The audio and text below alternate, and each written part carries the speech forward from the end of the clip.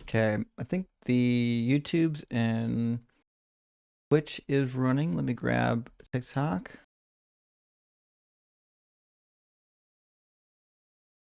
Get TikTok up and running. All right, TikTok's up and running. Awesome, good to go. Let me double check everything fits on the screen here. We're doing a pick your poison here tonight. A lot of live streamers do the pick your poison stream. I do kind of like it. It does give people some options. If people don't want to come in and talk about God, then, they could pick one of the other ones. If they want to talk specifically about Jesus, they can do it. They want to talk about some of the tangential topics, like, hey, I don't know, maybe flat Earth is true because of the Bible, or maybe the abortion topic is valuable, because of the Bible, or maybe same-sex marriage, obviously, because of the Bible, typically. It should be a lot of fun, though. We should be able to get some good conversation rolling on in here. These are pretty, I think, pretty well-worn, not well-worn, pretty well, pretty well-received topics typically, but it looks like we got a guest up in here already, so, without too many delays, we'll just grab the first guest.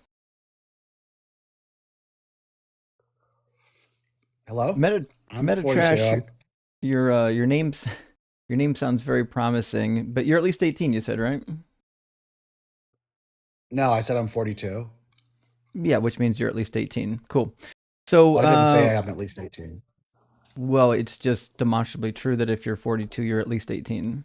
That's how those but I didn't words work. say that is what I'm saying. You actually don't have to. You don't have to what? You don't have to say that you're at least 18 if you say I know that you're 42. I didn't say that you did. I know, and I didn't. What I said is that you're at least 18. But this is gonna go really well. At least 18, which I didn't. If this is the best of your listening and deductive skills, this is gonna be a wild ride. I'm gauging the intelligence quotient at the very beginning just to cut it off. Yeah, somehow I doubt that's what's happening. You just said something stupid, get into and it. then let's see how quick you drop me. You just said something stupid, and then I responded to it. Yeah, here come the insults, everybody. It would be no, I said you said something stupid. Hey, my dad can beat up your dad. But I mean, it's not even difficult. He's not alive anymore. Is your dad alive? You're 42. You're same age as me. Is he still alive? My dad, yeah, my dad's still alive. Was he like at 80? You think he's in fighting shape? Is he 80? No, he's like he's 70. Man, you think he's ready to throw dukes up? Throw dukes up? I don't know. Possible. I thought that's what we were doing. Like middle school, lunchtime. My dad can beat up your dad. I'm just retorting. Seems to be what you're doing. Insult like dumb or something. Well, it sounds like you call me stupid or dumb. Sounds like you might be making the case for you. That's not how that's said, which is ironic. Yeah, that's exactly how it's said. You're making the case for you. Repeat what you just said. Yeah, said you're making the case for you that you're dumb. Okay. You're proving it with every sentence. So, which topic did you want to get cooked on? Homosexuality is not wrong. Sure, yeah. Why do you think it's wrong? First, I do believe there is such thing as right and wrong. Do you believe like objectively? Yes. Okay. Well, I guess in order to get to even playing ground, I don't think objective morals exist. I think morals are basically okay. Then subjective. I'm subjectively right.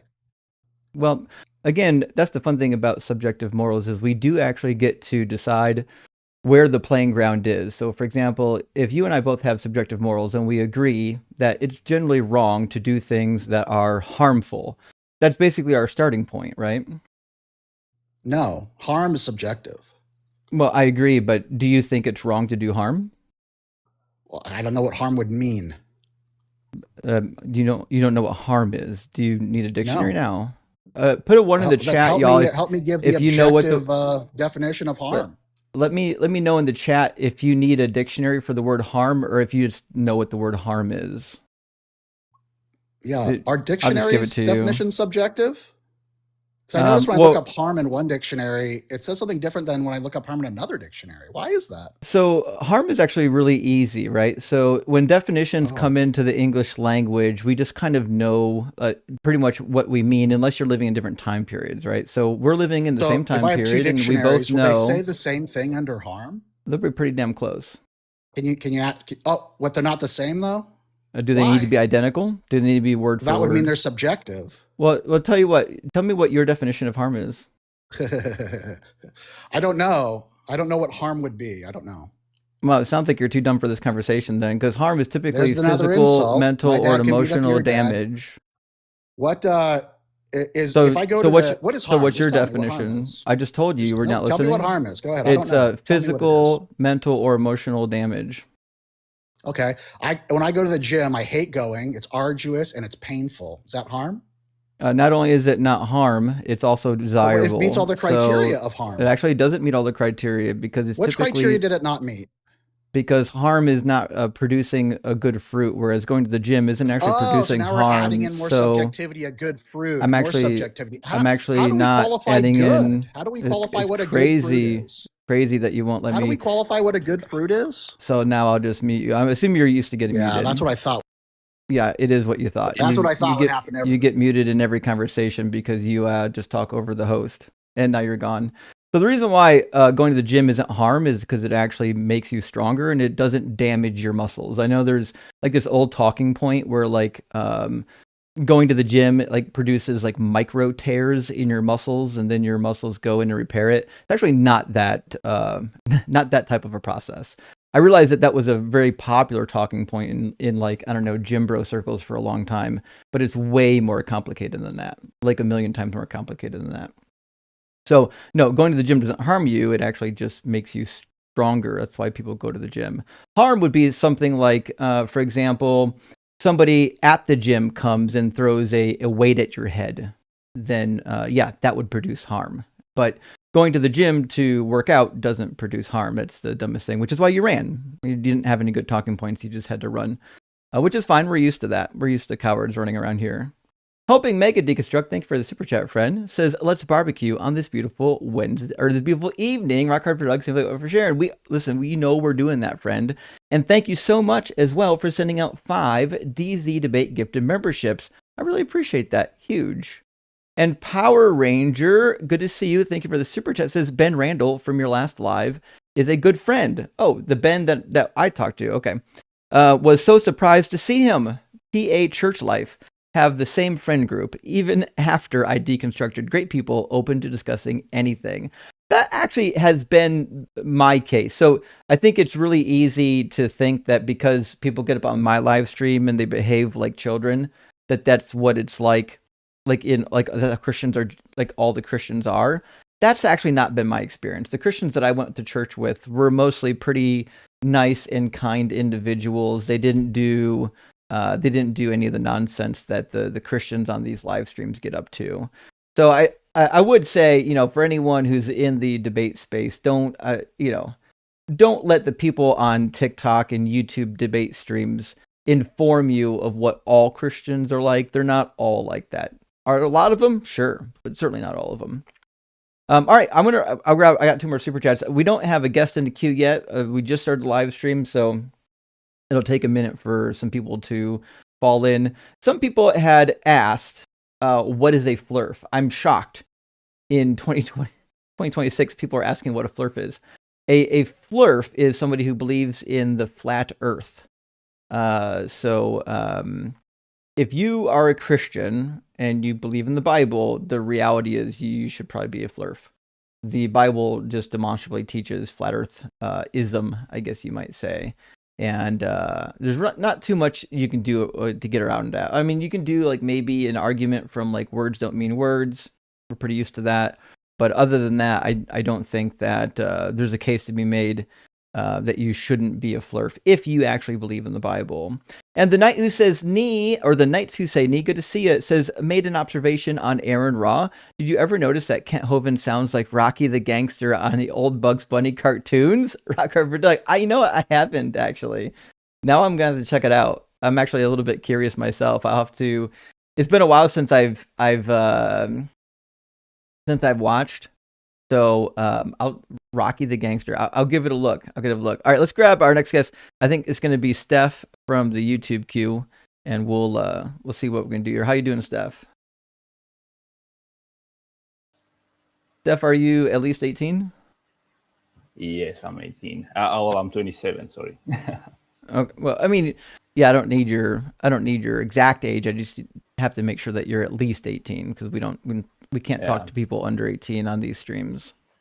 What did the first guy say? I'm not at least 18. What? I'm not at least 17. Yeah, the first guy, yeah, he came in and said, I'm 42. And I said, okay, so you're at least 18. And he goes, no. I think, okay, this is going to be a wild ride already.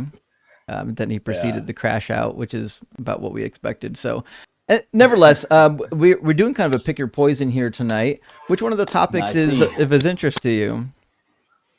So I was on this channel a while ago.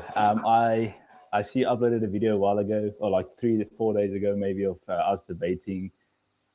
But it was bad. It was very bad. So I'm again here for God's existence. I think I did the Genesis 3:15. Oh yeah. Okay. Yeah. So you were up. I'm going to try a different angle. Yeah.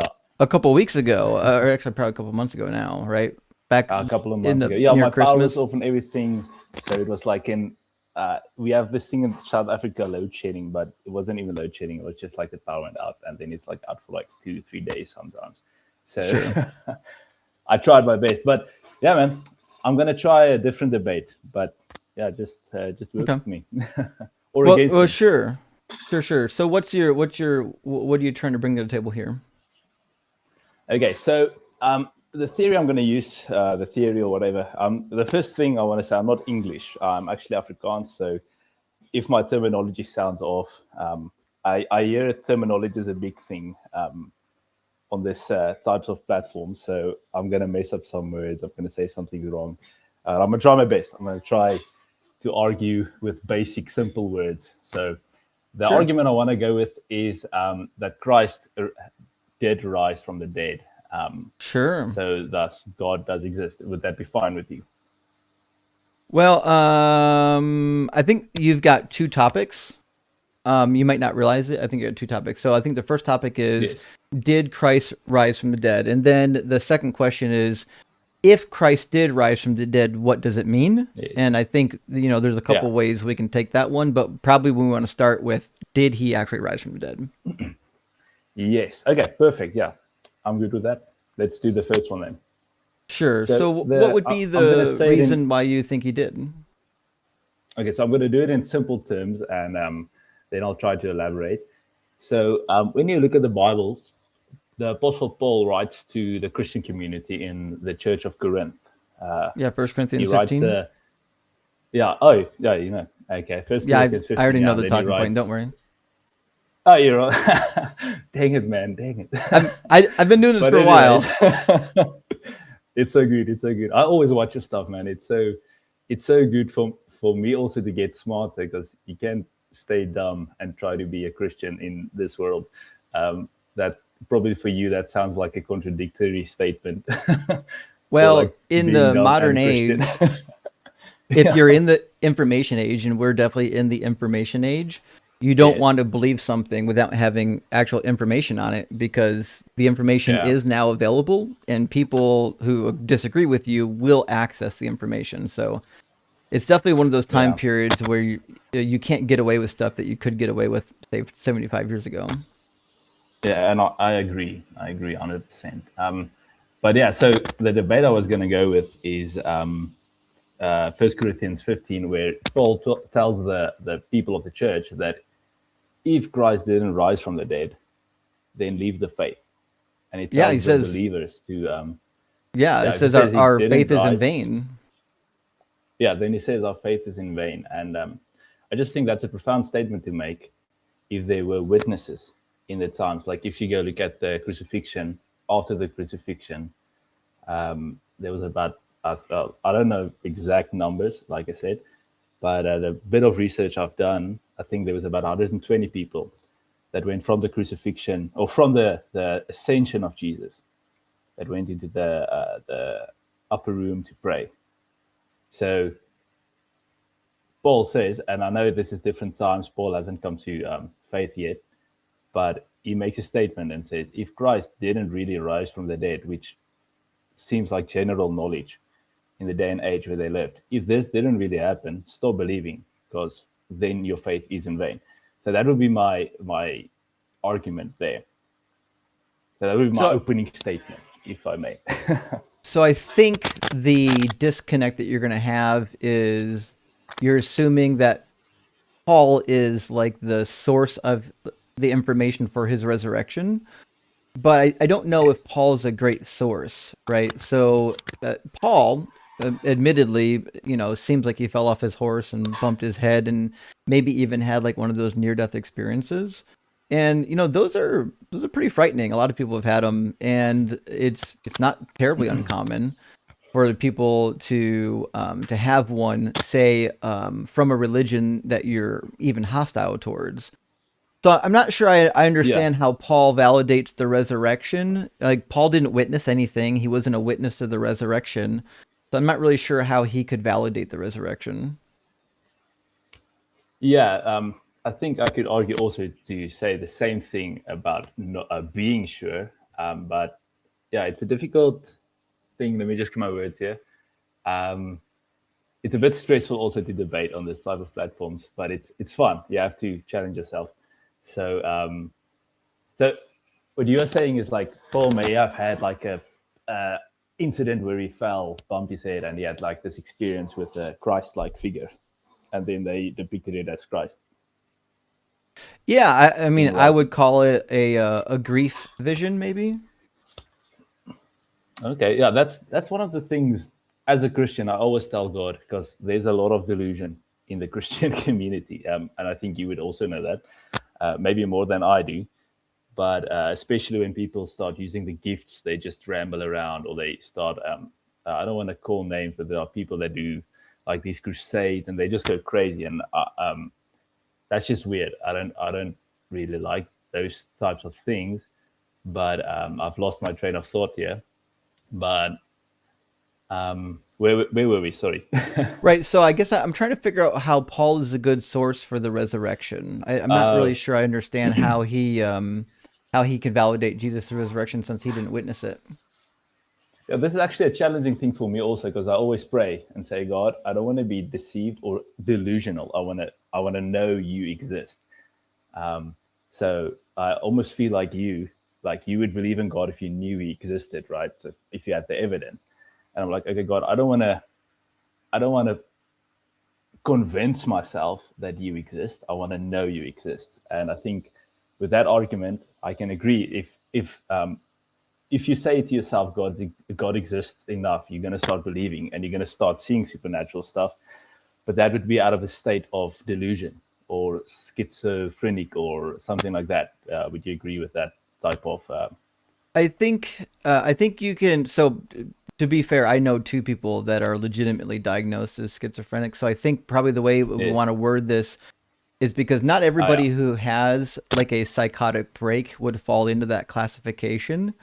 But I would say that it is relatively common for somebody to have what we would classify as a psychotic episode, even if they don't have a prior diagnosis. So, and we see this quite a bit. And, so for example, if you read the writings of Julian the Heretic, Julian says that the Christians were in a habit of going in groups to the tombs, waiting to see apparitions. Okay, so what? Say it again.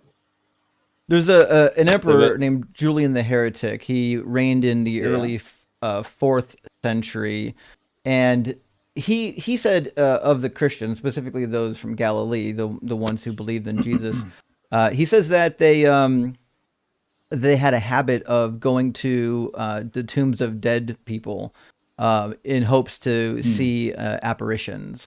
So it seems like the idea that you could or would see somebody after their death was pretty well accepted within the culture. Okay, I see. Probably like what's the when Jesus comes back, the people are gonna stand up out of the graves and stuff like that. They're probably like waiting for something like that to happen, or they could just still be waiting for Jesus. What he's writing. So I understand the argument. But yeah, it's like that's my point. I think you can take it from any sense. Let's say Paul didn't fall, and he said I think because Paul didn't write it, someone could lie about it. But because John, or they assumed John wrote it, I don't think he would lie about that necessarily, about the experience Paul had.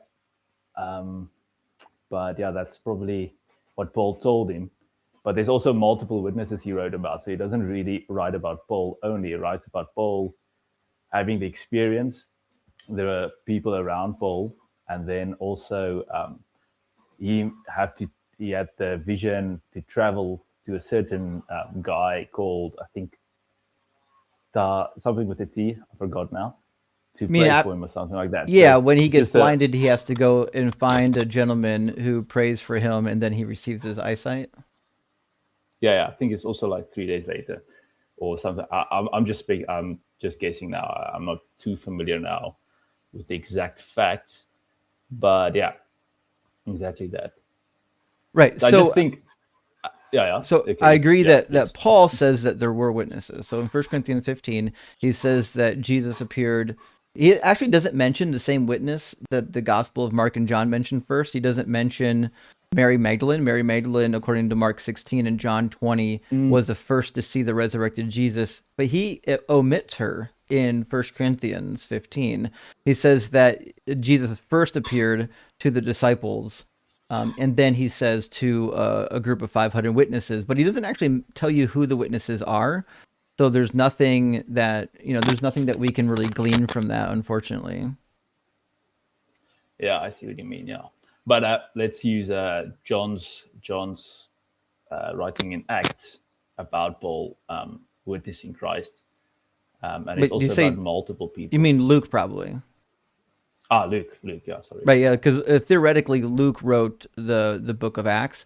Now, there's some debate as to when it was written and what percentage of it was actually written by the original Luke and what was added later. But we could just grant for now that Luke and Acts had one author, even if we don't know who the author is. So you're right. Luke does mention that there were people who saw the resurrection. Does he tell you who his sources are?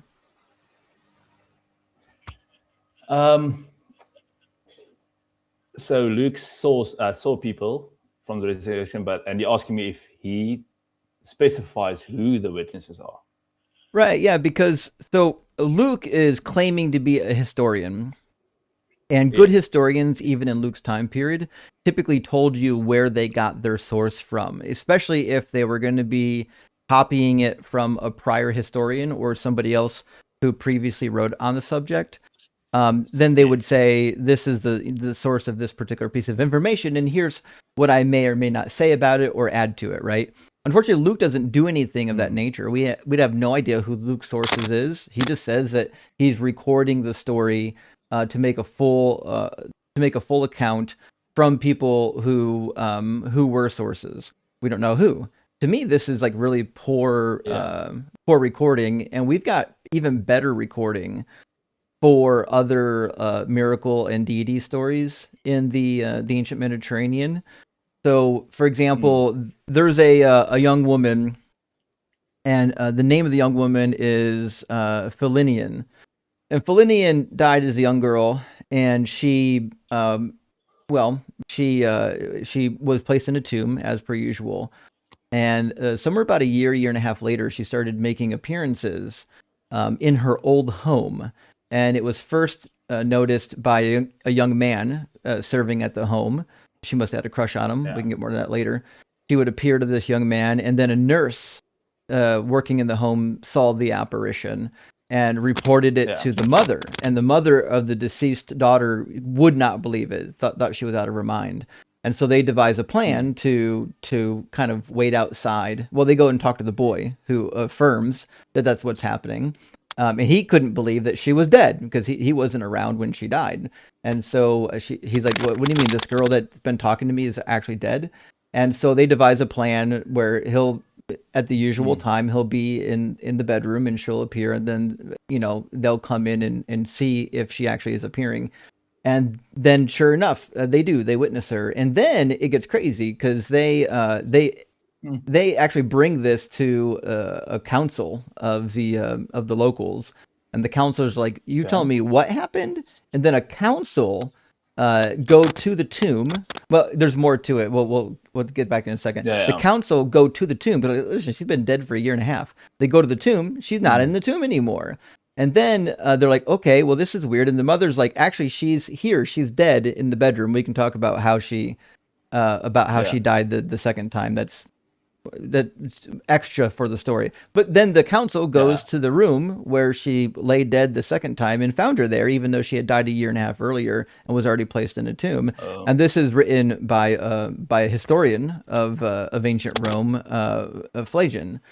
So, like, we've got a bunch of different types of accounts like this where dead people go missing, or there's like an empty tomb, and a lot of them have huge groups of witnesses. So I guess I don't understand why we would reject all of those accounts and then be like, well, but the Jesus one, that one actually did happen. Yeah, I see. That's a good point. That's a very good point. Yeah, I'm going to go from here. This is an interesting one.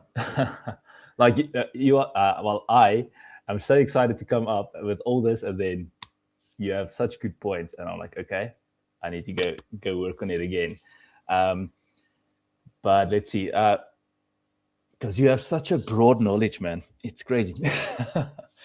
You're not the normal to be fair, guy, I went to approach. Yeah, I did go to school, and I studied professionally, so I got a little bit of a head start. Okay, yeah, that's awesome. What did you study, like philosophy or something like that?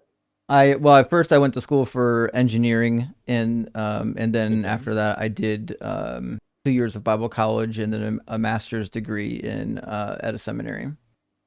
So like an MDiv. Okay. If you don't mind me asking, what got you out of the religion? Was it the contradictions and stuff like that firstly, or was it just you grew away from it? No, for me, it was just the fact that Christianity could not be true. So the New Testament cannot be reconciled to agree with the Hebrew Bible. The only way you can get the New Testament to be true and you can get Jesus to be the Messiah is if you go into the Old Testament and literally just allegorize everything, just change the meaning of all the words and say, well, it happened spiritually. Yeah. All of these like actual predictions from the Hebrew Bible where God said he was going to do something. Actually, he didn't mean he was going to do that.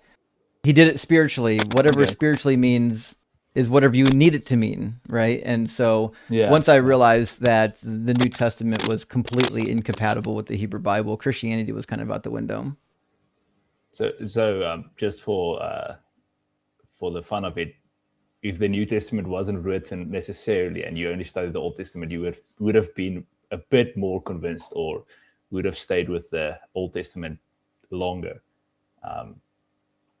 If that was the case, I would say if I grew up in the Western world and Christianity didn't exist, I might have been inclined to be of one of the Abrahamic faiths still yet. But it's hard to know because, like, without Christianity, the religions of the Western world were very, I don't know, locally centered. Like every locality had their own religion, like the religion of the Celts was different from the religion of the Germanics, right? And so it's hard to say how I would have ended up without Christianity existing. Yeah. Okay. That's interesting, man. It's nice. It's nice to hear that. I'm also busy with a Bible school course, also a 2-year Bible school, pretty in-depth, like theology based, but it's more practical. But we're doing hermeneutics and systematic theology and everything now, looking at worldviews, stuff like that. It's very nice, very nice. But obviously, I watched you yesterday night also. It's like 12:30 in South Africa, like in the morning. So it's a very late night, but I enjoy it. So I appreciate the things. Let's go to maybe one of the the thing I looked at this morning with one of my colleagues, because I also work at church, was Psalm 22 verse 16 that you also debunked, where you talk about the lion, like a lion at my hands. And I did a bit of research, and they talk about the I don't know what it is in English, the Septuach or something like that. The Septuagint. Septuagint, where they say because the writers of the Septuagint, what do you say, interpreted it as pierced or to dig, that is why it is interpreted as such. Does that make sense? You've probably heard this point, but I'm somewhat familiar with the point, but I don't even think in the Septuagint they translated that particular fashion. So in the Septuagint, we've got 6 different editions of the passage. So it depends on if you're reading the Aquila, or if you're reading Symmachus, or one of the others, maybe the one by Origen. There's different versions of it. So the one that most people like translate into English as dug just says oruzon. And oruzon just means to like literally dig. It doesn't mean to pierce.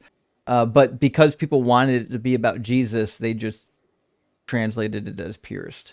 But the reason why this happened is because the earliest Hebrew manuscript that we have from the Judean desert most likely preserved a very, very old manuscript corruption. And in the original Hebrew, there was a word that was, let's say, corrupted. So I'll draw a picture real quick so you can see, because if you don't know Hebrew, it's going to be hard to visualize what I'm talking about. So like today I had the Strong's book in front of me, and like the Hebrew is just like, what even is going on? There's like little dots underneath the letters, and it looks like a coloring book, man, in one color. But so this is the word that shows up in the Masoretic text. It is ka'ari, and it means like a lion. And the majority of our Hebrew texts that are ancient, prior to the Masoretic tradition, have something kind of like this. However, the oldest one that we have,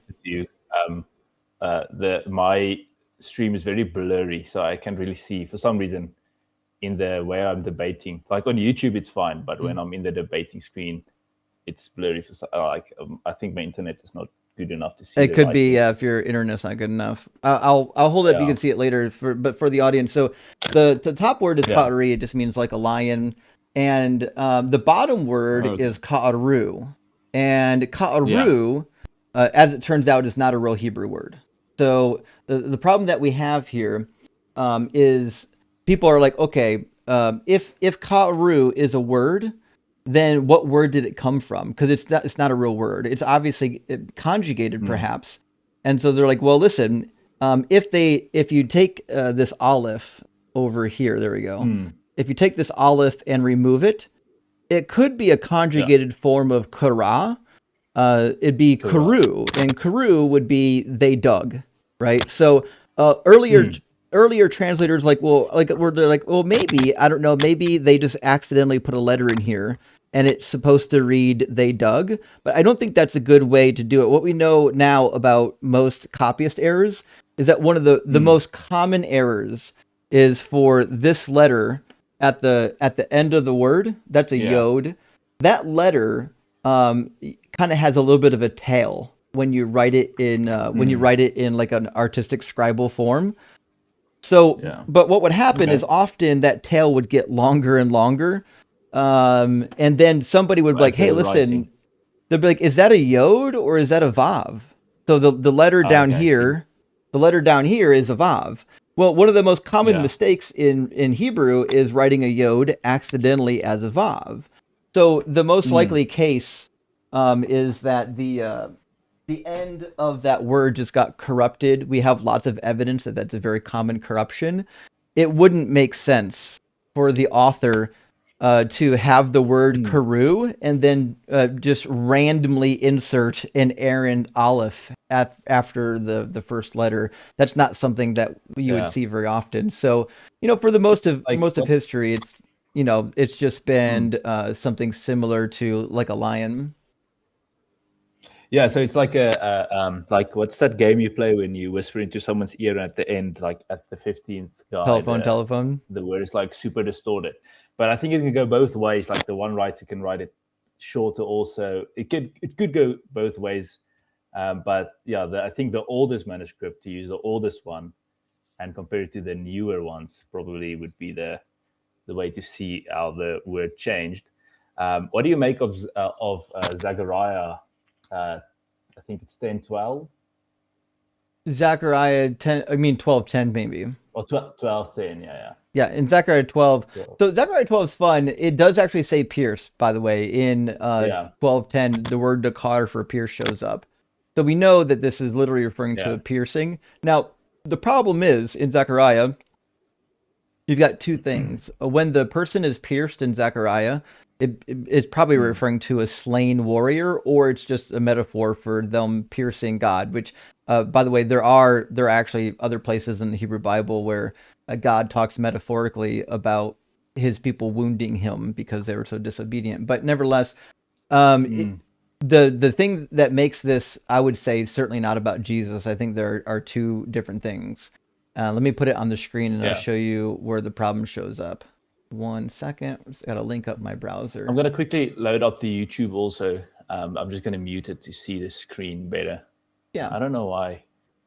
But yeah, like I said, I'm in South Africa. There's great internet, yeah, just not where I live. So yeah, it's probably just your connection is a little bit slow. So in Zechariah, what you've actually got here is an oracle of what most Christians would interpret as the final battle, when all nations come against Israel, right? So verse 2 tells you that. It says, "Thus saith the Lord, who stretched out the heavens and founded the earth and formed the human spirit within. See, I am about to make Jerusalem a cup of reeling for all the surrounding peoples. It will be against Judah also. In the siege against Jerusalem on that day, I will make Jerusalem a heavy stone." So he talks about how all these people are going to come against Jerusalem. Then he's going to grant the clans of Judea victory in this battle. And then it says he's going to destroy all the nations that come against Jerusalem. So this is kind of an end times war. But look at what happens at the end of this, right? It says, on that day, the mourning in Jerusalem will be as great as the mourning for Hadad Rimmon in the plain of Megiddo, and the land shall mourn, each family by itself, the family of the house of David by itself, and their wives by themselves, so on and so forth. So basically he's saying, listen, when this event happens after this battle, all the tribes of Israel are going to mourn. They're just going to all come and mourn. And you might be saying, well, maybe that's going to happen when Jesus returns. And I would say two things to that. Number one, I would say that in John 19, the prophet, not the prophet, well, the author of John 19 says that it actually already got fulfilled. So if you look in John 19 towards like 34-ish, it says, "Instead, one of the soldiers pierced his side with a spear, and at once blood and water came out. He who saw this has testified, so that you may also know and believe. His testimony is true, and he knows that he tells the truth, so that you also may continue to believe. These things occurred so that the scripture might be fulfilled. None of his bones shall be broken," which isn't a real prophecy. And again, another passage of scripture says, "They will look upon the one whom they have pierced."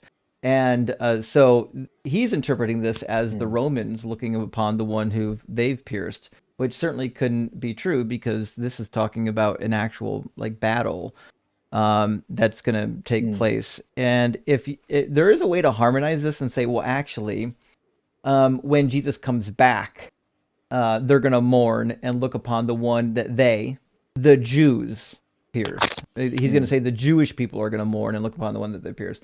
The problem with that is this battle shows up again in chapter 14 of Zechariah, and it makes it very clear that what's going to happen after this battle is over, on top of what happens in chapter 12, is going to make Jesus completely irrelevant. So what it says in Zechariah 14 about the post-Armageddon type of battle says, "Then all who survive of the nations that have come to Jerusalem shall go up year after year to worship the King, the Lord of hosts, and to keep the festival of booths. If any of the families of the earth do not go up to Jerusalem to worship the king, the Lord of hosts, there will be no rain upon them. And the family of Egypt, and if the family of Egypt do not go up and present themselves, there would be no rain for them, so on and so forth. And then there's going to be plagues. So, and then in the last part, he actually says, every cooking pot in Jerusalem and Judah shall be holy to the Lord of hosts, so that all who sacrifice may come and use them to boil the flesh of the sacrifice. So after the final battle, there's still sacrifices and offerings happening, and even the foreigners are doing them, and the foreigners are going to be doing the festivals, like the festival of booths, which is known as Sukkot. So if this is the case, if all the people are going to be forced to follow the law of Moses after this kind of end times battle, well, it means that the Jesus narrative is irrelevant, because the Jesus narrative is supposedly that there is no more sacrifice needed and you're no longer bound by any of these laws. But Zechariah, the one that we just referenced for the supposed person being pierced or entity being pierced, would actually just disagree with that entirely. I would say they still have to be sacrificed after that prophecy. Mm-hmm. Okay. Interesting, man. Interesting. Dang. Yeah, there's a lot. I'm gonna get better. Hopefully. You will. Well, you're in school. You're learning. So. Yeah, it's very. We did worldviews this week, and it was pretty like you guys always use these big words like monotheistic or monotheism or monotheism, polytheism. And we were like working with these words. I was like so excited, man. It feels like I'm going to start understanding what you guys say. Like half of the time, I'm just like, what? What are like even talking about science? I just gave up with that because I'm not going to get anywhere with the scientific debate. Sure, but it's fun. It's fun. It is fun. I appreciate it so much. Well, I mean, you're in school. You're going to keep learning. So when as you continue to learn, just call on back, and we'll talk about this stuff. Okay. 100%, man. Thank you. I appreciate it, man. Sure thing. Cheers, I'll buddy. see you again then. Yep. Cheers, man. Bye. Nice guy. Interesting. I'm shocked by the amount of people who don't know of the real problem in Psalm 22. It's a pretty significant problem. Also, the Psalms aren't prophecies, right? Yoda St. Cloud, great to see you, my friend. Thank you for the $10 super chat. Says, good evening, everyone. I hope you had a kick-ass day. Yes, even you. Well, same to you, my friend. Rock hard for Doug. Horrors for life. Deflock your state. That company got caught using the cameras to spy on youth gymnastics? No fucking way. I am not shocked at all. 0% shocked. Fucking A. Say no to surveillance states. I'm with you. We don't need nanny states. It's not required. Our Wordja, good to see you, friend. Hope you're doing well. Hey, Justin. Paul and I are back from Japan. Great trip. Glad to hear it. Glad to be home and watching you live again. Rock hard for Doug. Well, I hope your trip went well. It's great to hear from you. Hopefully we'll be able to connect in the future and hear about your trip to Japan. Always wanted to visit. Still attacks a bit. Thank you for this. Project Friend says Christians have this big imagery bag outside of time and space that they can put anything that's illogical in, or they can't explain. Keep up the great work, Justin. Yeah, that's all right. But in order to really stay in the faith, you do need like this area where illogical things can happen, and where the reality of our physical universe can't touch them. They need some space. They need a safe space for God, basically.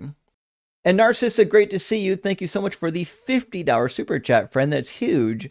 Says, at John Doe, I'm so sorry that honesty offends you. Call in and defend this irrational thinking or shut up.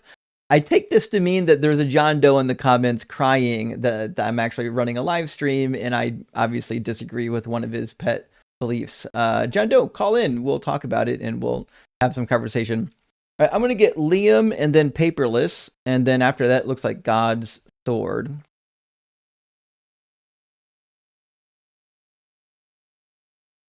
Maybe I see loading dots of doom. I might be taking Liam if Liam connects. Yeah,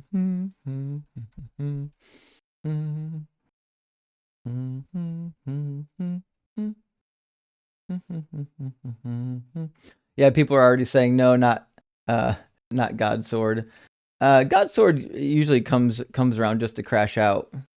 So, I mean, obviously, if he comes in and he doesn't crash out, we'll give him some time to speak. If he comes in and crashes out, then I think we all know, what's probably going to happen. But, anyways, Liam, are you? You're not connecting, Liam. I'm not sure what to do for you. I'll cut you, buddy. If you find better reception, come on back and we'll get you into the conversation. Let me grab Paperless and we'll get Paperless into the conversation. How you doing, Paperless? Paperless. Can you hear me? Paperless, you don't have any headphones selected. You have no audio devices. You can't hear a word I'm saying right now. Why didn't you select an audio device when you came into Video Ninja? Hello? There you go. Oh, let's go. There you go. Now we hear me? we can work on this. Yeah, I can hear you. Yeah, your microphone's not the best in My the bad, world, but it is working. I thought I put Papa Bless. It might have auto-corrected. I didn't realize you were talking to me. It looked like Paperless from here, but the text is so tiny on the screen that it can be difficult to read. So let me blow this up. It says Papa Bless. There we go. There we go, yeah. All right, Papa Bless. Are you at least 18? Mm-hmm. Yeah. Sure. And which one of the topics did you want to engage in? God does not exist. Sure. Are you a Christian? Oh, yeah. Yep. Okay. What would be a good reason to believe that God does exist? Well, I would say you're making the authoritative truth statement, so the onus is on you to provide an argument why he doesn't exist. Well, yeah, So if sure. I can defeat that argument, then I could provide my argument in refutation, I guess. Sure, yeah. Well, God is illogical because you can't do anything outside of time. So a creator of all things, like a creator of time, can't actually do anything. So if God is outside of time, it means he can't take actions. He can't think. He can't even have a conversation with somebody else outside of time. So it just means, creating space-time is kind of out the window. Yep. So when you say God does not exist, that's presupposing that is a truth statement, correct? It's presupposing that my statement comports with reality. No, that it's a truth statement, right? Are you trying to run tag now? What do you think a truth statement is? No, like you agree that truth statements exist then? I believe that propositions can be evaluated. Evaluated? So are you coming from a materialist perspective then? Until somebody can demonstrate that there's something non-material, that's all I have. Can you demonstrate So that what about non-material consciousness? exists? What about it? What's that? That's It's material? It's your brain, yeah. So any statement that your brain would make, is that determined then? I'm still a little bit agnostic on determinism, but if I have to pick between determinism and non-determinism, I'm going to pick determinism. Okay, so then if everything is physical and it's just one thing causes another, right? Then what could you possibly do to determine one thing true or false if everything is all determined? I don't think that's how those words work. So when I say that something is determined, that just means that the sequence of events are going to play out. Like if I rewind the tape 10 years and then let it play again, the identical same sequence is going to play out. Now, when it comes to making truth evaluations, all we're asking is if somebody makes a proposition, like I said, hey, listen, the sky outside is raining. Well, I can look outside and see if it is raining. If it is indeed raining, I would call that proposition true, meaning the proposition seems to match the reality. Yeah, and then the person doing that evaluating, right? That's not a material thing, that's an agent, which I don't think you can give an account for consciousness or the ability to evaluate from a materialist perspective. It is a material thing, yeah. The brains, just like computers, have the ability to process. You know that computers process and they're not sentient, right? No, process is completely different from evaluating one thing true or not. No, it's not. Computers can evaluate truth. Only because we tell them what true is. No, they can just evaluate like ones and zeros. It's really easy. Yes, and then the end to what they tell us is true or false. Like, you never is seen a purely calculator programmed before? by us. A what? Never seen a calculator before? Any calculators? Who makes the calculator? Aren't doing. You think a calculator? processes? Yeah, because we make them do that. Yeah. We determine what true and false is and tell the calculator to do it. It still needs an agent to determine what true and false is. It's not doing that. It's not determining true and false. No, we are. We're telling it what true and false is. We're telling it that 1 + 1 = 2. That's what I'm saying. Processors are not operating off of true and false. Processors are taking an input I agree. and then computing the input to receive an output. Yeah, exactly. And then it gets more complicated. That's totally different than us. Which is what you have. No, it's actually not. If you just use the typical processor, say like inside of a supercomputer, one that's actually capable of running like an AI or a local language model or a large language model, the amount of processing happening there is absurdly large, and it basically mimics. It's not perfect. Certainly, it isn't as rational as a human yet, but it mimics the human brain very well, the ability to determine something to be accurate or not. Now, that doesn't mean that it's always right. Sometimes it says things that are not accurate, but so do human brains. Sometimes we say things that are not accurate. Yes, but all this is presupposing that there's right and wrong, that there's true and false. But if everything's deterministic, then everything just is, and you can't make true and false doesn't have anything to do with determinism. I don't know why you keep confusing the two. No, because you can't have truth if everything's deterministic. That's my contention. I think you're confusing two different things. So truth is irrelevant to determinism. No, I'm saying truth isn't possible if you're a determinist. Why? Because if everything is determined, right, then any evaluation you would make would already be determined. So there's no way to determine what determination would be true or false, because everything is a determination already. How can something be a determination? I think you're confusing. You're doing determination. You're confusing it with predestination. Like somebody wrote in advance what was going to happen, but that's not how that works. Determinism isn't predestination. Determinism is just that the molecules, like say for example, in your brain, are going to behave in a particular way because of physics. That's all it's saying. It's not saying that our brains can't process. From your perspective, yeah. Yeah, but the idea of process, what you're doing is you're skipping into this immaterial realm where all of a sudden you're allowed to make truth claims. I didn't and say if you're materialist, immaterial that place realms. doesn't exist. I didn't say immaterial at all. It's happening in the brain. Brain's material. So what's a thought then? A thought is firing of synapses and other parts of your brain. It's all material. So then that's why we can alter them. Okay, I'll like we can literally alter your feelings by giving you like particular substances. We can alter your brain states even. So for example, if you take like anti-psych meds, so people who have psychological breaks with reality, their brains are actually perceiving things that don't even exist.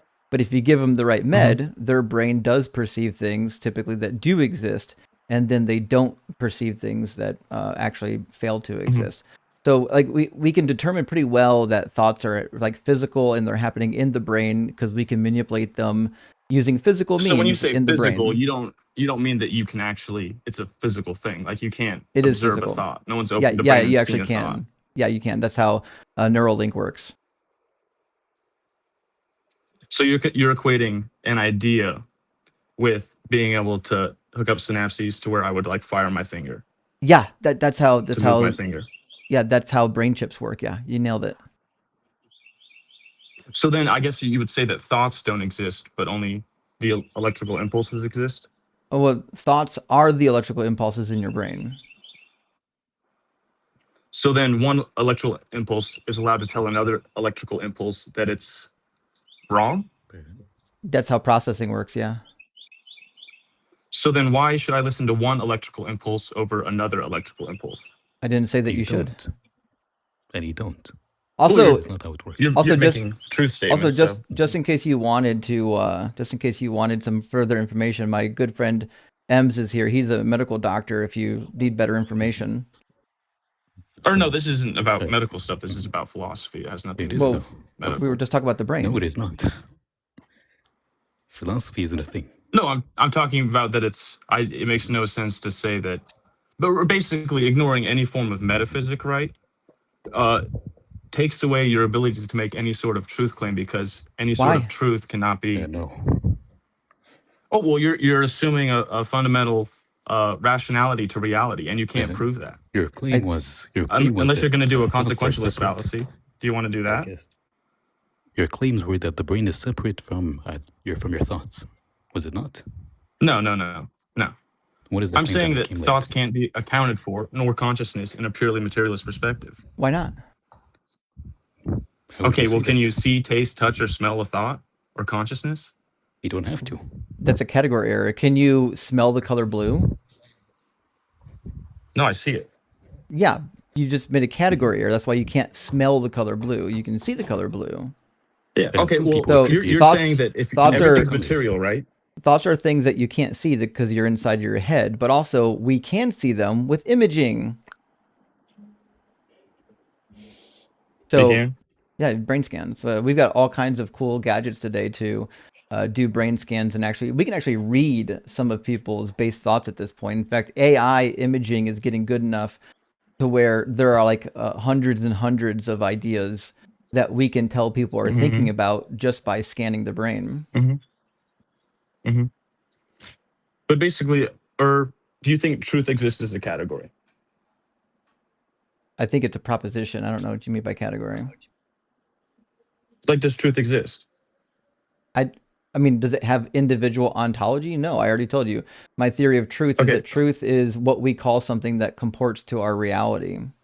So if in fact, so it's a social construction? If in fact you say that something is true, I can evaluate that proposition. If that proposition matches reality, then I would just say that it's true. But I have no reason to believe that there's some sort of like a truth floating around in the universe exist? like a platonic form. Yeah. Do propositions exist? Not in the way you think they do. I think propositions are made by brains. So propositions exist inside a brain. Propositions are formed by brains. They're like the processes that brains can engage in. I mean, I would say CPUs too. I mean, CPUs, people don't give enough credit to computers these days, but processors are capable of making propositions as well. So propositions do exist. Propositions are things that there are statements that things that do exist make. Okay, so they're real or not real? I don't know what you mean by real. I have no idea what you mean by real. You're a materialist, so you'd have to say that they're material. Well, no, they're not material at all. They don't. I'll try this again. Propositions don't exist in the world. Like you can't put a proposition in a bucket. Propositions is something that is done by a brain. It's a process. Like science isn't a noun. You can't put a science in a bucket. Science is a process that you engage in. A proposition is a formalized statement from your brain. That's it. Okay. They don't exist. So it doesn't exist because it's not material? It doesn't exist because it's just what your brain is doing. Or are you saying you have faith that something immaterial exists like a proposition? Is that what you're telling me? No, that's what you're telling me. I don't believe that propositions are material or immaterial. Propositions are just things that our brain does. This is not very difficult. So a thing that a brain does, is that material or immaterial? The brain's material. I already went over this. Are you okay? No, but the thing that a brain does, trying to find a way to get back on the script? Yeah, that's what I'm going for. Processes, so, a thing that a brain does. Processes of material things are obviously material. But so a material thing doing something, that's not material. That's a process, right? The processes of material things are material. Well, they consist of material, but they're not material in themselves. They don't exist in themselves. So, for example, if I roll this ball down a hill, obviously it's material. This thing is rolling, but the process of rolling doesn't exist. The process of rolling just describes what it's doing. So how do you know that processes exist then, if they're not material? Because we defined what processes are. So, for example, when this thing rolls, we just call that rolling. It's the process of rolling. So we come up with it? Did we determine what we want to call that behavior? Yeah, we get to do that in language, yeah. So it's arbitrary in how we would define that then if we're coming up with it individually? If you get to define like what you call something, then yeah, like language isn't arbitrary. I think that's an oversimplification of language, but language itself is in fact determined by the speaker. So for example, the word we use for rolling when we roll this ball is obviously different than the word you're going to find in Japan, but the idea is the same. You can look at the process or the behavior and you can develop a word to describe it. So then, and then in the process, you're assuming causality, right? I'm not assuming anything. Processes we would understand are a sequence and causality, but causality has nothing to do with the conversation we're having right now, unless you wanted to pivot to the next argument, like one of Aquinas's 5 ways arguments, which I'm sure you're brand assuming new. causality, correct? No one here has ever done that one. We've never heard that before. You're assuming causality? I didn't assume causality. In your debate? Do you just want to ask if I believe in causes? Because that seems like what you should be doing.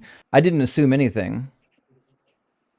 No, but saying you believe in processes presupposes that you believe in causality. Is that a fair statement? Well, I mean, anyone who believes that processes happen, like individual steps happen, obviously believes that the thing that comes before the effect is going to be called the cause. Okay. I'm sorry. Do you think that processes happen? Oh no! I'm doing an internal critique of your paradigm. Yeah, so I know you I'm are. assuming your perspective. Remember, like 15 minutes ago when you said you were going to give me an argument for why God exists, and now you're actually just not. You're just burden shifting. No. You're making the truth statement. We all actually. I told you after I refute your truth statement that I would give an argument in favor of mine. But you actually didn't address your paradigm. You didn't address my truth statement at all. No, that's what I'm getting at.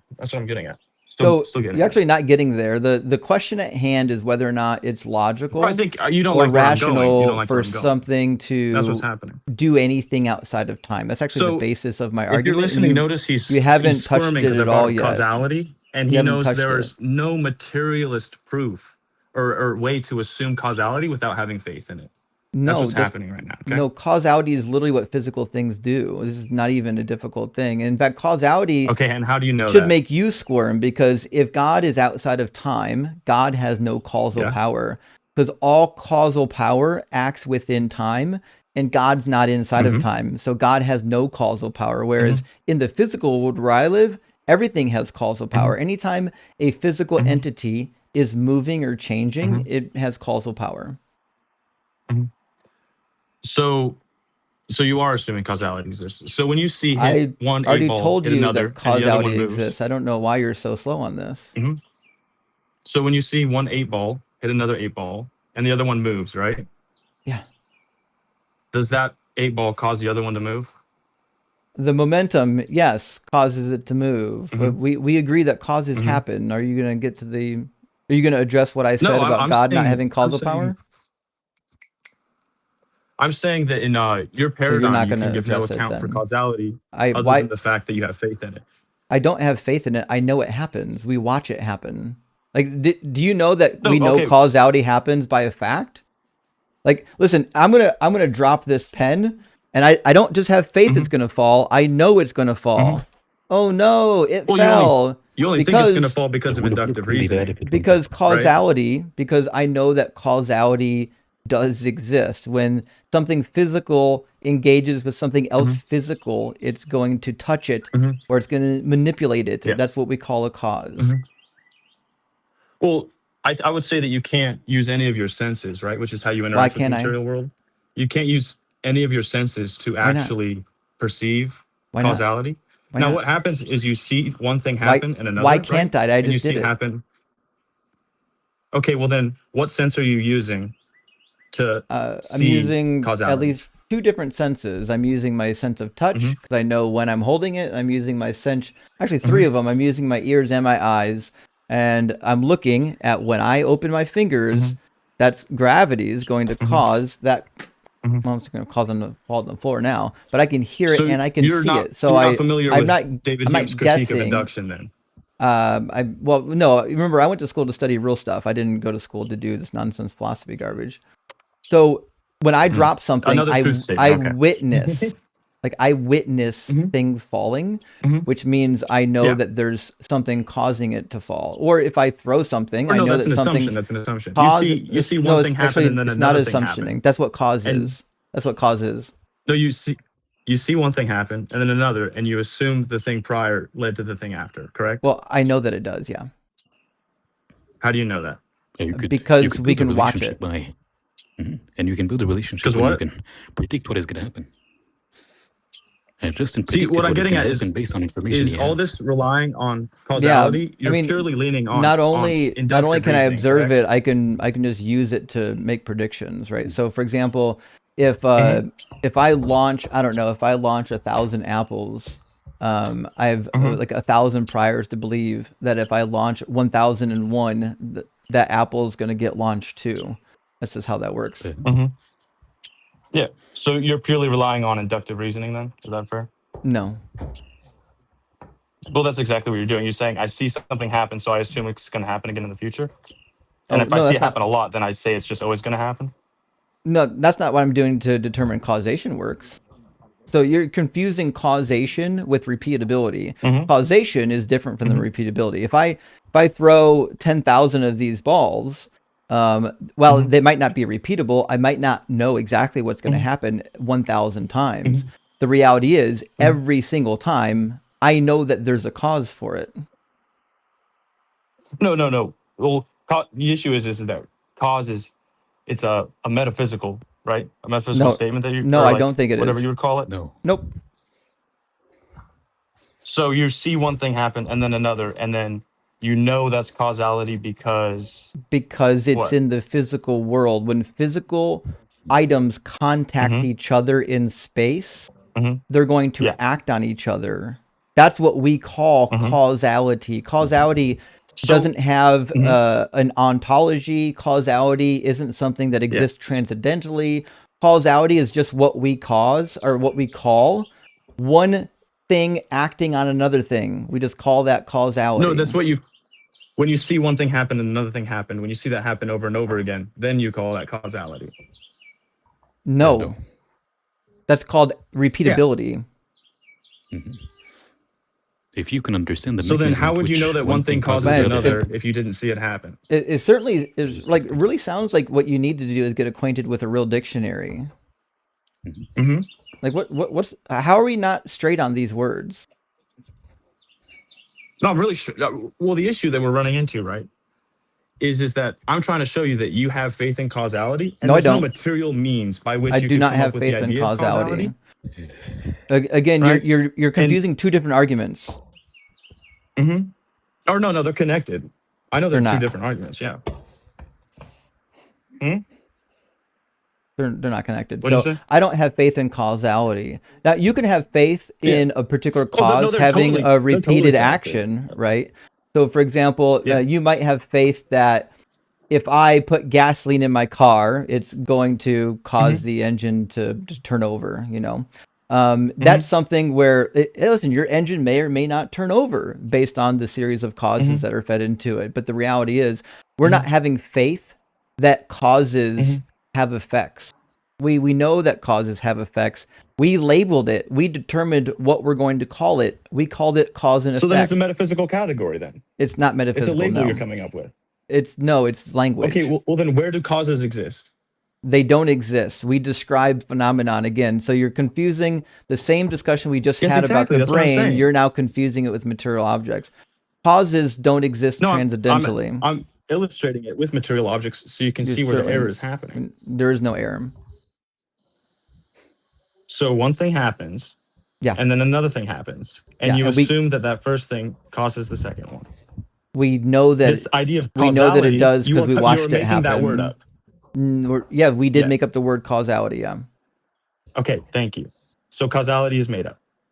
All words are made you're up. Just observing one thing happen and then another. Do you just not know how language works? All words are made up.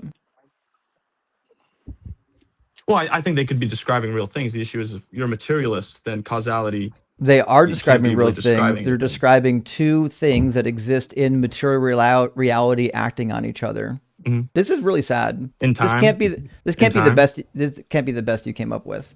So you're just And what not do they going teach to in those address. What's happening formations? is- Come on. To be clear, you're Yeah, not going to go ahead. address what I said about God having no causal power outside of time. Or well, no, because that's a. Well, Well, that I was was my. still Well, doing that was internal my. critique. Well, that was my but whole that's a dumb argument. statement to begin with. It wasn't. So that was my whole argument, and you didn't address it the entire time you're up here. So you can leave and stop boring my audience. Ems, could you imagine Generally, being what they that teach smooth brain? philosophy, why do philosophy courses exist? It's like a pyramid scheme. You just graduate to just teach philosophy again.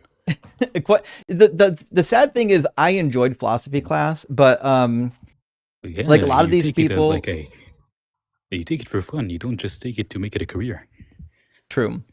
A lot of the people. It just teaches you how to speak and teach others the same thing you learned. Yeah. Well, there's a lot of people with philosophy degrees that can use them for benefit, but like if you think you're going to get a job using your philosophy degree, it's not really going to happen. But nevertheless, I don't know. What are you going to do? You know, the guy wasted money on some philosophy courses and he wants to go use them on the internet, and this is what we end up with. What are you going to do?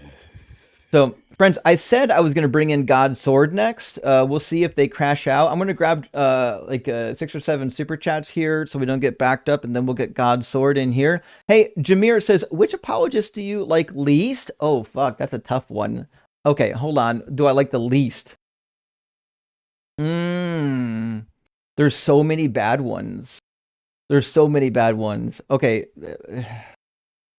One of the ones that I always have very much disliked are like Lee Strobel.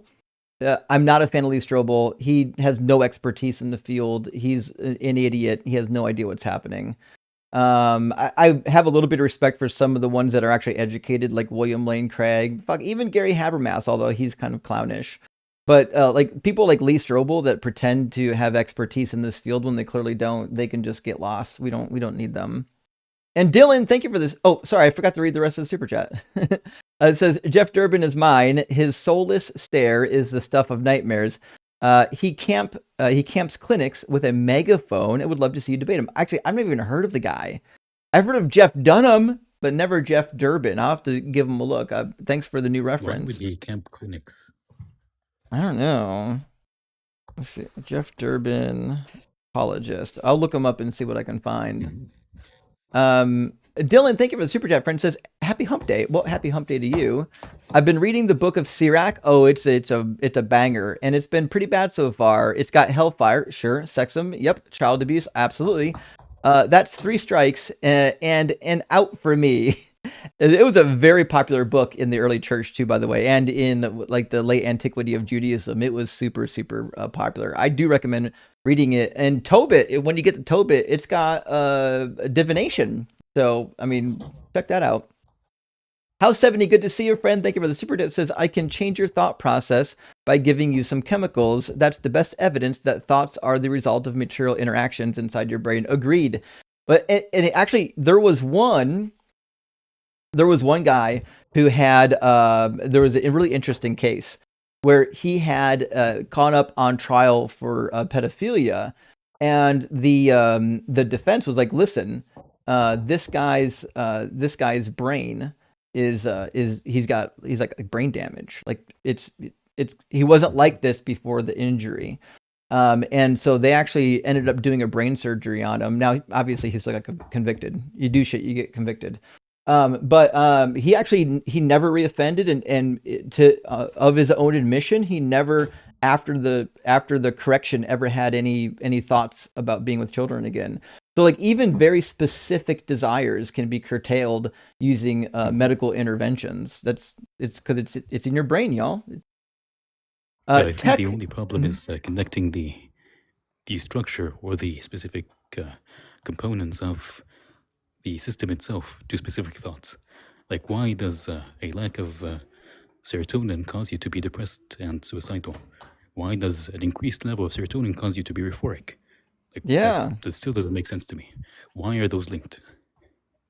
It's really weird, and you know, one day we'll probably have more solid answers, but it's a very interesting field to study.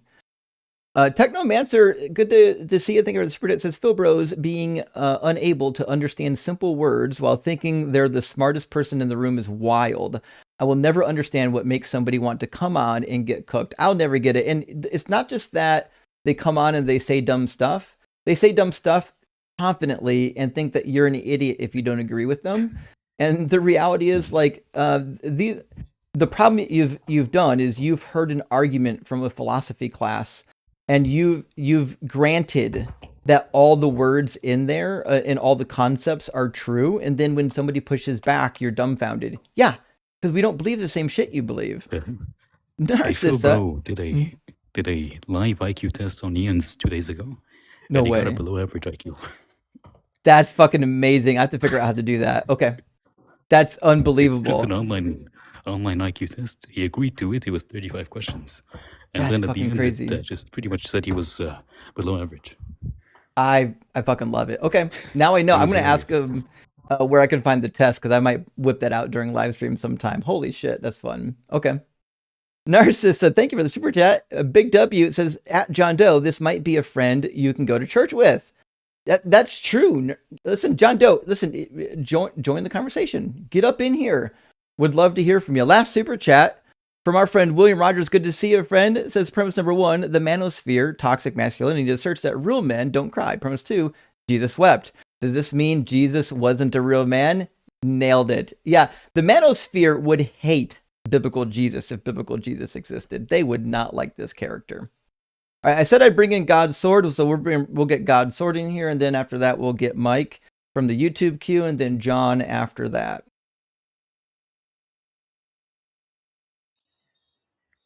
Welcome in. Isn't this the guy that crashes out like immediately? Yeah, pretty sure. I think I would say welcome back, God's sword. Hey, how's it going, brother? Long time no hear. Long time? I don't know. It hasn't been that long, has it? Probably like a week or two. Yeah, so right. I was listening to your earlier. Yeah. You were stating that most of your argument is based upon linguistics, whereby linguistics can cause a problem because men themselves define the linguistics. I have no idea what you're talking about. I don't have a problem with linguistics. Is most of your argument based upon linguistics themselves? You don't have a problem with linguistics?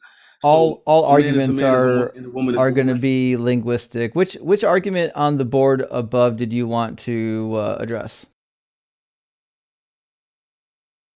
Yeah, God does not exist. Gotcha. Why should I believe that God exists?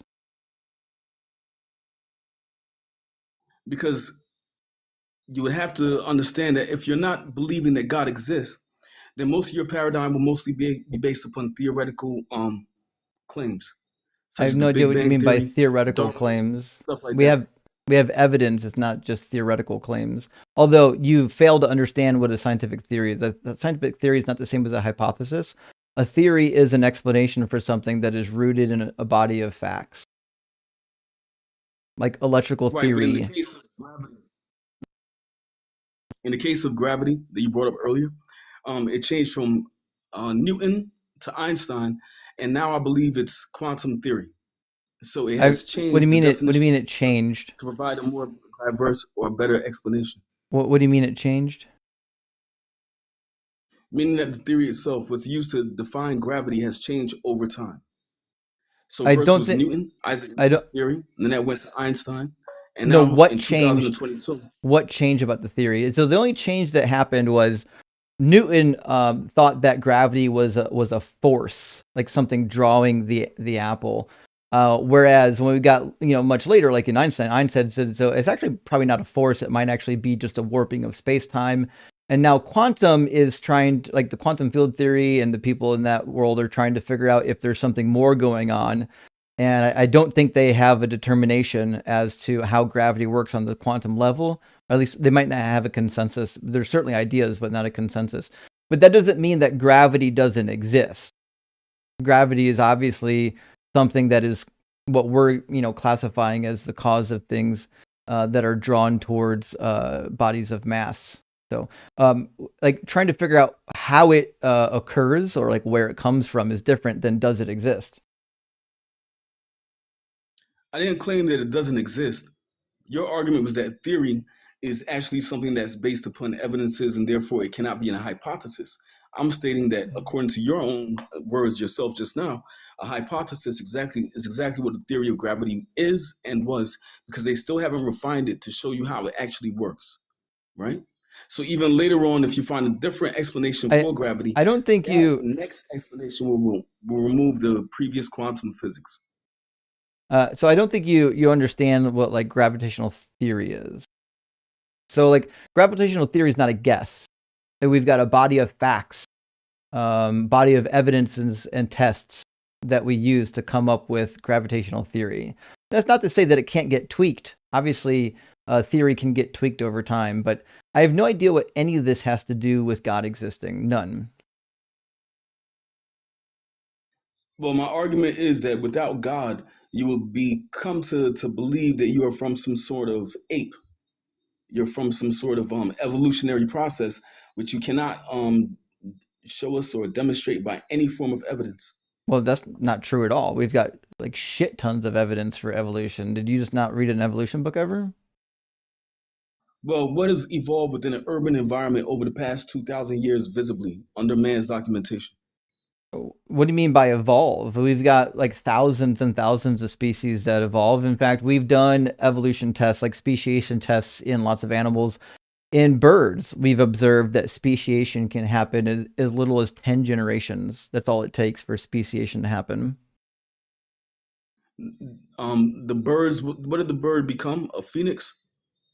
No, it becomes a different type of bird. So speciation happens when one animal can no longer reproduce with the animal that it branched off of. So say, for example, you've got a pigeon, and then you take that pigeon to an entirely new environment, and they're in a whole different environment. They can actually, in just 10 generations, they'll no longer be able to mate with the species that they started at. Like, say we took pigeons from New York, they wouldn't be able to mate and produce viable offspring with pigeons from New York. That's how quickly speciation happens. And once you can no longer mate with the species that you came from, you're technically a new species, and you're going to go on producing, theoretically, with your own species inside of that environment, unless you break off again and go somewhere else. So speciation is something we observe all the time. Bacteria, birds, like all kinds of shit. Which bird has exhibited such speciation? Can we see? A bunch of them. Hold on. And again, I'm saying within the urban environments, not the Galapagos Islands. I have no idea what urban environments have to do with this. Why would urban environments matter? It matters a lot because urban environments require the most adaptation, and therefore also has the most viewership. How the fuck did you determine that? Because there's more people living in an urban environment. Sure, but we're talking about birds. Birds don't live in urban environments. Is that a problem for you? Wait, is it a problem for you guys in an urban environment? It just you just said something that's not true. All right, that's your claim. But can you show me the bird? No, it's just not true that there's more in the urban environment as opposed to, say, like the jungle. There's not more people living in a city than in a jungle. What does people have to do with it? People don't prey on birds. Well, I'm talking about man's documentation. So within the past 2,000 years of man's documentation, we don't document in urban areas. Which require more. Are you guys okay? I don't think you are. How so? I think because you're connecting things that have nothing to do with each other. Why would we be recording? For example, I'm assuming you live in an urban environment. When was the last time you recorded a bird changing to anything? Oh, there are actual societies that do that. I'm asking you. So for hundreds of years, people have been recording. Wait 1 second, bro. For hundreds of years, 1 second, bro. Is it okay? Are you okay? Let me just I am respond. okay. Thank you for asking. Right. So that's why I ask you first if you're okay. You're not allowing for pushback. But there are societies for hundreds of years, Audubon societies, stuff like that, that record birds and record all these species within the urban environment. So you're claiming speciation. I'm asking, okay, cool. Let's see within 2,000 years, because within the urban environment, they require more Sure. adaptation to the environment. So within that Sure. environment of man's documentation, how can we see the Sure. evolution? We have. Is London urban enough for you? By God's sword, is London urban enough for you? Bro, are you okay? You sound like you're breathing heavy. I am okay, yes, thank you. It's an urban environment, right? I'm So asking if you, London's is an urban London environment, urban for you, enough for you? In what year? What year? In the last few decades. In the last few decades? What has evolved in the last few decades? I'm asking you, is London the largest city What has evolved in in England? Is it urban enough for you?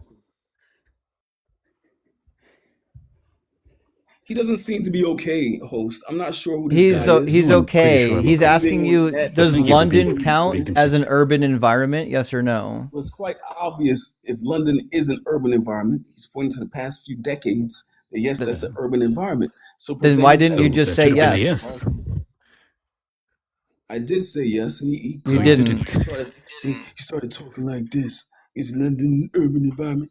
That's Bro, tell your evidence. That's how his voice works, Thord.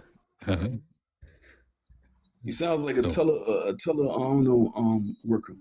Bro, can you tell What's a teleworker? It sounds like he's gonna ask me, yo, you have a problem with your bank account. You go to the store and go get some gift cards. That's what you sound like, bro.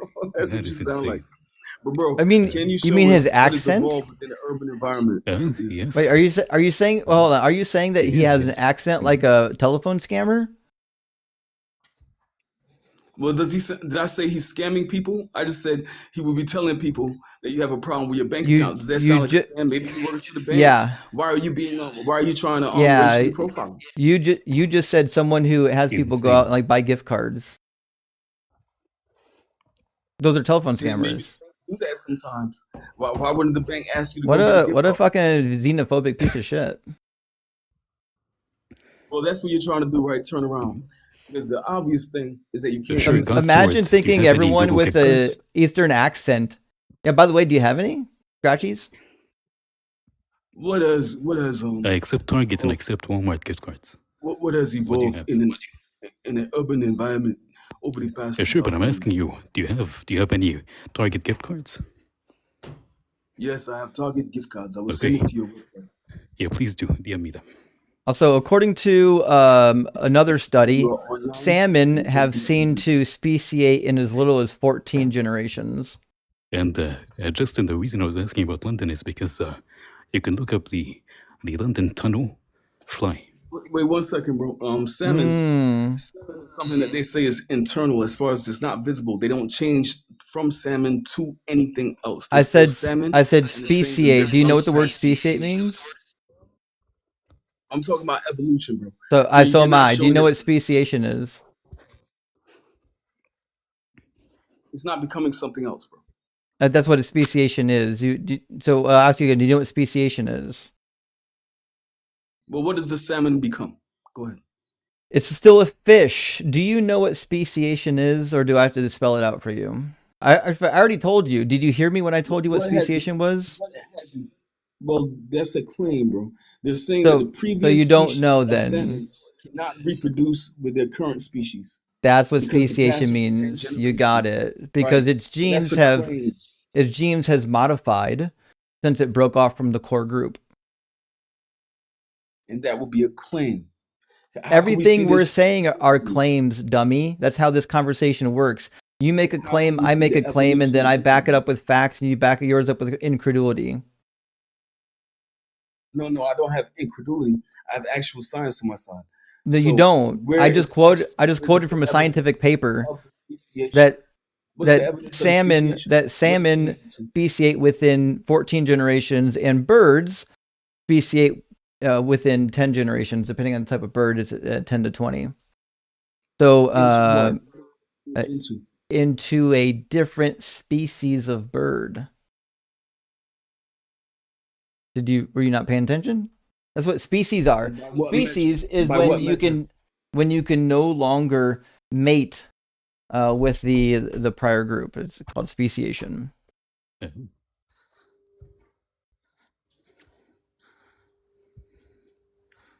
But have you considered that I have an accent of a person that is calling to get gift cards? Do you need Target gift cards or Walmart gift cards? Whatever sells better. You understand that all evolution is small changes over a long time. You understand that we've been, life forms have been evolving for 4 billion years. So even if you're only changing tiny changes at a time, maybe the new organism has a slightly reddish tint rather than whatever tint that it had before. The reality is, when you do those types of changes billions of times, you're going to look entirely different than what you looked like before. That's how that works. It's not that evolution happened and like a duck just gave birth to a fish. That's not how that works. An organism started out looking one way and then had billions of adaptations, actually more than billions, because a lot of animals mate more than once in a year. Billions and billions of adaptations, so much so that the animal billions of years later doesn't resemble anything like where they started. That's simple. It's not difficult. Well, again, that's a claim. We have evidence for that claim. Speciation. No, I'm going through the species. You're saying you have evidence, bro. It's salmon, and it hasn't changed visibly. They haven't said that they become a different sort of salmon. They're still salmon. Yes, but they're not. They're a different sort of salmon. Yeah. Previous salmon. Yeah, they're different species of salmon now. Yeah. So that would be a straw man of Darwinism. That's not a straw man of Darwinism. That's literally like word for word, like what he would describe evolution as. It's small adaptations over time.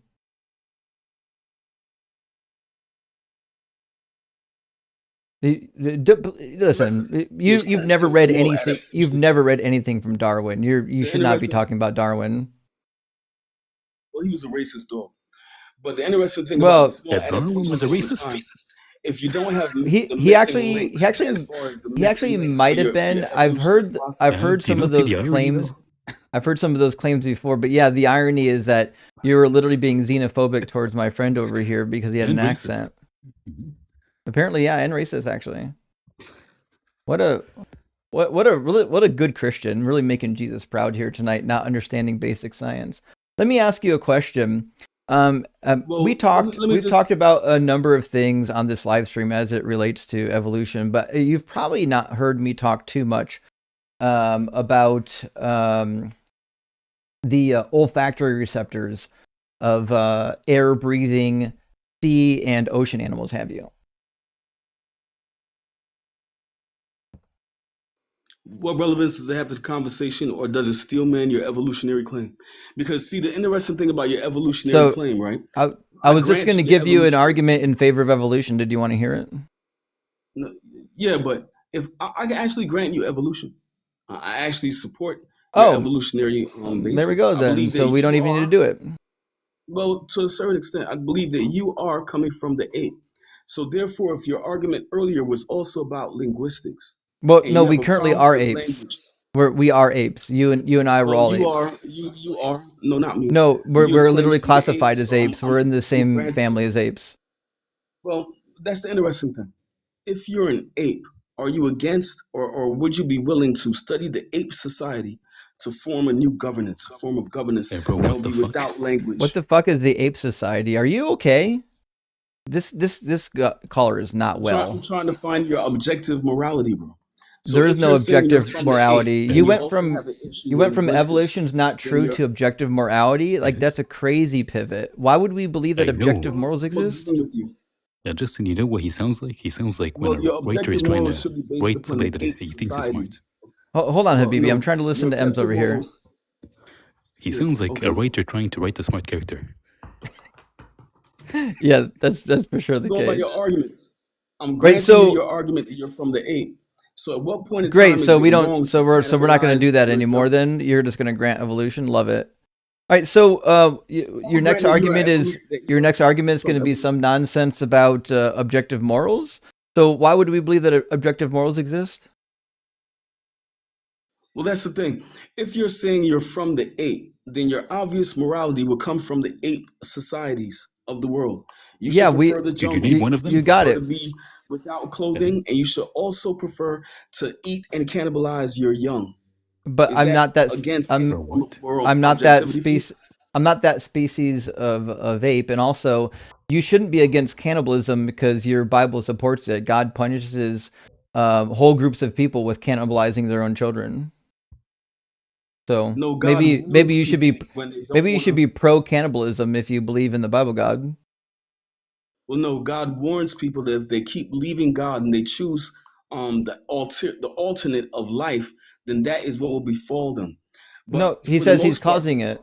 saying that your objective reality cannot come from the ape society, and No, upon he's what basis? Because you're claiming that you are he's an causing ape, right? it. So He why says don't in you Jeremiah go 19 to that the he's jungle going to cause them to eat their children. Do you forget to read the Bible? That's the thing. Because God is everything to a certain extent. Well, God is all things. So God will causes everything to happen? But once you leave God and reject God, what will happen to you? So does God cause everything to happen? Well, the rejection of God This causes guy's allergic to answering questions. Is this yes or no? No, I'm actually answering your question. So here's what we're gonna do. Here's what we're gonna do. I'm gonna ask you a yes or no question, and you're gonna answer it, or I'll move on to the next caller who can answer easy questions. Your moral objectivity no comes one's from the ape society. There is no moral objectives, you're no especially gorilla, bro. In fact, if they come from minds like ape minds, like my ape mind, then they're clearly subjective, just like your laws from God would be subjective because your God is a mind. So my point was very clear. Does God say that he's causing them to eat their children or what?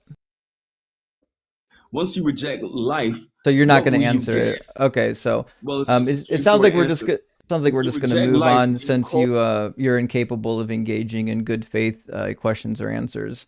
I would run from that too. That's what it was. He was He was too smart for us. He got us. We're cooked. We're just a bunch of fucking apes that need Target gift cards. I could not believe he said that about you. I have no idea. Like, you typically, the people that get, let's say, stereotyped have a different accent than the one that you have. Most of the people on this stream love your accent. He was trying to like find anything to say. Yeah, you're right. He just didn't have anything. He had literally nothing, and he, like usual, he just comes to crash out. Yeah, he did. All right, friends, I'm going to grab just a couple of super chats. We're going to get John in here next. Misha, thank you so much for the $20 super chat, friend. Says, how dare you make racist comments about Ems and his beautiful voice and accent? Can we boot this POS? We did, actually. I don't know what, I was hoping because he kind of had a slow crash out today. So I was hoping maybe he'd stay up for a little bit and not be as bad as he was, but what are you gonna do? It was bad. It was rough. He sounds like if Ben Shapiro spoke slower. Yes, indeed. Maybe not as smart as Ben Shapiro though. Even Ben Shabibo gets a couple things right. Dustframe says donating to the M's gift card fund. We're gonna need it. We're gonna need a whole slew of these Target gift cards. Hopefully they got $20 scratchies and not just the $5s. Ontological shock. Thank you for this. Super chat says I love M's voice. What's that? I only take 500s. All right. I think that Microsoft might have something like that. I'll have to check into that. Maybe Apple or Microsoft for the big items. Ontological agrees. I love M's voice. It sounds so cool. God Sword is being so weird. God Sword is always being weird. This is not a serious individual. We just bring them up for funsies. 5D, the dodgeball, great to see. It says humans have been around for maybe 300,000 years. That's about 0.0075% of the amount of time evolution has been going.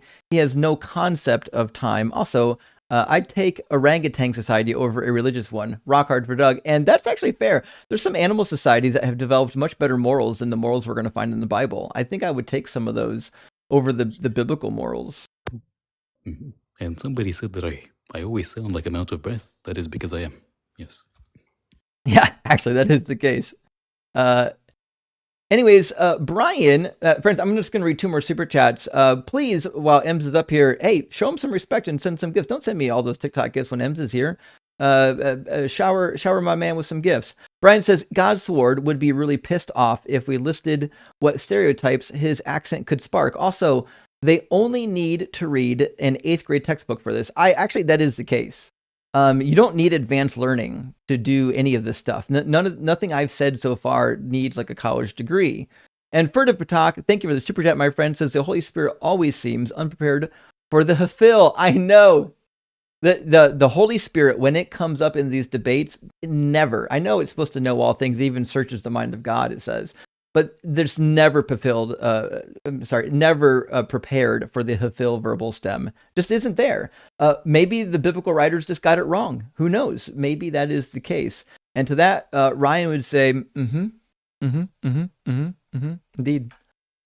All right, let's bring in John. And it says, this might be John Doe from the comments, but maybe with a typo because it says John Die. So we'll find out. Welcome in, John. Are you at least 18? And did you mean to type John Doe?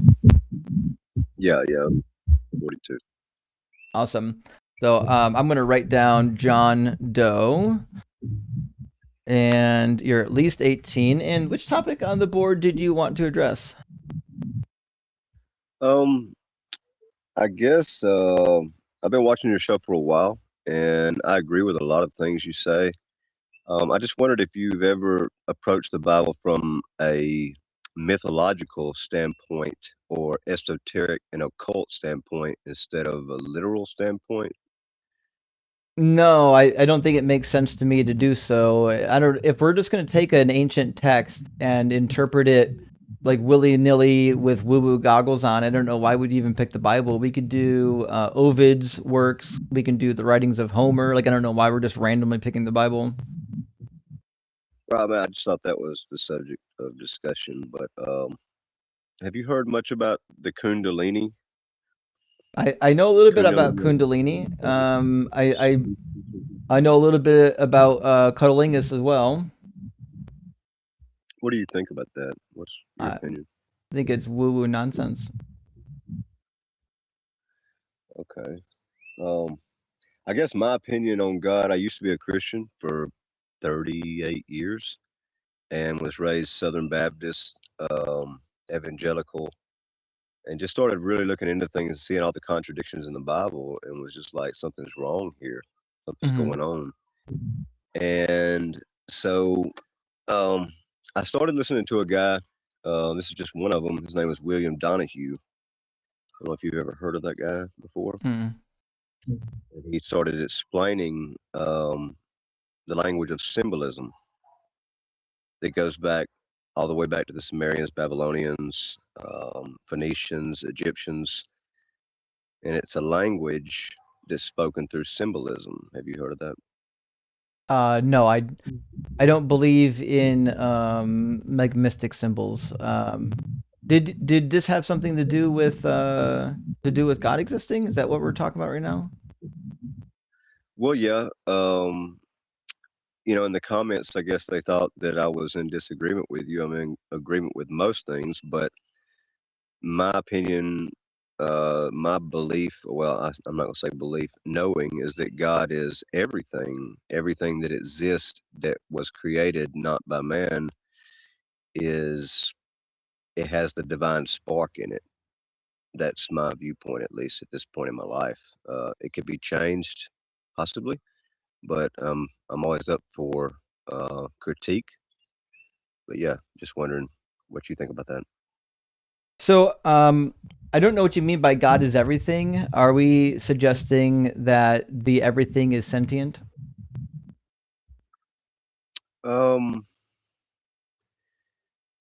What do you mean by sentient when you say sentient? Is it a thinking, acting agent? I would say so. There may be different ways and forms that it thinks.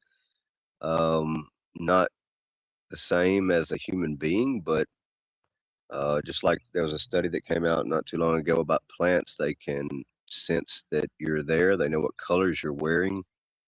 So I don't know exactly how they sense that, but they have to be conscious in some form to be able to do that. How Right? would they know? How would they know the colors you're wearing? How would the researchers even test that? I mean, I'm not the scientist.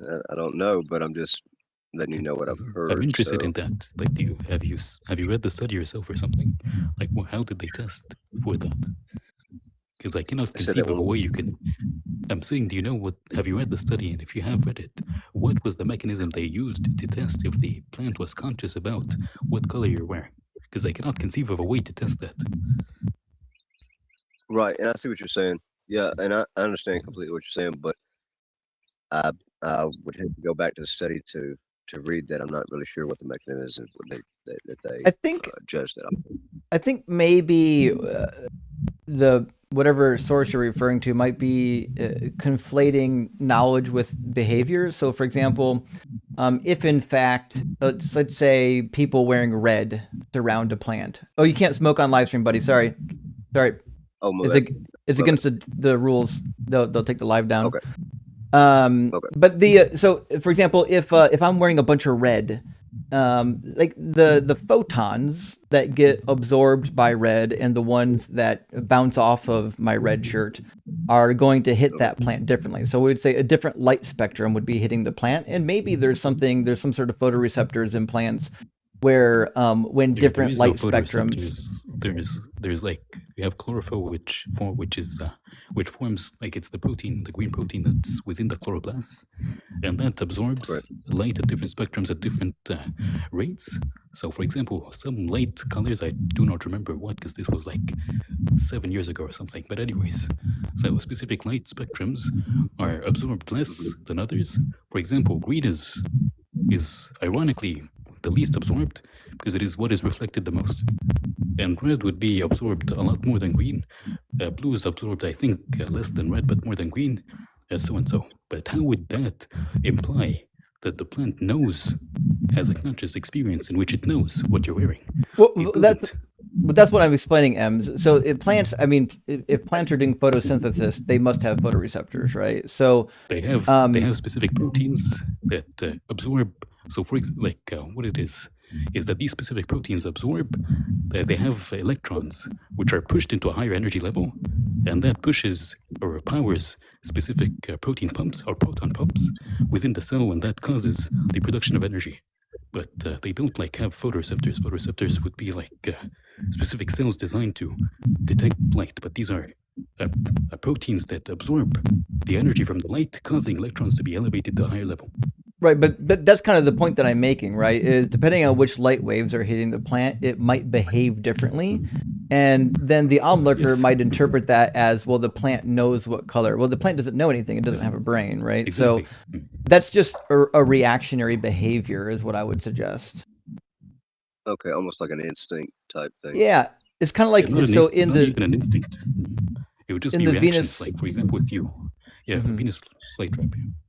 Yeah, Venus flytrap doesn't know what it's doing, but it's got a number of hairs on the inside of it. When you trigger enough of the hairs, it causes it to shut, but it doesn't actually think. It has no idea what it's doing. It looks like it knows, but it doesn't. We just, we tend to anthropomorphize things that look like it's thinking.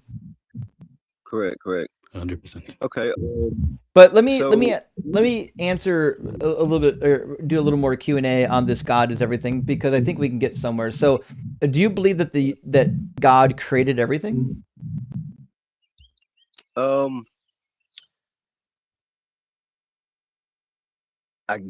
would say yeah, but I can't define God because I don't think that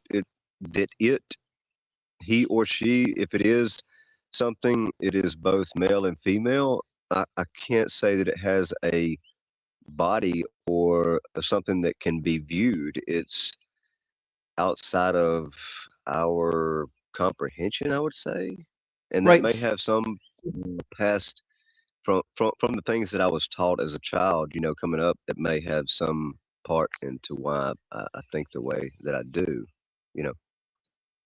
So, but my point is, if you believe that God, or the thing you're calling God, created everything, then it must be separate from everything, right? If everything is God, and everything didn't always exist, then we can't say Right. that God created it to exist, right? Unless you think that God just happened at one point to be nothing. Yeah, that is an interesting analogy there. I don't know how to explain that.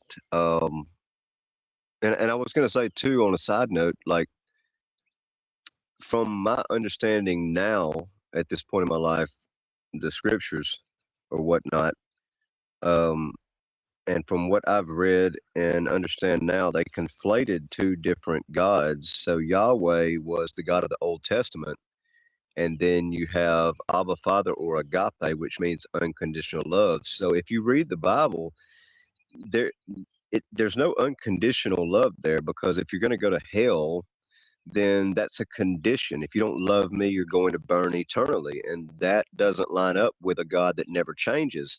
So then when you start studying Yahwehism and Yahweh and where that word came from my understanding, he was a lowercase God and was put in charge over Israel. And there were all these different gods. So you see all these different religions in every different society and culture. Those were different gods that were put, or were angels, that what they say, they were put over these different civilizations. So and it was just a jealous God. I don't know if I entirely disagree with you here. Like obviously you and I agree that the Bible is nonsense, so I'm not sure that's a valuable thing to go down. But I'm just trying to work through the topic that you selected, namely that it sounds like you think God does exist. And then we kind of got to the point where it seems like the definition of God doesn't really work all that well. So I think that might be the terminus actually of that particular topic. Okay. Unless you want to maybe we do some thinking on it and come back and try it again, I'm more than welcome to have you back up if you come back. Well, I would say at this point in my life, I would consider all of us gods, and we are all in this training ground of gods. And so we're each a part of this whole spectrum, this whole God itself, but God is living his experience through our eyes as consciousness. So, in my opinion, God is consciousness. And so there's not a body for God besides these avatars, which are humans, where it sees everything. It says that it's omnipotent and omnipresent. Well, that would make sense because it sees everything through everyone's eyes, and we are just different reiterations or different avatars of God, and our persons are meant to be that way, and we're supposed to live that life in that full personality, authentically, with love towards our anyone. Like, we're supposed to show love to every race, every kind, every people. We're not supposed to be judgmental. And so, yeah, I feel like, I'm not really sure the verse, but I'm sure you know, because you're very well versed, and I really like that. Um, Ye are gods, but will die as men. Yeah, Psalm 82. Yeah, you're very, very good with that. So what do you think about that verse? Well, I think well, you and I probably agree on the verse, but I think the problem with like me being a god, you being a god, I think it suffers from the same problem, which is like prior to us existing, we wouldn't have been God, right? So it means God still has to somehow exist outside of the creation somewhere. Correct. Right. Okay, so would that mean that he couldn't exist before, if that was before we existed? Well, what I'm saying is, if God existed before we existed, and then God created us, that would just mean that we're not God. God would be different than us. Okay. What brings you to that conclusion? I'm interested in us. It's interesting. Well, if I create something, definitionally, it's not me. Like, I created a child, and my child, while it shares some of my DNA, it's not me, right? I planted some plants behind me. I'm hopefully going to keep them alive, but they're not me. They're separate from me, right? So when I create something, it's obviously distinct from me. So then I can't say that I am it. So if God created us, it wouldn't make sense to say that God is us since he created us. So could he, is it possible theoretically that he could create? I'm sorry, say that again? And I said, is it possible theoretically that he could create avatars of himself in a multiplied version? Is that possible? I mean, do you think that he created small gods on the earth and those are humans? Yes, that's what I'm asking. Is that possible? I don't know if I would call them avatars, because if they're avatars, then he'd be animating them, which means theoretically everybody would agree with God, and we would all know that the God existed because the God himself is animating us. But since that's not the case, it seems like if God created us, we're just a separate creation, and that, God is not actually animating us like an avatar. But would that like, where does free will come into that? If you have free will not to believe these things, could you have just had, like, if you look into the reincarnation theology and belief system, it's an amnesia. You don't remember when you came onto this earth and made that soul contract, actually who you were before when you reincarnated. Is that possible for you just to not remember actually where you came from and not know and have the choice to either believe it or not? Is that possible? I mean, it is possible if we think that souls exist. Like, I don't see a good reason to think that souls exist.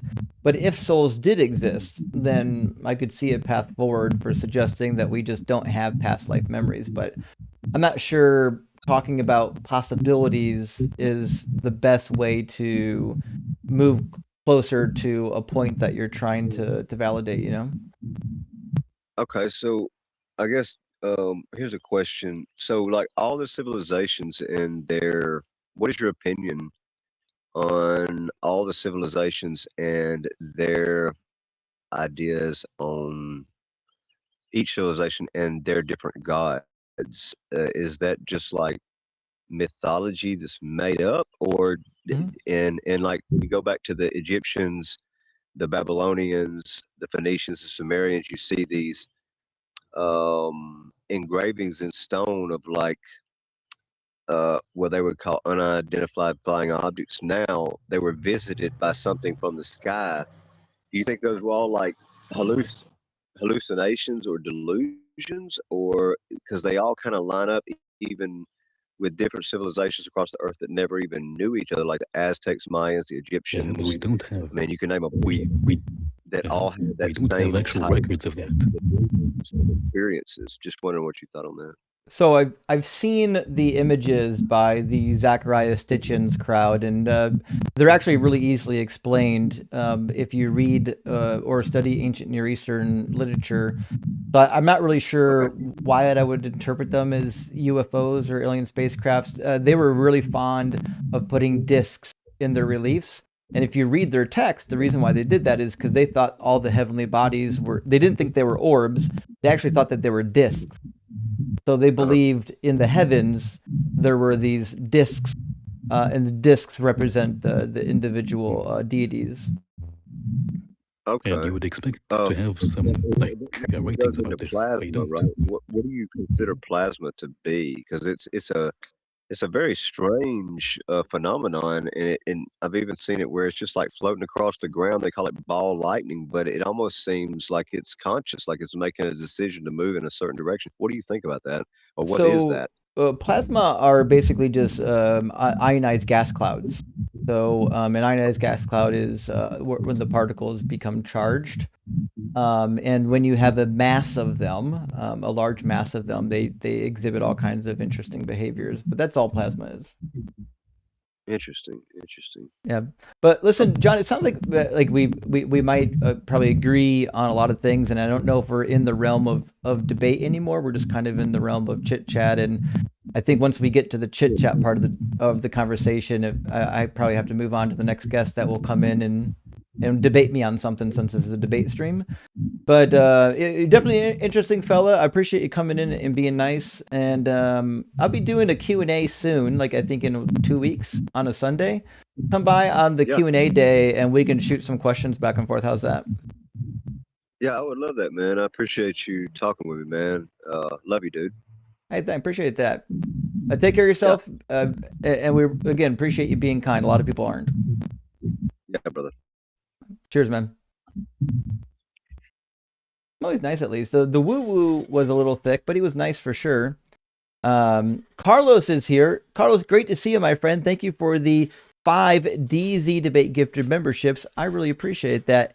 And Megs, good to see you as well. Says, I would assume he knows the people who study birds studies them in the wild and the urban environments. Yeah, that would be the case. People study birds in urban environments as well. How do you think we know so much about pigeons, predominantly living in urban environments? And Dr. Carla, my friend, thank you for the super chat. It says, my dear Justin, I've listened to hours and hours of your lives. Hey, thank you. I appreciate that. And I am pretty sure that God's sword is the least smart. And that's saying a lot. Rock hard for it. Like, you know what, Carla? You might be right. God's sword is just not bright. Like, I've seen educated people say dumb things about evolution. Yeah, like, in those Christian movies where they're always like, the biology professor at college is evil and hates God, and then the Christian comes up and just stumps them with one hard question about homochirality or some bullshit. But that's not how it works in the real world. CS or C Design. Hey, thanks for the super chat, friends. Says Kundalingus, a new age religious movement that reinterprets the meaning of speaking in tongues to bring forth the coming in my kingdom. Fucking amazing. We did it. We coined a new phrase. I love it. That was good. All right, I'm gonna grab our next guest. Doesn't have a name, but they've been in the queue for a while. And then after that, we're gonna get Avali. I think I said that name from the queue. Let me bring in our next guest and get a name. Welcome in. I don't know your name, but you're in glasses and a yellow shirt. Can you see yourself on screen? Oh, hold on, your microphone's muted right now. There you go. How about now? It's better now. I'm sorry, there's no name? Yeah. There's no name when you came in. What should we call you? I'm sorry. It's Mike. Oh, you're the same Mike that was in MYKE? Yeah, I fell. That's what I thought. Okay. Yeah, my connection is really crappy. I'm sorry. It is a little rough, but we're gonna work through it. So, Mike, you're at least 18, I suspect. And which topic on the board did you want to talk about? Well, abortion. Sure. You said, I can't see very well what you said there, but I think you said, why should Christians be for abortion? Is that what you said? Yeah, my claim is that Christians should be pro-abortion. I can make it bigger if it's hard to read. Hold on, let me. No, it's okay. It's blurry, but I get it. Why do you say that? Oh, because for a couple reasons, but primarily because I think the greatest goal of Christianity. Well, let me ask you a question. Jesus's goal is probably the same goal that Christians should have, right? Yeah, to follow his path, right? Well, what do you think Jesus's goal was?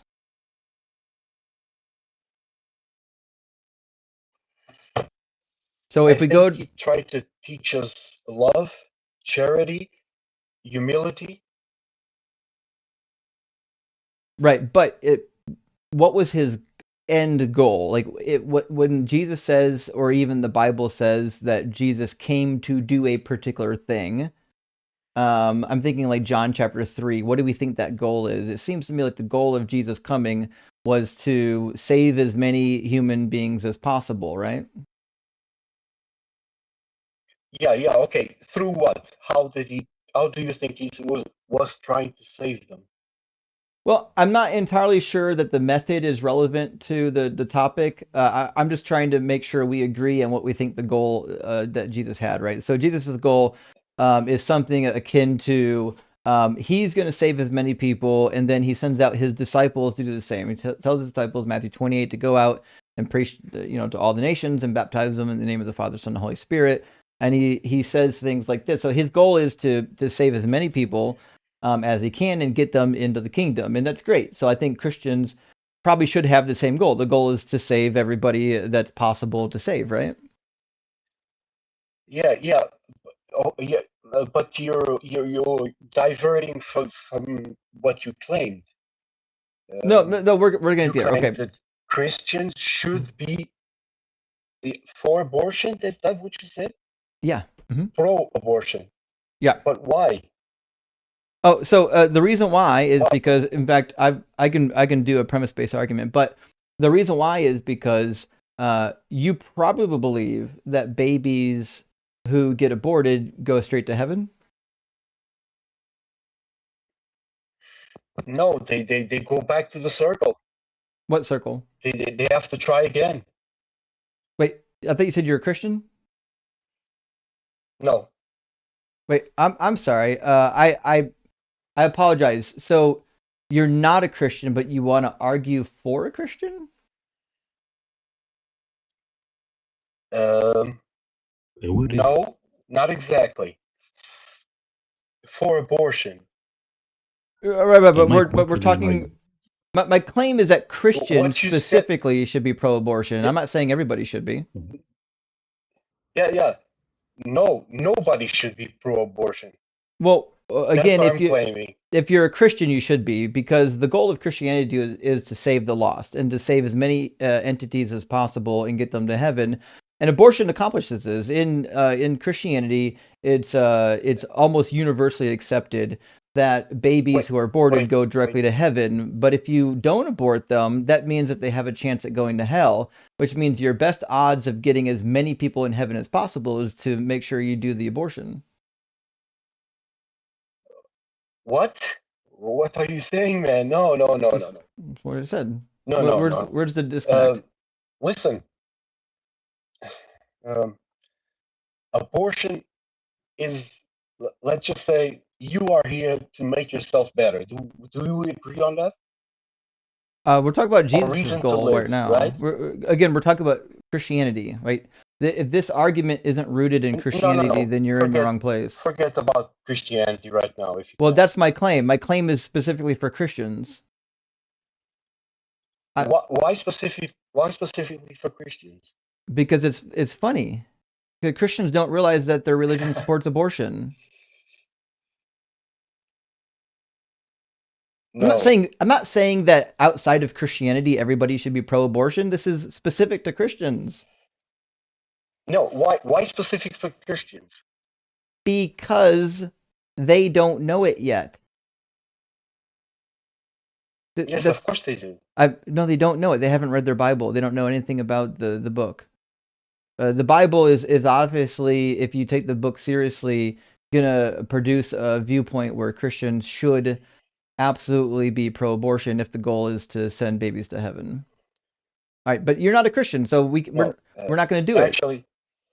No. Did you want to pick a different topic? No. Look, where does it say you shall not kill? Well, abortion isn't murder. Yes, it is. No, it's not. Not according to the Bible. In fact, in Exodus 21, it's an eye for an eye. If in fact you murder a human being in Exodus 21, it's eye for an eye. If you cause a miscarriage, you actually just pay a fine.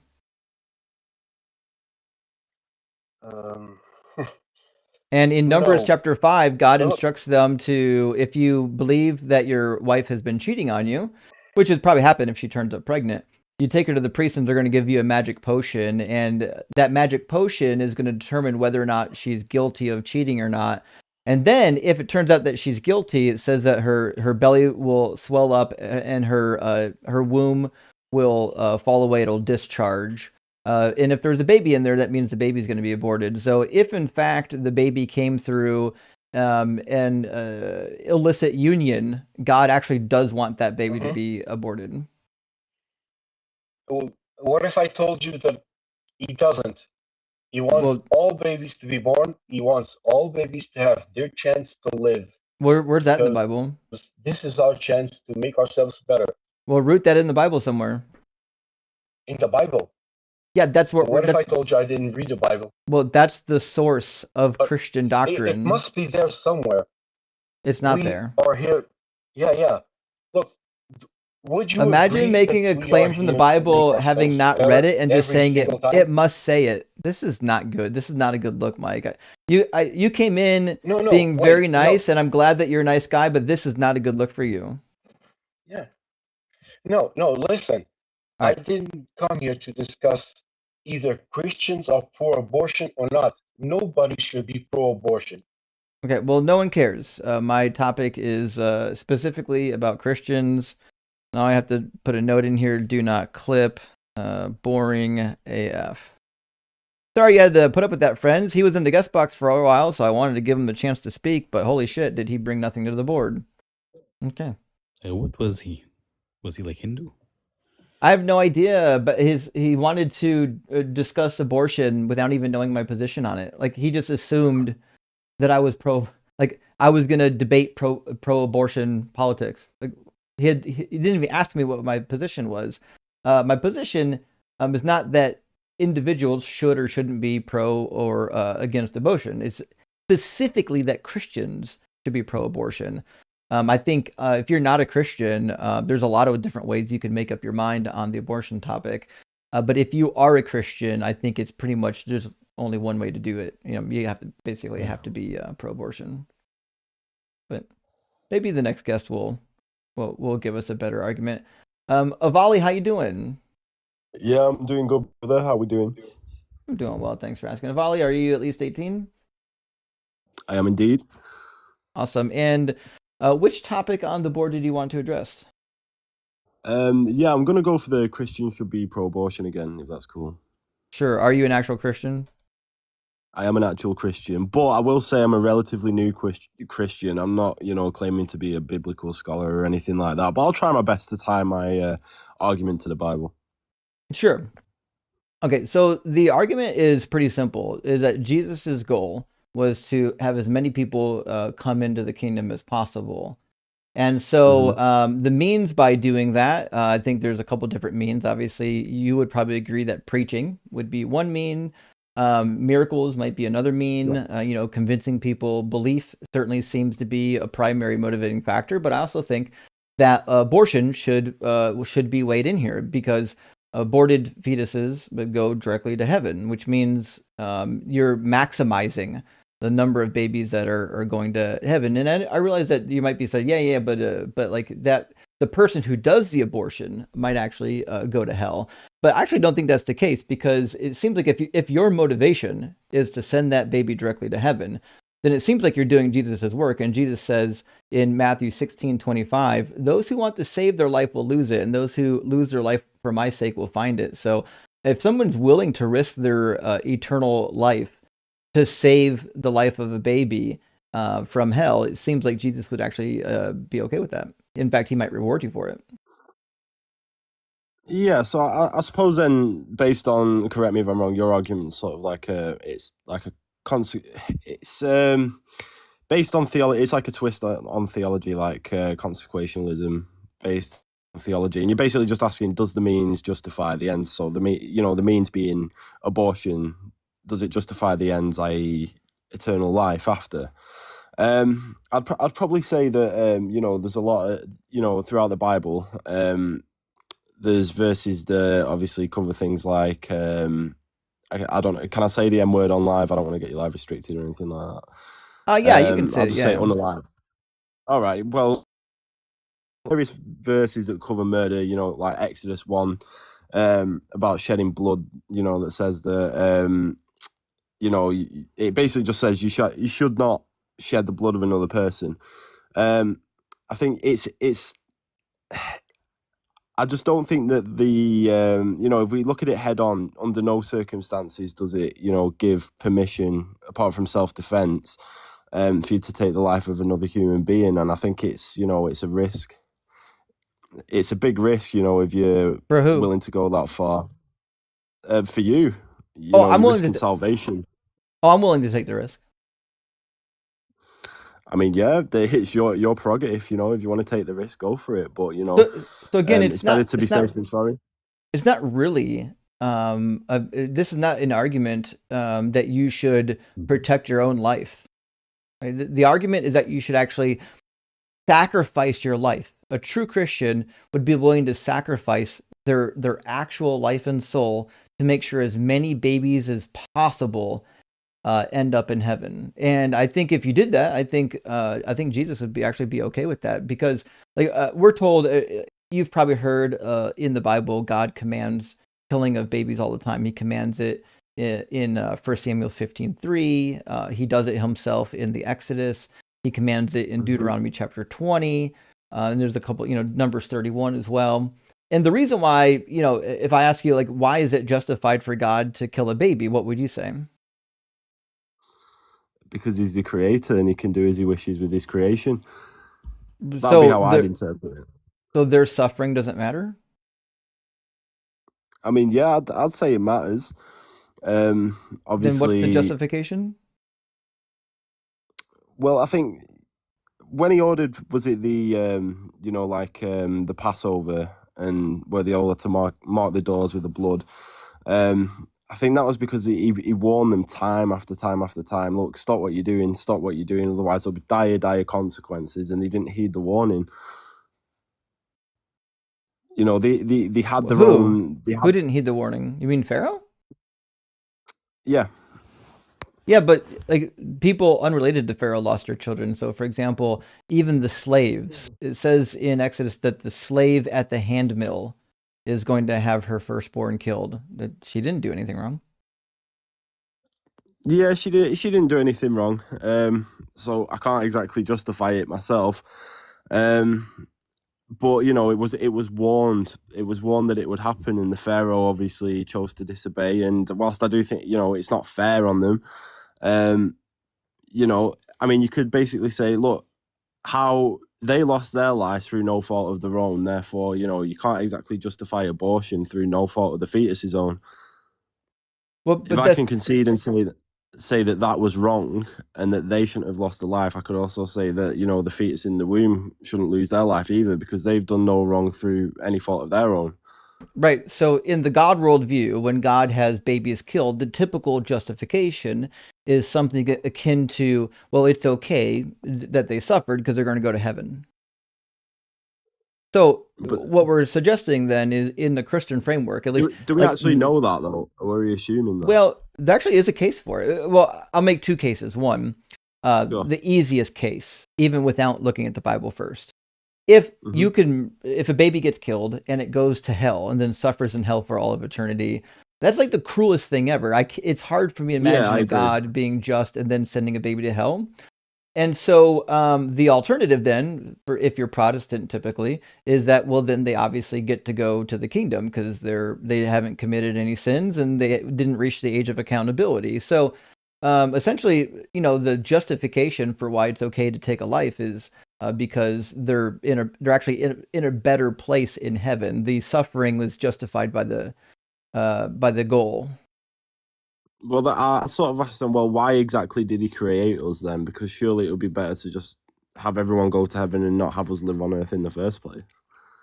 Right, I agree. So if the goal is to create human beings and then have them, through their own free will, do something. Like, so for example, sometimes a problem of evil, the solution that people like to use is called soul building. Like, the idea is God allows and even causes suffering to help people soul build. But this whole thing falls apart. The character. Yeah, it all falls apart if God has babies killed, because babies can't soul build. Yeah. What? So do you mean like when God has babies killed in the Bible, they can't soul build? Well, at all. For example, like, I think give me a minute, I'll double check my statistic, but somewhere upwards of 40% of all fertilized eggs will never actually make it to birth. They'll be miscarried, or they will they'll just get flushed out. It's a huge percentage which means God just doesn't. If that was a problem, God wouldn't have designed the body to do that. Yeah, I mean, I suppose you could make the argument that God has an individual plan for everybody, and some people are, destined really to soul build, whereas in other people's plans, they go to heaven or hell early. Well, heaven early. I don't think anyone goes to hell early, but. So just to double check for people who are going to be wondering about my number of 40%, I remember where I got it from now. There's a study that says there is between 40 and 50 between 30 and 50% of fertilized eggs don't make it to birth. So 40 would be right in the middle of that. So that's the number based on the medical science. So to me, it would be weird that God would implant knit in the mother's womb this particular soul, right? If life begins at conception, we assume it has some kind of a soul. It's weird then that God would design it so that these babies just don't make it to birth. But theoretically, they would go to heaven, right? These miscarriages. Yeah. In theory, they'll go to heaven. The miscarriages. Right. So it seems to me that God isn't really all that concerned about babies dying in utero. But does that necessarily mean that he wants us to take means directly against his word in order for us to get there, basically? Well, I don't see why that would be a problem. Does he? I mean, he commands us not to kill. He doesn't command us to kill in order to help people get to heaven. Right, but that's the problem, right? Well, so in fact, he orders the opposite. But he does order you to abort fetuses, though. Does he? Yeah, in Numbers chapter 5, yeah. In Numbers chapter 5, if you suspect that your wife is cheating on you, you can take her before the priest, and the priest is going to make her drink a potion that if she's guilty, meaning she did cheat on her spouse, it says that her womb will swell and that her womb, her private parts will fall out. Which would indicate that if there was a baby in there, which is probably why the man would become suspicious, then they would come out with it. It'd just be a miscarriage. It literally says that the womb will rot. It'll rot and fall away. Is that in the Old or the New Testament? Well, that's in Numbers chapter 5, which is the Old Testament, but I'm not sure it matters which testament that it's in, because Jesus said to follow the laws of Moses, and the Hebrew Bible says that you have to follow the laws forever too. So I'm not sure the testament matters. Well, I was just wondering because obviously in the New Testament you've got the life and death of Jesus, and I think Jesus dying for our sins as punishment, and then obviously us having free will. I think maybe in the Old Testament, as a punishment for sin, because the Old Testament is barbaric. There's no doubt about it, and it's violent, and it's full of consequence. And I think, as a consequence, based on how things worked back then, I think, maybe God decided to change, from harsh judgment to, allowing us our own free will. And that's why Jesus came. And, so we could escape, that type of punishment. And, he's giving us the chance to redeem ourselves now on earth rather than suffer punishments like that in the Old Testament. But did the baby do anything to receive that punishment? No, the baby didn't. Right. Okay. So, like, you're saying that once upon a time, God thought it was perfectly okay to kill innocent babies? I mean, I don't know how God works. I don't claim to know how God works. And on the surface of it, I can understand why it looks barbaric. But, as a punishment to the mother, there's no justifying it in my eyes, but I'm just trying to figure out sort of why that would happen. Right, but that's my point is, like, even if you think God changed his mind, like, it's weird that at any point in time, God would say that it would be okay to execute these innocent babies. Yeah, I mean, obviously, as God's creation, he can do with me what he pleases. If he wants me unalived, he can unalive me, as far as I'm concerned. But, I think after the New Testament, I think, the way things changed in terms of God's harsh judgment, for whatever reason, I don't know, he decided to change it. That's up to him. So, I think it just brings up you do bring up an interesting argument.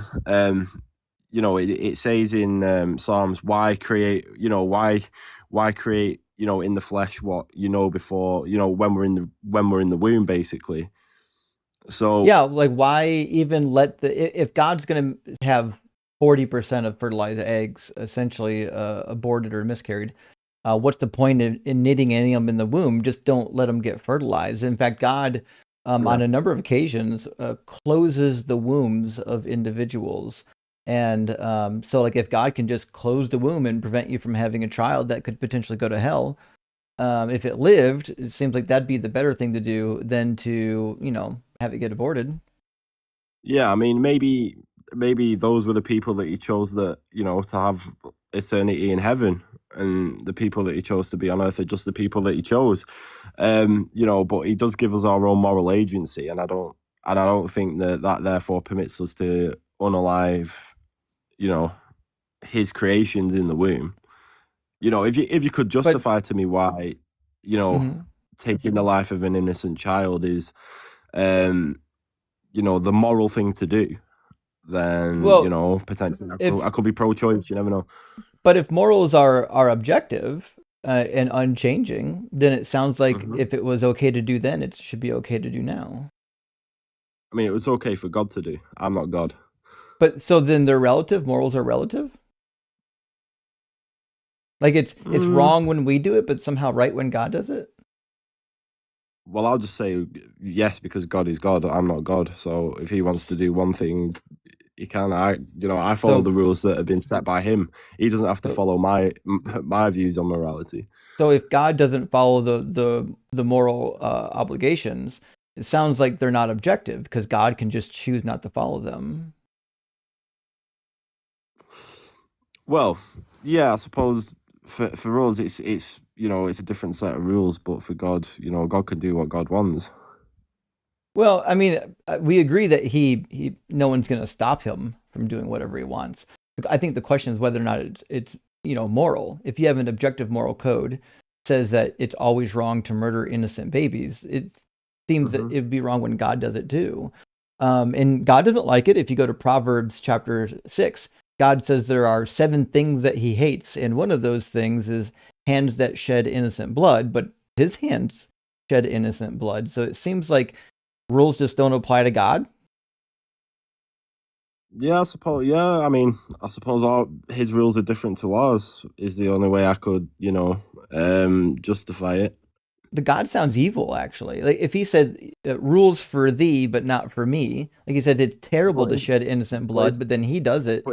It sounds like he's just kind of a hypocrite. But if they go to heaven afterwards, is it really evil? Nailed it. If they go to heaven, is it evil? No, that's my whole point. If you send babies directly to heaven, then it's not evil. You're doing a good thing, not a bad thing. Yeah, you're doing a good thing to them, but maybe it wouldn't be good for you then because no, that's okay. You're going against the commandment of do not kill. Yeah, but that's okay. Why is that okay? Because Jesus says that those who find their lives will lose it, and those who seek to save their life will lose it, and those who lose their life for my sake will find it. Meaning, you should be willing to give up everything to do Jesus' work. You should be willing to give up your own life, not the life of another person. You're not giving up the life of the other person. You're sending them to heaven. You're giving them true life. No, but you're taking away their earthly life. So what? That's not important. You're going against their plan for his life. But why is that important? Because you're altering the plan for their life. Yeah, but why does our existence here matter? Ooh, right. That's a good question. I suppose you could answer it in quite a multitude of ways, really. Or is it you could argue that it gives us a chance to grow as people. It gives us a chance to find salvation ourselves. Do miscarried babies get a chance to grow as people? Yeah, but why does it matter? They go straight to heaven anyway. That's your argument. That's what I'm saying then, right? If the goal of having people live here is that they can soul build, well, God should give everybody the chance to soul build. Because but you don't. Whilst that's an important aspect, I also think that experience, and experiences are what's valuable on this earth, and you completely take away for that person to have future experiences. No, you don't. He has he has exactly as much infinite time he's going to get. Yeah. They're still going to live infinitely in heaven, and they can experience anything they want in heaven. Yeah, in fact, we're endless, infinite lifetimes as they wish. Yeah, but exactly. We're maximizing their experiences. It actually doesn't make a single difference. It doesn't matter, because the earth is a fallen kingdom with sin. Why should we have them live in sin? Because I think it's important to have those experiences. So it is important to have sin. Because then God neglected that part when he made Adam and Eve. Because to experience heaven, you have to know how bad earth is. But sure it did. So babies don't go to heaven? You would fully appreciate it. No, in order to appreciate it fully. So babies don't. So babies can't appreciate heaven when they get there? Mm-hmm. Well, I don't know. I've never been to heaven. And do you think God can't make you appreciate it? Yeah, I'm sure he can. So what is the point? Because everyone's got their own predestined path.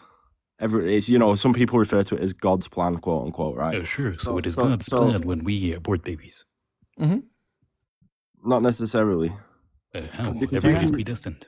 Because you can use your free will in order to cut that short. But my choice is the predestination of God, because I'm following God's plan to send whatever souls I do send to heaven. How do you know? Heaven.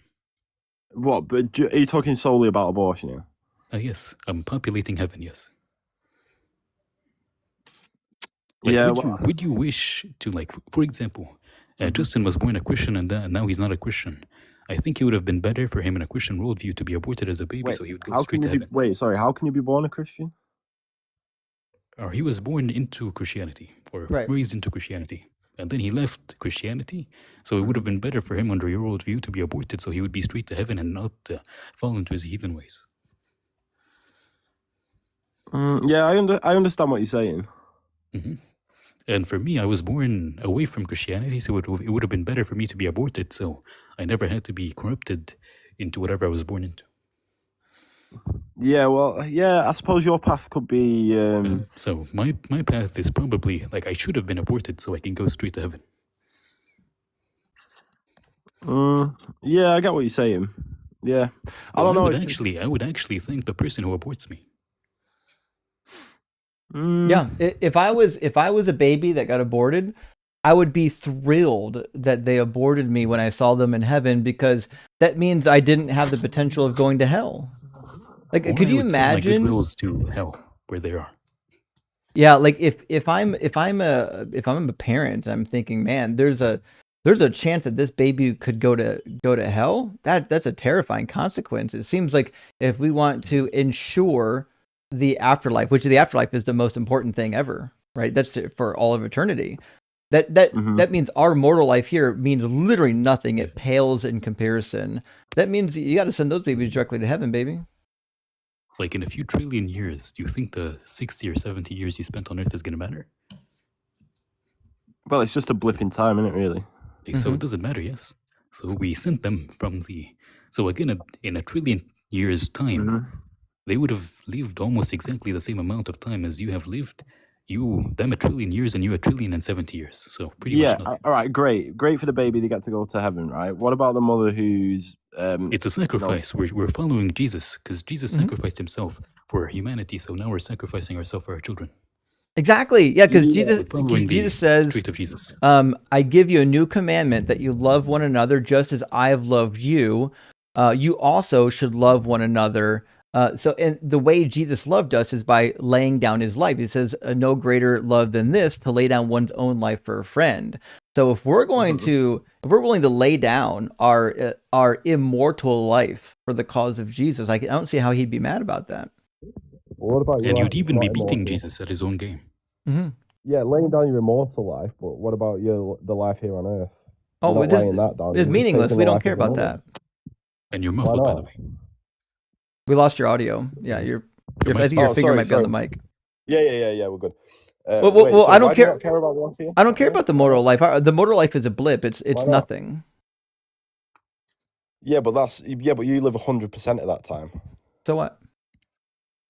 No, Why I don't would it know not that. I matter? have no idea how long I'm going to be alive for. I could die tomorrow.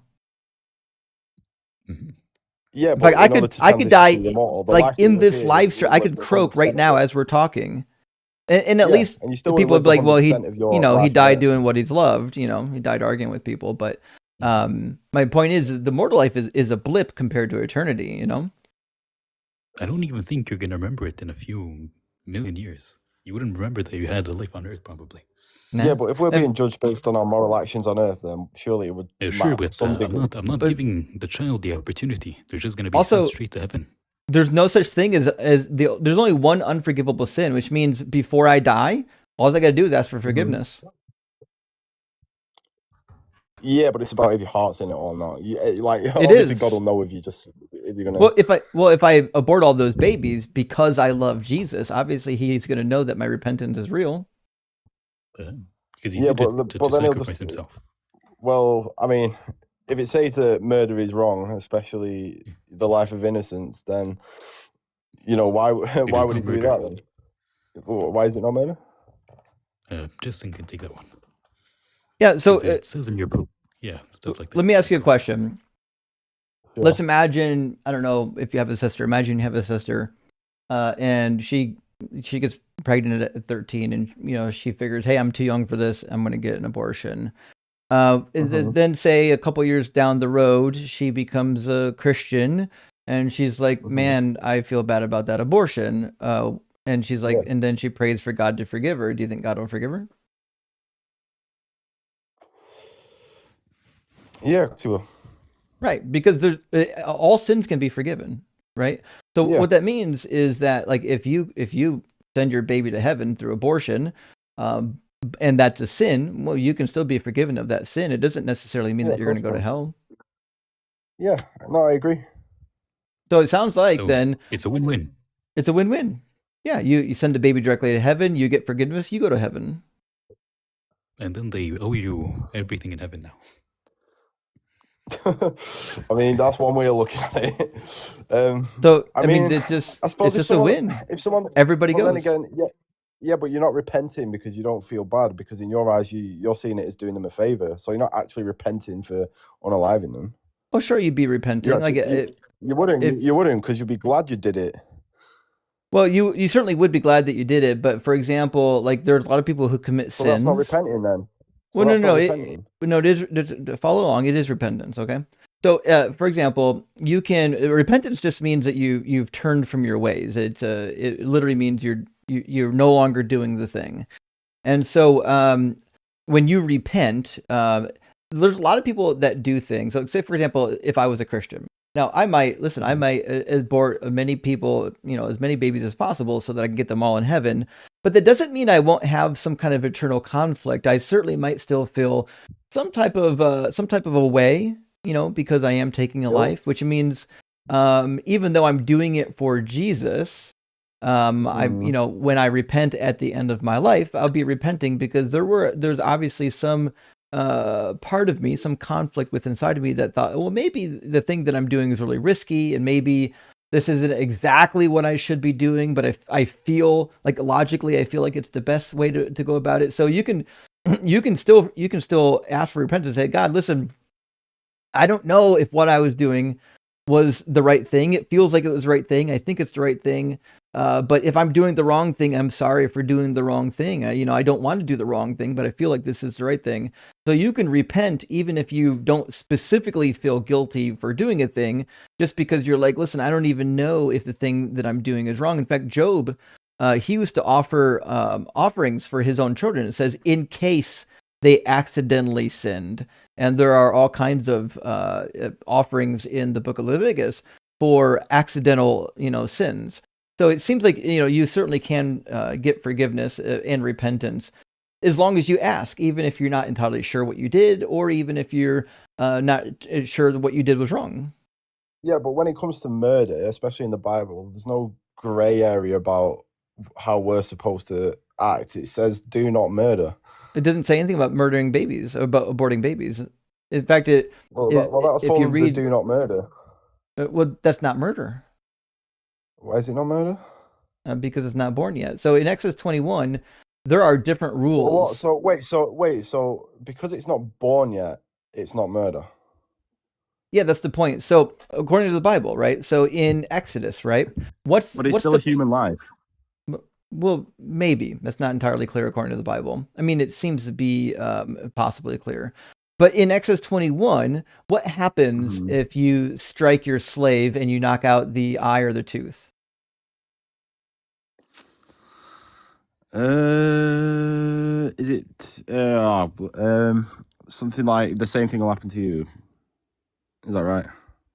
Well, the slave gains their freedom. If you knock out the eye or the tooth of a non-slave, then you got it, an eye for an eye. Yeah. And then we have another set of rules that applies to fetuses, right? It says, when people who are fighting injure a pregnant woman so that there is a miscarriage and yet no further harm follows, the one responsible shall be fined what the woman's husband demands, paying as much as the judge determine. If any harm follows, then you shall give life for life, eye for eye, tooth for tooth, hand for hand, foot for foot, burn for burn, wound for wound, stripe for stripe. And this exact law, believe it or not, shows up in the other ancient Near Eastern law codes. In fact, a lot of these laws in Exodus are just robbed from Hammurabi. But the reality is, this law code is actually pretty popular, which stipulates that if you cause an abortion or a miscarriage through fighting, it's actually not life for life. You just pay a fine.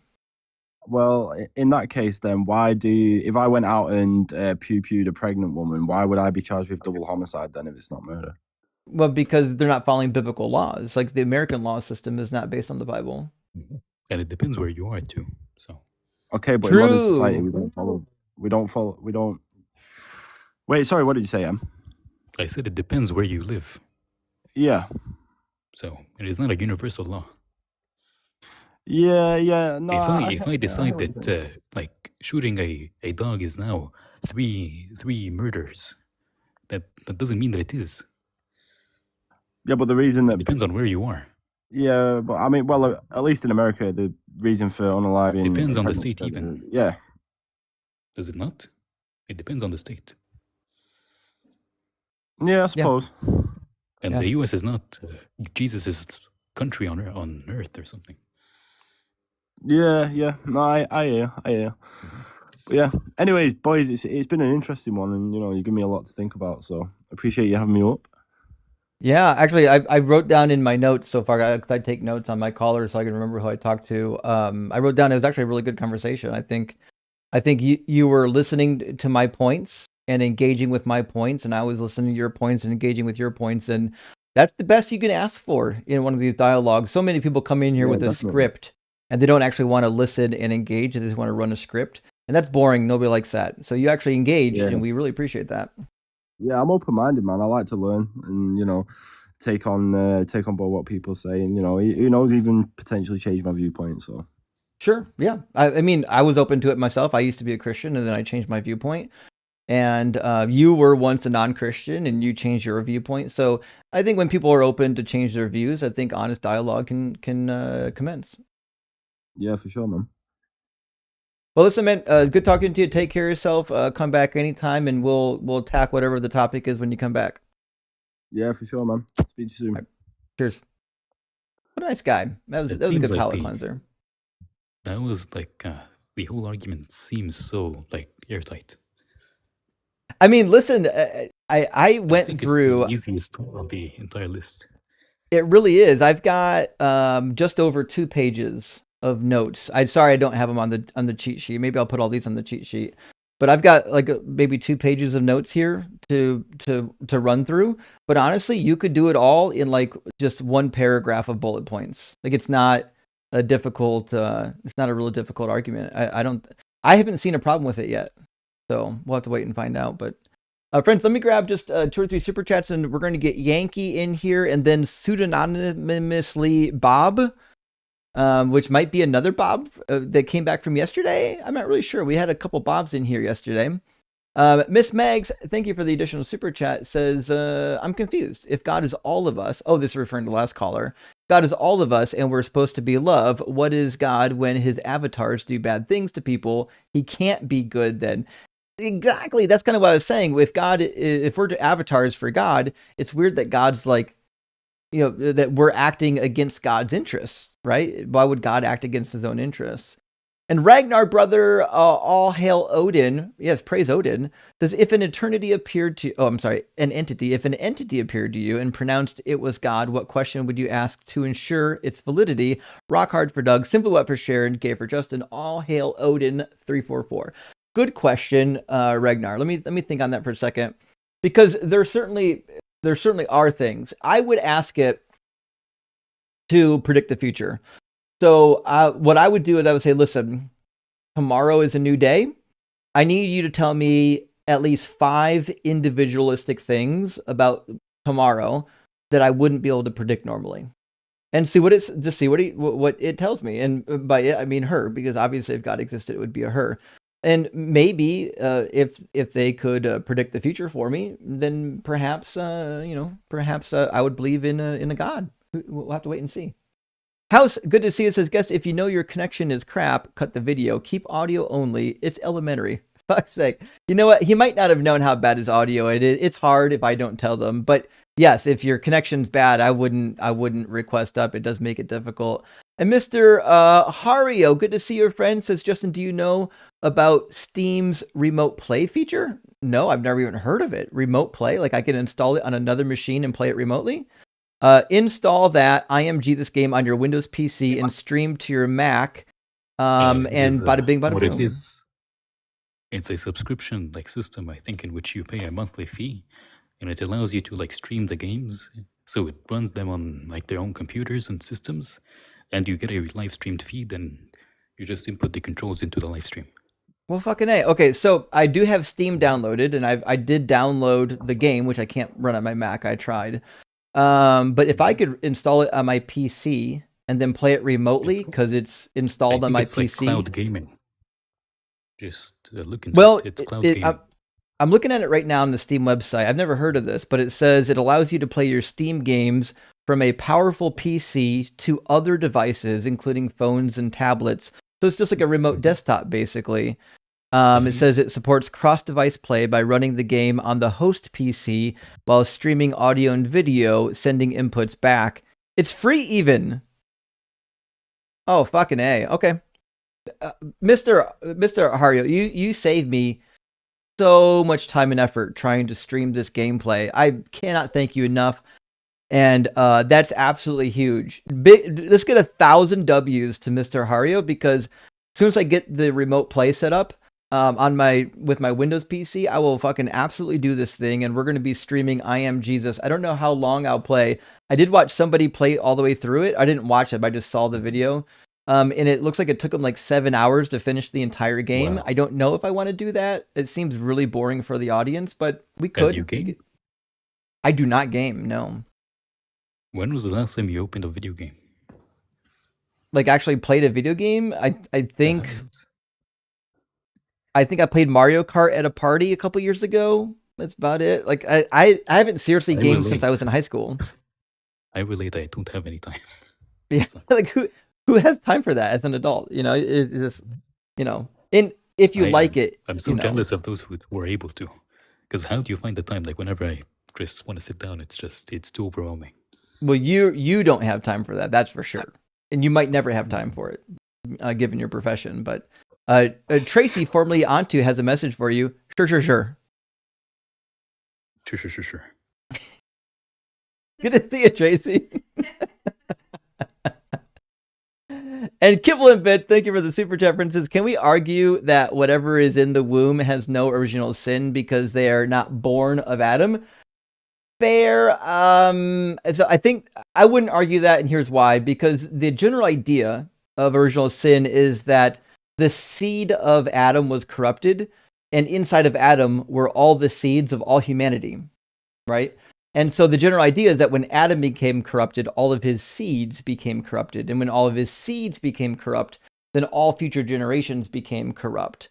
Now, fixing that's difficult. It's not clear how Jesus fixes that, unless God just waved a wand and said, okay, corruption over. But if the corruption is over, why are we still dying? because the wages of sin is death. We shouldn't be dying anymore. It's a really dumb, like all Christian band-aids fuck up by creating a new problem. Miss Megs, thank you so much for the $20 super chat, my friend. It says, I'm assuming this guy is fine with artificial insemination. Probably, actually. That too is against God. He didn't want you to have a child, but they use science to get pregnant. No different from using science to stop pregnancy. True. And you know what? Here's the other thing. And so I did a little bit of work on IVF when I was in seminary, because we had an ethics class. And in our ethics class, we talk specifically about ethical situations as it would relate to Christianity. And I was really intrigued with IVF because it turns out there's IVF has they fertilize like a dozen or more eggs. And then they'll use like one or two of them that's unfrozen and try to get them to plant into the uterus lining. And if it's successful, they have the option of refreezing the rest of them or just throwing them away. Or disposing if they're just if they're just going to dispose of them, but they're fertilized already. So if they're going to dispose of them, that seems like it would be murder, right? But I feel like the whole concept of Christianity is. Would you say that the theology of Christianity is way less coherent than that of Islam? I don't know, because my understanding of Islam is not as good as yours, but I'd have to check. The general topics is that there is no original sin. The soul enters the body at 40 days of gestation, and there is no Trinity. There is no a whole sacrifice of God, having to sacrifice Himself. God just chooses to send you to hell or chooses to send you to heaven, and He does whatever the fuck He wants, and that's it. Fair point. From a theological standpoint, Islam makes more sense. It's more like Judaism, where your afterlife is very much dependent on your behavior and on your internal workings, like your heart, and less dependent on whether or not you just believe the thing. No. But I paused. I'm sorry. I'm still on chapter 5. I've got other stuff that I'm working on right now, but I will be rotating it back in for sure. But anyways, let's get Yankee in here, and then we'll get Bob after that, and then after Bob, it looks like Constantine. Although I don't know if this is the Constantine I've talked to before or a different Constantine, because I think the name got changed. But Yankee, welcome in.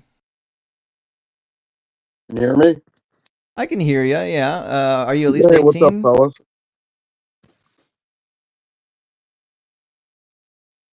Can you hear me? Now I can, yeah. Gotcha. I think the connection was a bit slow. Okay, so Yankee, which topic on the board did you want to address? The easiest one for me is God does not exist. Sure. Which God do you believe in? Well, I'm not sure I could define without going into discussion, but I'm not a theist. I don't believe in the Islamic God or the Christian God or any like that. Well, if you believe in a God at all, that means you're a theist.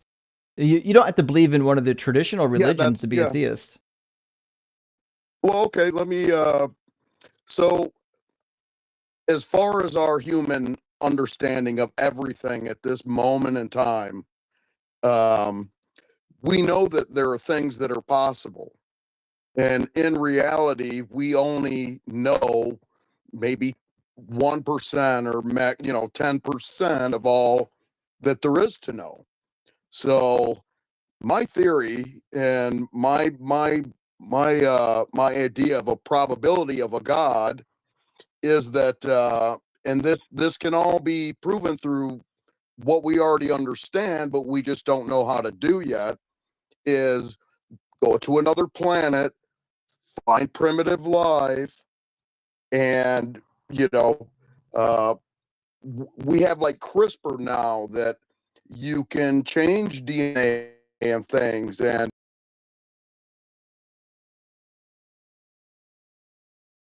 that can produce silk from black widows because of genetic editing. I'm not. Have you ever heard of that? Sure. So I can, if you can help me here.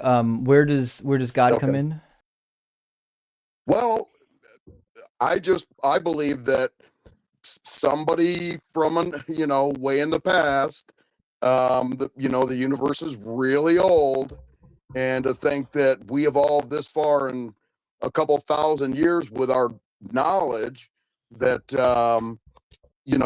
I believe that given millions and billions of years, that the amount of knowledge we have, again, is only like 1 or 10%. Some number that's a fraction of everything that could be known. And we know that we can manipulate life and create life, and we know that it's we know that all this is possible. My thought is that some species came here a long time ago, found some type of primates, and basically right. But I'm trying to figure out where God comes in. DNA. Well, they would technically be the gods. Who would be? I mean, but it's not the same definition of what. So do you think theists think God is? You think that the aliens brought life here? That's my best guess. Yes. But they're not gods. Well, no. Well, they were perceived as gods, and there were a lot of shit written about them.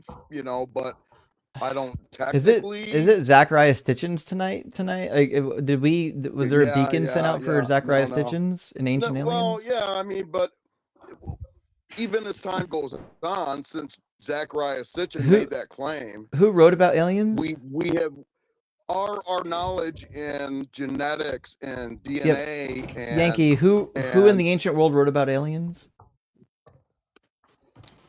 Well, it depends on who you listen to, I guess. Well, I'm asking there's you. A lot of people that say that. There's a lot of people that have looked at the Sumerian texts, and yeah, I've looked at them too. I'm asking which Sumerian text talks about aliens. The name of the text I don't remember, but it was involved Enki. There's a lot of texts involving Enki. He's one of the primary deities. Yeah, you're right. Yep, I agree. I'm not going to argue with you a whole lot tonight. I'm trying to be, but that's my idea of what a god would be considered. Okay. Well, it sounds like we just don't have anywhere to go then, because my understanding of a god is an entity that created the universe and has a mind, and aliens didn't create the universe. They're evolved from within the universe. So they're just a naturalistic phenomenon, and God is supposed to be supernatural. So while it might be true, in fact, in any kind of god that created the universe, I guess you could say. Right. So we would agree on that. I believe that any god there was evolved somehow from over time. Sure. So it sounds like you don't believe in God, and neither do I, and that's fine. I can understand if you believe in ancient aliens that people would confuse the aliens for God, but we're not talking about whether or not aliens exist right now. And to be fair, I think it's actually pretty likely that some alien life exists somewhere in the universe, given the size of the universe and the fact that we find the building blocks of life literally everywhere. But whether or not they visited us is another thing. One interesting story I'll leave you with real quick. I don't want to take up any more of your time, but there was an island. I believe it was maybe Midway Island, in somewhere in the Pacific Ocean, and during World War II, they wanted that island to turn it into a landing strip, the U.S. Army, and they basically landed on this island and encountered people that had never been encountered before. Yeah, people exist all over the place. Over by giving them boxes of chocolate and all kinds of shit, and they were like, "Yay, yay!" And they used this island for years, but even to this day, to the present day, those people still worship airplanes that came there and gave them chocolate and gave them shit. I don't know. You can look that up. Sure, They still believe that we were gods that came there. I get it. Yeah, I totally get it. Yep. Thank you, sir. You have a great night. You guys rock hard for Doug M. By the way, that guy that was talking shit about your accent, well, tell him I'm giving them the message now. Hey, dumbass, next time you go to the ER or you need a doctor, you can be almost assured that you will encounter someone with that type of accent, and you may regret your words talking shit like that. So, Fucking A. Again, yeah, thank you. You guys have a great night. Cheers, buddy. Thanks. Yeah, big W at the end for being against racism and xenophobia, for sure. Love it. Okay. Also, look, we got Sweet Volta in here. Sorry if you are not on. If you're on Verticals, you can't see Volta, but Volta came to say hi. Friends, I'm going to read just a couple of super chats, and we're going to get pseudonymously Bob in here and get some more conversations rolling. Ontological Shock, thank you for the additional super chat. It says, twist on Christians should unalive fetuses. They should also continually get pregnant to unalive more fetuses and send maximum number of souls to heaven. Indeed, because Paul says that Jesus is not coming back yet. He's waiting for the fullness of the Gentiles. In fact, I should put this in my notes. We should say Christians should, let's see. Oop, I forgot my D. Purposefully conceive is probably the right way. Conceive and abort to make the kingdom of heaven come sooner. And then obviously the verse from Paul about, let me grab that verse. Let's see. Fullness of the Gentiles verse. What, Philippians? I forget. Oh, fucking Romans 11:25. Oops, my bad. Sometimes my memory doesn't work. That was one of them.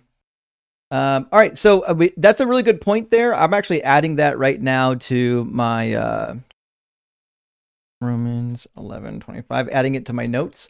And we'll actually be integrating that into the argument. This is one of my favorite things about doing these group debates, or these debates, is that the group gets to interact with me and give me helpful stuff.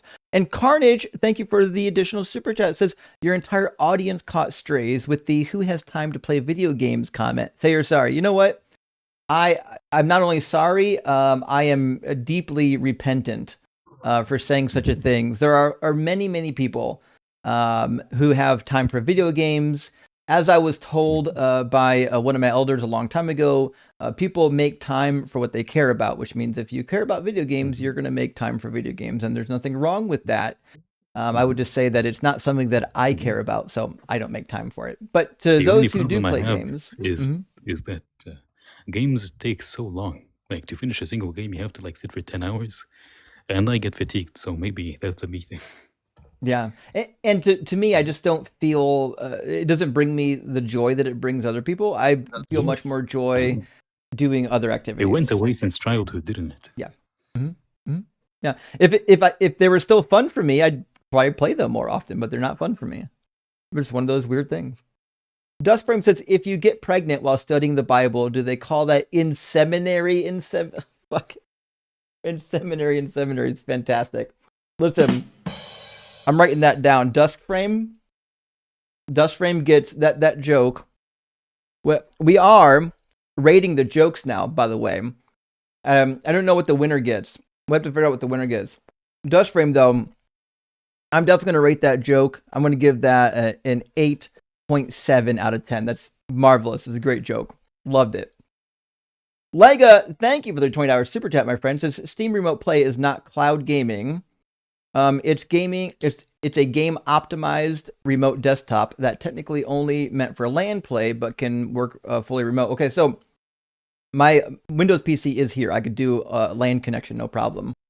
So if that's the case, I'm definitely going to get it hooked up. I'm definitely going to get going, and hopefully we'll be able to get some I Am Jesus Christ on the computer finally.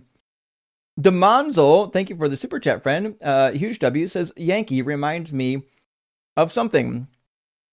You might enjoy looking into it. Ramtha and Jay-Z Knight. I've never even heard of that. Hold on. Ramtha and Jay-Z Knight. I see Jay-Z Knight is an American spiritual teacher. Oh, and Ramtha is an enlightenment teacher. Okay. Interesting.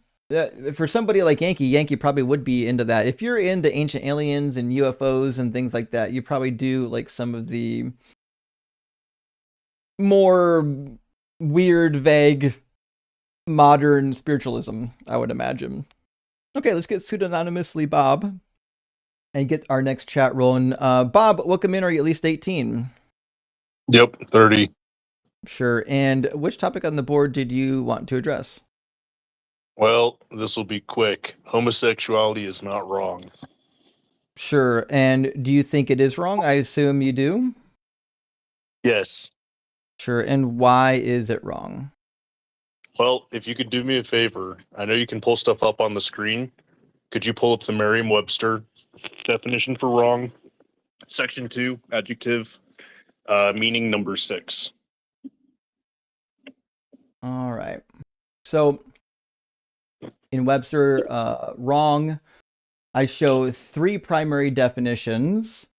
If you're using it as a noun, although I'm not sure how you do that as a noun, and then 6 of them, if in fact it's going to be used as an adjective, which is I think what we're doing, says of, relating to, or constituting the side of something that is usually held to be opposite of the principal one, that is the one naturally or by design turned down, inward, or away, that is the least finished or polished. That's the definition. According to the Merriam-Webster dictionary, I think we can agree, just based off of very simple principles, heterosexuality is the norm, and wait, what do you mean by norm? It didn't say norm here.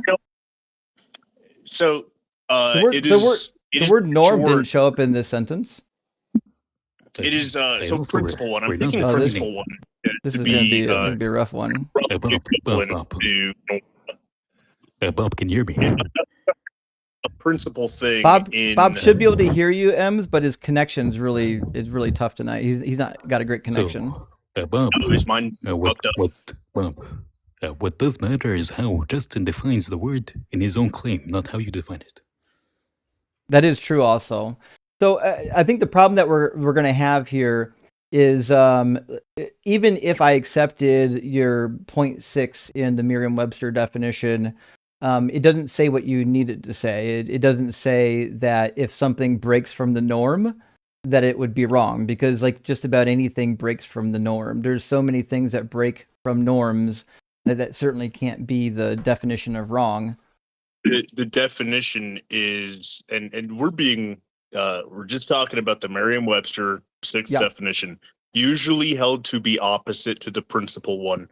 If you were going to give an antonym of principle one, a principal concept, that is what wrong is in reference to, right? So if you were using an adjective to wrong as an adjective to describe a concept, that means that there is an antithetical concept that is considered to be the principal one. That's why I use norm, right? So you mentioned that norm isn't in the dictionary definition, but a principal concept in a society or in a culture is generally going to be called a norm, right? It's kind of the general gist of things. Where did you get your definition of the principal one?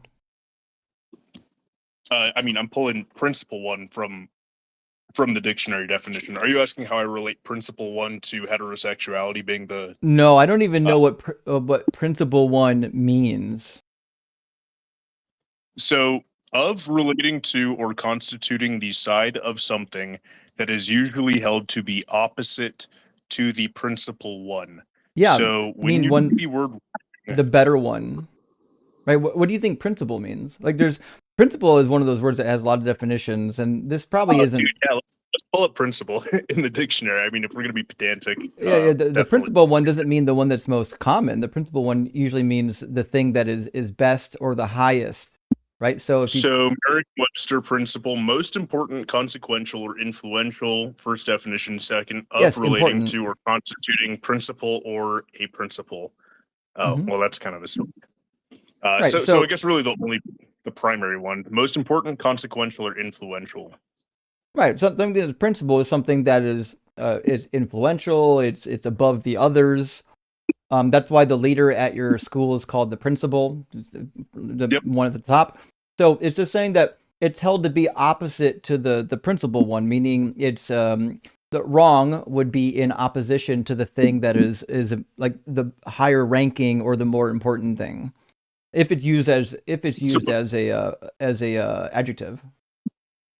I think we can agree that heterosexuality has been the principal modality of expressing sexuality, gender dynamics, etc., in the vast majority, if not all, of human civilization for the entirety of the Pleistocene. But that's not what this definition is referring to. It didn't say anything about modality.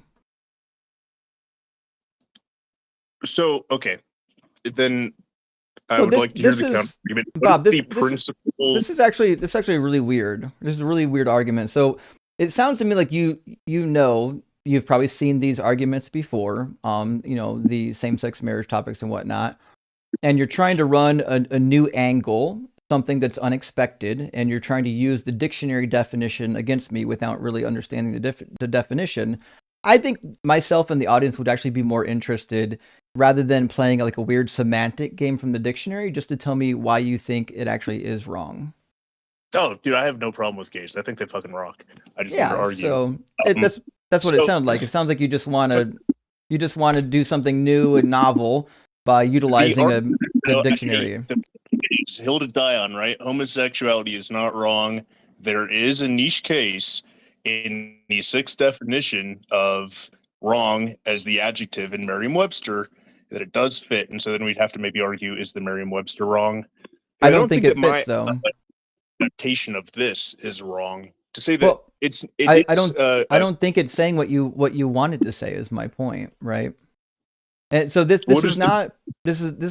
cannot be, your interpretation of it literally cannot be true. It cannot be true that just because something is done more often or is it has a higher occurrence, that the opposite of that would be wrong. For example, it's much more common for somebody to be born able to reproduce. But if you're born not able to reproduce, are you wrong for being born that way?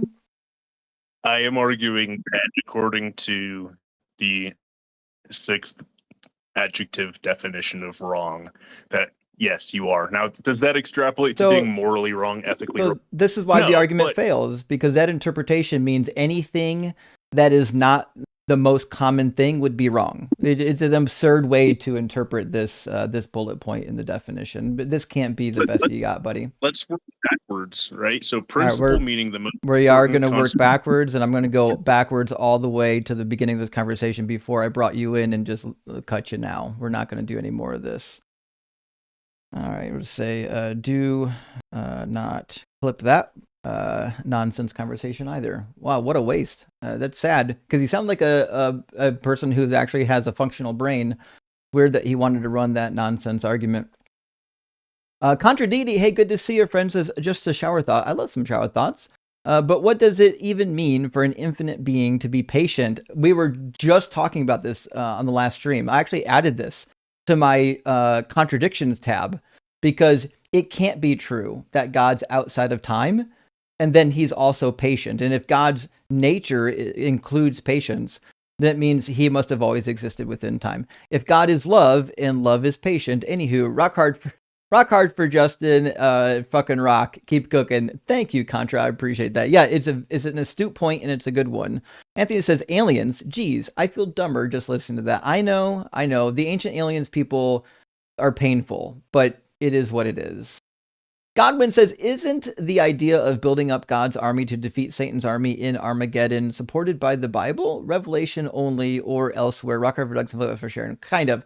So Armageddon, there's two versions of Armageddon. The one you're probably referring to is in Revelation, and it's not clear exactly who's going to be fighting, but the general idea is that God is going to grant the good side victory, no matter who's fighting, right? It doesn't matter who's going to be there. God's going to, and God's warrior, whether it's Melchizedek or whether it's, fucking Metatron or Archangel Michael, God's going to be the one that grants them the power. And Godwin says, I love this prompt about Christian support for abortion. Actually, it's one of my favorites.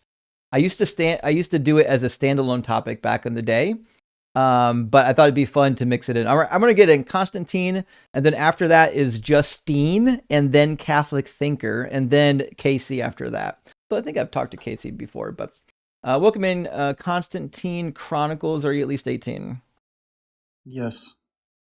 All right. And which topic on the board did you want to address? Yeah, so if God doesn't exist, give me an argument. Oh, did you not hear the one I gave prior? You were in the queue for a while. Yeah, give me an argument that God doesn't exist. Well, it's pretty easy.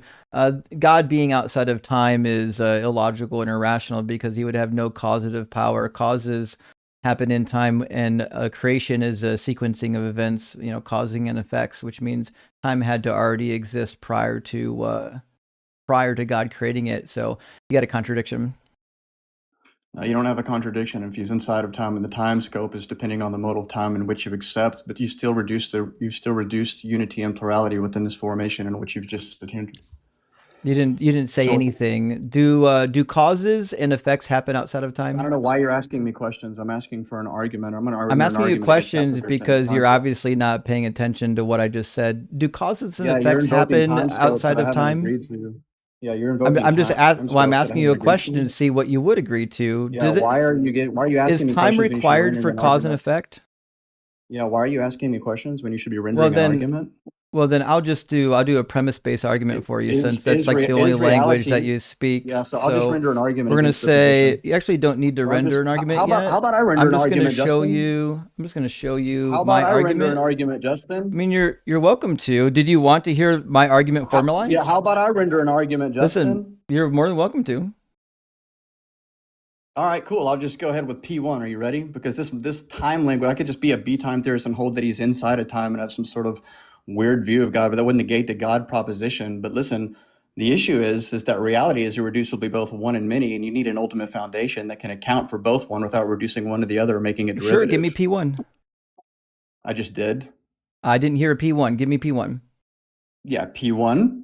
Reality is both one and many, exhibits a genuine unity and coherence, right? So reality is both one and many. And when you say one and many, what are you talking about? Yeah, I think about the $1 bill as the token of what you conceive of as a particular state of $1. And now think about the universal concept of what that dollar value is. They must both reconcile each other equally. I don't know what you mean by universal concept of what a dollar is. You understand what a dollar bill is?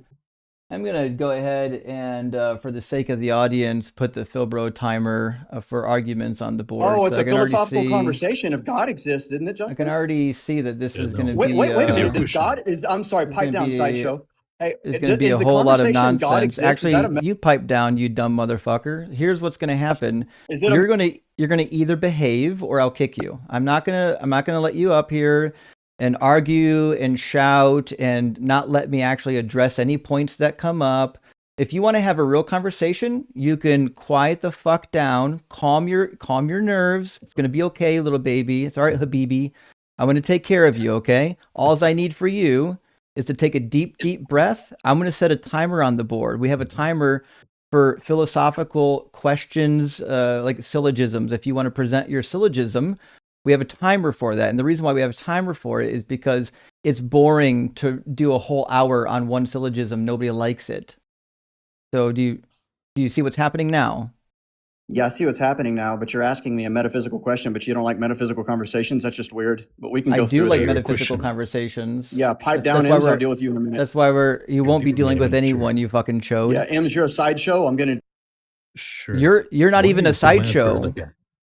The thing is, like, you look like a grown man. Why are you always so mad and talk like a child? Yeah, pipe down. So you ready? I love it. Like a child when you're a grown man. It's weird. And it's specifically a Philbro thing. You notice, like 9 times out of 10, he's a grown man. He's like a fully grown man. I don't know. He sounds like he sounds like he's about 18 or 19. He's a very. You can see his profile. He's a this is a grown person? No fucking way. Hold on. Yeah. He has a magnificent. Are you going to engage with character or just? Are you no fucking way. This is a grown ass man. Holy shit! Look at this. Hold on. This is a grown ass man. Don't run from me, Justin. The point is, Constantine, you can act. Don't run from me, Justin. Hold on. Look. Hold on. Don't run from me, Justin. We're not running.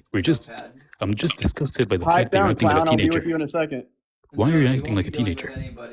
So this is the guy that we're talking What are you running right for, here. Justin? This guy right here. This is the one acting like he's. What you running for, Justin? That's it. So Ems is correct. It was a little Yeah, grown. is that about my character or is that about the content? Let's engage, Justin. It's absolutely about your character, which is on full display right now. Lock in. I can just Buddy, say I'm the one that's locked in, not you. Okay, cool. You ready for P2? I will be in a second. Hold on. You're not past P1. You're not even, yeah. We're still on P1. All right. Let's see. I got to set the timer to the right time, though. Yeah, give yourself an escape route. That's cool. It's not an escape route. You don't like metaphysics, but you want to have metaphysical topics? This is going to be fun. I don't think it's going to be fun for you. But it's definitely going to be fun for us. Pipe down, Sideshow. Let's go. Sideshow didn't do anything. Sideshow what are you? Is every time he speaks up, if you're if Ems is the Sideshow, what are you? I'm the main character in your movie, bro. Let's You're go. certainly not the main character. Let's go, Justin. He hasn't matured past high school. He definitely didn't mature past high school. Imagine being this. Is that about character or is that about content? This annoying in real life. It's 100% about character. All right, so yeah, I can just say. I hope this guy doesn't have children. The proposition on my argument. Do you want to lock in or what, bro? I'm already locked in. We're waiting for you to tell what you mean by reality is both one and many. Any adequate foundation must account for both without reducing one to the other and making it derivative. Yeah, both what? Unity, diversity. What is reality? Okay, why are you asking me questions? Right. So are you just going to play amnesia? You don't know what reality is? What truth comports to reality? Reality is what you're experiencing right now. The universe that you live in, that's reality. So that's what we needed. So reality is, we're going to say, our experience in the world, right? Sure. Okay. So our reality is our experience. And you're saying that reality is both one and many. What does that mean to be both one and many? Yeah, I just answered that for you. Are you slow? No, you didn't give me an adequate answer. What do you mean by one? Okay, by one, I'm just going to talk about the token dollar bill. By many, I'm just going to say, or the one would be the universal construct of what we see as the value of the dollar bill that exists within your mind. Now, the particular of one, which is just a token appreciation, that didn't actually clear it up. Okay, so you're just slow. Can you intellectually track? Is one a number? Okay, with the $1 bill, right? We've already gone through this. Lock in. Yeah. Lock in. It didn't actually explain it.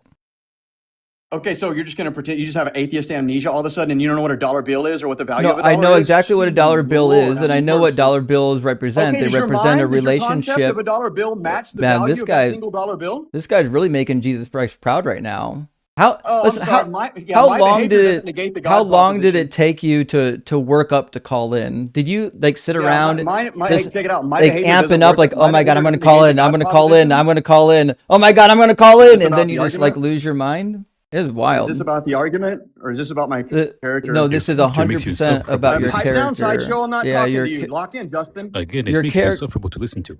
Yeah, so your character, while it doesn't affect your argument, does make you insufferable, right? And so, I don't know if you, maybe you took philosophy, but you forgot to take rhetoric. So if you learn anything about rhetoric or public speaking, the reality is, one of the things you need to do to win people in the audience to your side is not just to be persuasive, but also to be likable, right? So if you're just completely insufferable, it doesn't matter how good your syllogism it is. If you're acting like a buffoon, nobody's going to take you seriously. So if you want people to take you seriously, you need to act like a serious person and not like a donut. So did you want to explain what you mean by our experience, our reality is one? Yeah, so now that you're done yapping about my character and not engaging in the content, what I'm saying, I'm sorry, step down, Sideshow. I'll be done with you in a minute. You're a child. When I say that reality, absolute fucking child. When I say that reality is equally one, right? This is your concept. You didn't say equally one. Yes, both of them are equal. The dollar bill is equal to your idea. The dollar bill is equal to your idea of what a dollar is. This is really easy. The dollar bill is a piece of paper that represents an exchange rate. You know what that dollar bill means in value in your mind. It's an exchange rate. There is no defined value of a dollar. There you go. There you go. You got it. You're good. So dollar bills. So dollar bills don't have an exchange rate. It's floating. Yeah, that has nothing to do with the argument, you slow boy. Well, it sounds like you failed to actually substantiate what you mean by sounds like one. you Then just can't keep track of the it conversation. sounds like maybe you should learn how to use words. Or it's the fact that you're slow. Let's just, I don't know, maybe. Or it's the fact that you're a grown ass man acting like a child. We're still trying to figure out what you mean by our experience is one. It's worth whatever. It's worth whatever the exchange rate is. Okay, good. That's a universal concept of what the exchange rate is. Good, you're tracking. You're locked in. But we know what They have to be universal equally fundamental. concepts is. Do you mean that our reality is a universal concept? Oh my gosh, are you dense? You just said we're just exactly waiting for you to use words appropriately. You just agreed with the analogy. Is our reality numerically one, or is our reality an exchange rate? Yeah, that has nothing to do with what I just said. We're trying to get you to define what you mean by one. Yeah, I've already done that 4 times. Maybe you just can't track. You actually haven't. Okay, so you just said you just said the dollar value as an exchange rate. Yeah, we know what exchange rates are. So a value is something that we assign to something. So this ball has a value as well, right? So if you're just saying that one means a value, do you want me to write value rather than one? In that analogy, yes. Would you like another analogy? Maybe I don't need analogies. I need you to define what you mean by one. What part of the analogy maps onto the number one? Okay. So the number one, the dollar bill, that is a particular thing that represents, right, the concept and the identity of its value. Like you said, exchange rate. Okay, those have to be co-fundamental in order for the universe to be intelligible. This is called the problem of the one and the many. What? Yeah, in other words, you can't think co-fundamental. Do you think that the ideas would exist if human beings didn't exist? I'll explain it to you, Justin. I asked you a question. I just need a simple answer. Do you think ideas would exist if brains didn't exist? That has nothing to do with what I just said. That's exactly because we're defining like a value assigned by brains. That was a brain dead comment. Establish the relevancy, please. I just did. Did we not listening, slow boy? So let's get back to the substance. Now, donut. If your idea of the so let's get back to you answering my question. Match. So is it true then that if human beings didn't exist, that value wouldn't exist? Okay. What does that have to do with anything about the reality? Because in which we I live still now? don't know what you mean by one. Yeah, if one is referring to the value of something, you're dodging, Justin. If one is referring to the value of something, then what I need to know is I'm actually just trying to get you to explain. Yeah, Justin, I will explain. Just trying to get the explanation. Which is limited to the reality in which we're in, right? The dollar bill, the single dollar bill, you're thinking of it in your head. The value of that dollar bill inside of your head is a concept.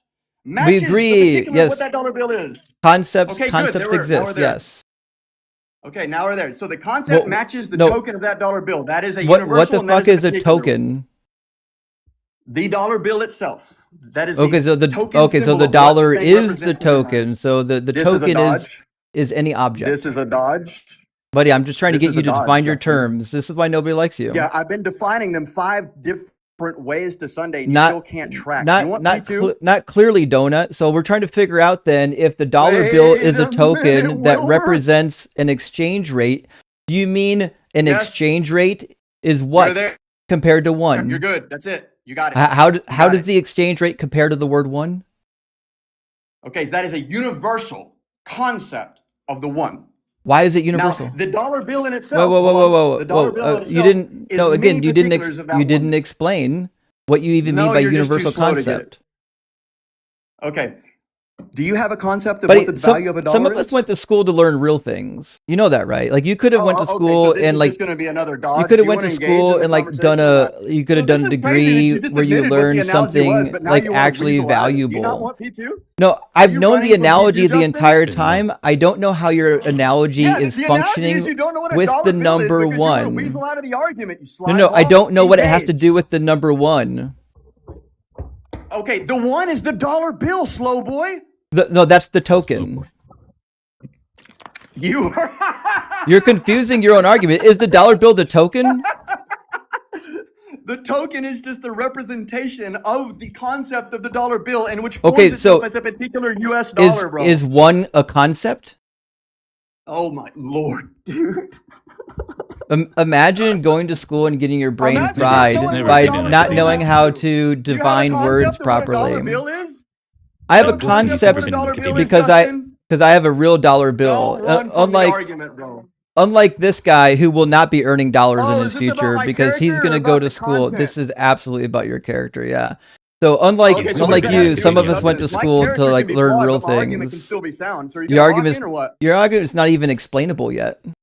You haven't even gotten through it because you can't grasp the concept of a dollar bill, you slow well, boy.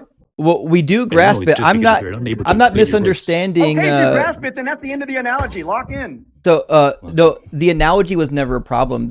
What we're trying to figure out is what the analogy has to do with the number one, you fucking idiot.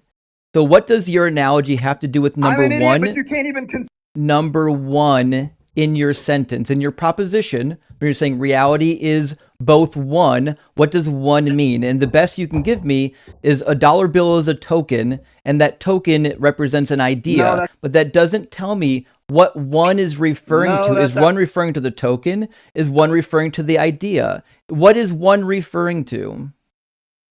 Right. One would refer to the idea or the concept, and the particular thing would be many things. For example, let me give you the tree. So let's move on from the dollar bill. By the one, tree is you one actually tree. you mean concept. The tree reality is one tree, Justin. Reality there are is many both parts to the tree. Is both there are many concept, components to the tree. There's the bark. Yeah, but it's I'm just gonna reword your syllogism. Stop fucking talking. So what you mean to say then, because it doesn't work. So what you mean to say then is reality, which is our experience, is both concept and then what else? What's the many? Yeah, the many would be the particulars of what that dollar bill is, right? Which is so there's what? many dollar bills, but there's one concept universally. You mean the classification? What does that have? What's sure? I guess if that helps you. Do you want another analogy since you can't track dollar bills? So I actually don't need analogies. I need to use words properly. So if reality is both what have you not gotten so far about what a dollar bill is versus the if concept reality of a is dollar both bill? Conceptual and classifications, that's probably what you wanted to say. That's not. Yeah, sure. It's you're just. So if you're going to change the semantic, it doesn't change the validity of the argument. I didn't try to change the validity. I'm trying to word it in a way that people would even understand it, because the way you're using words, you understand that there's one tree, right? The way that you're using the word in the syllogism is not the way that anybody else would use these words. So the problem has nothing to do with locking in. The problem is that you don't know how words function, and you went to like philosophy 101 and you learned how to misuse a bunch of words use a bunch of words in a way that are non-standard, and then you run around yelling at people demanding that we accept your new definition of words without actually explaining what the meaning of those words are. I'm muting you because you're an insufferable piece of shit that won't stop talking over me, and you won't honestly engage in the conversation. Because you're a fucking man-child and you can leave and get lost. We're done with you now. And imagine being a grown-ass man doing that. And imagine being a fanboy in the TikTok comments crashing out without the balls to actually come up and debate. This is the type of leaders they have to run to. He's using like Gen Z and Gen Alpha vocab. Mid-conversation.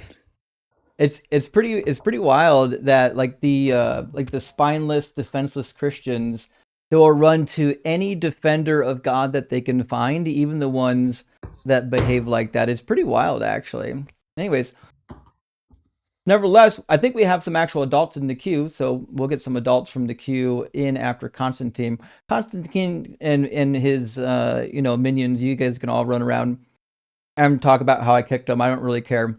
Nobody's got time for that type of nonsense here. We're at least going to get somebody here tonight to have an adult conversation. And Misha says, how much caffeine has this loser had, Constantine? Apparently a lot. I don't know what his regimen is, but he sounded like he had something a lot more than caffeine. Something that might, give him a little better experience than caffeine. Gretchen, my friend, good to see you. That's what it is. That's what it is. Constantine is a MB/JB simp, except worse and dumber. Wait, who's MB and JB? Do you know who that refers to? Nope. No. Anyways, yeah. I mean, listen, if you come up acting like Constantine, you're not going to get far in the world of debate. Hard Work says, when Ian visited Constantine's live a month ago, he refused to engage Ian. Of course he would, because he's a fucking coward. He knew he couldn't hang, so he deferred to someone else to handle Ian. What a clown and coward. Of course he's a coward. But listen, people don't act like that. They don't yell at you and demand you to just blindly accept their premises. Unless they're too cowardly to actually discuss whether or not the premise makes sense, or the premise makes sense. Peace Up and King says, Rabbit may not chew cud, but Constantine sure does with his word vomit. Yes, that is the case. This is why like people don't take Phil Bros on the internet seriously, is because they're not actually interested in having a conversation. They're just going to come and crash out. Game Guy says, you need an audible buzzer for the Philbro timer so you don't forget to kick these clowns. Well, I apologize. There's not, as far as I know, there's not a way to integrate the buzzer with my OBS timer. I can look into it, maybe, because the code is open source. I could crack it open and modify the code and then rebuild the plugin to have an audible timer. I can look into that. Ben Bloodworth says, I'm so confused by this fully grown adult acting like a brain-rotted teenager while making Mr. Ed references. Wilbur in 2026 is wild. It's crazy. Like, I expected him to be a child. I had no idea this was a grown-ass man acting like that. It's really embarrassing.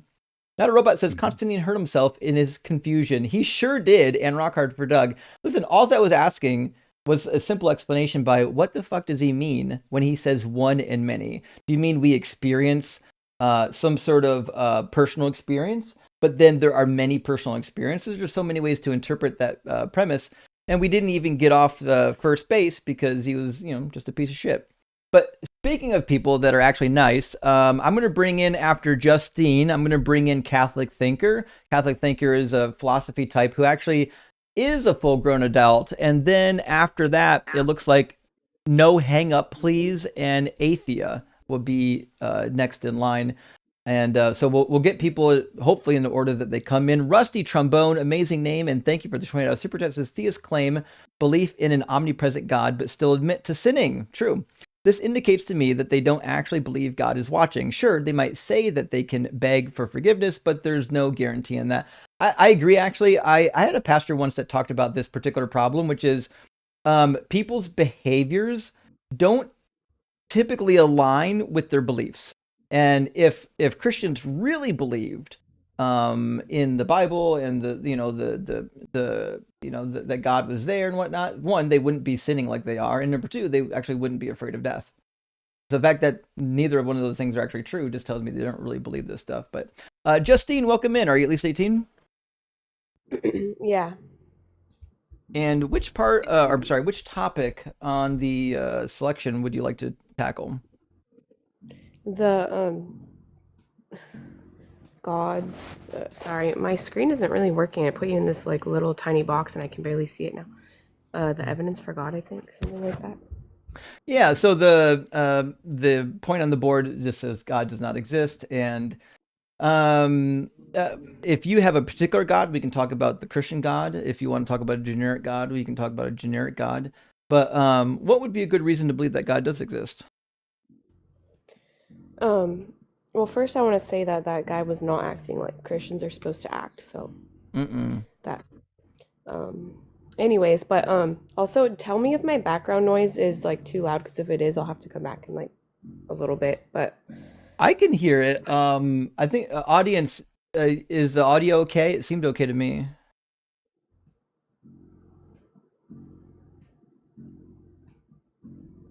I think we're okay. So Justine, yeah, go ahead. What do you think would be a good reason to believe in the God? Well, so earlier you were saying that if like God, someone did a super chat, if you were to ask God a question, you said something about if he could predict the future. Yeah. So like, what about people, like for me, like something always happens to me where I have dreams that come true like all the time, like constantly. Would that be proof? So I think the problem, also, Justine, we've talked before, right? Yeah.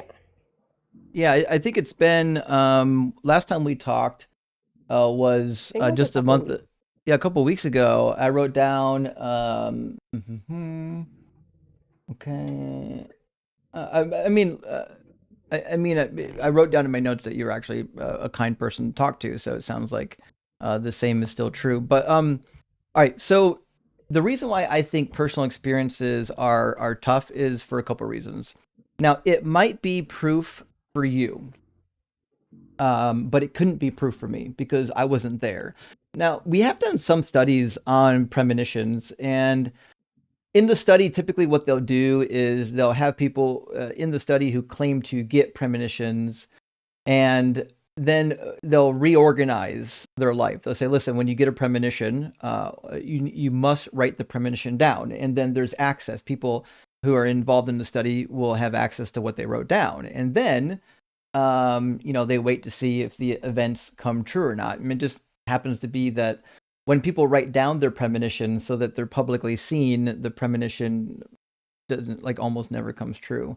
So my understanding with the premonition phenomenon is that premonitions happen in the same way that deja vu happens, where when you're in the experience, you think that this thing has already happened to you when a lot of times it actually hasn't.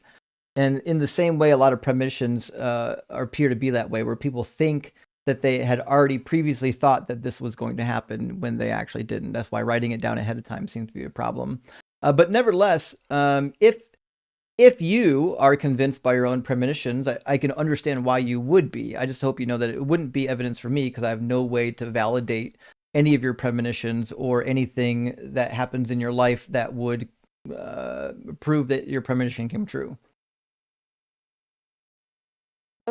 There's a guy on YouTube who he had a dream or vision or something that Trump got shot in the ear, and then later it ended up coming true. What do you think about that? I thought it was pretty impressive, actually. I don't find it to be all that helpful. There's a lot of predictions surrounding presidents. Now, I did watch the video, by the way. But when you have a president, YouTube is littered just full of predictions. It's just millions and millions of people talking about what God told them about the president, right? It stands to reason, even if somebody makes a really bombastic claim, eventually somebody's going to say something that sounds outlandish that actually strikes the nail on the head. Now, the other thing too is I remember listening to it. I mean, there's a couple of details that weren't quite right, but I do agree with you. It is rather astonishing that somebody could make the prediction that he would be struck in the ear, and then it happened, right? So I'm more than willing to grant. I'm more than willing to grant that that the odds of that happening, the odds that somebody would predict that is incredibly low. Well, and then the other thing though was he's been predicting a lot of things that keep coming true. Not saying everything he's predicted has come true, but it's kind of crazy how that happens to a lot of other people too. That happens to me all the time, but usually when I have a dream, I don't know what's going to actually come true until it comes true, so I just think it's a dream.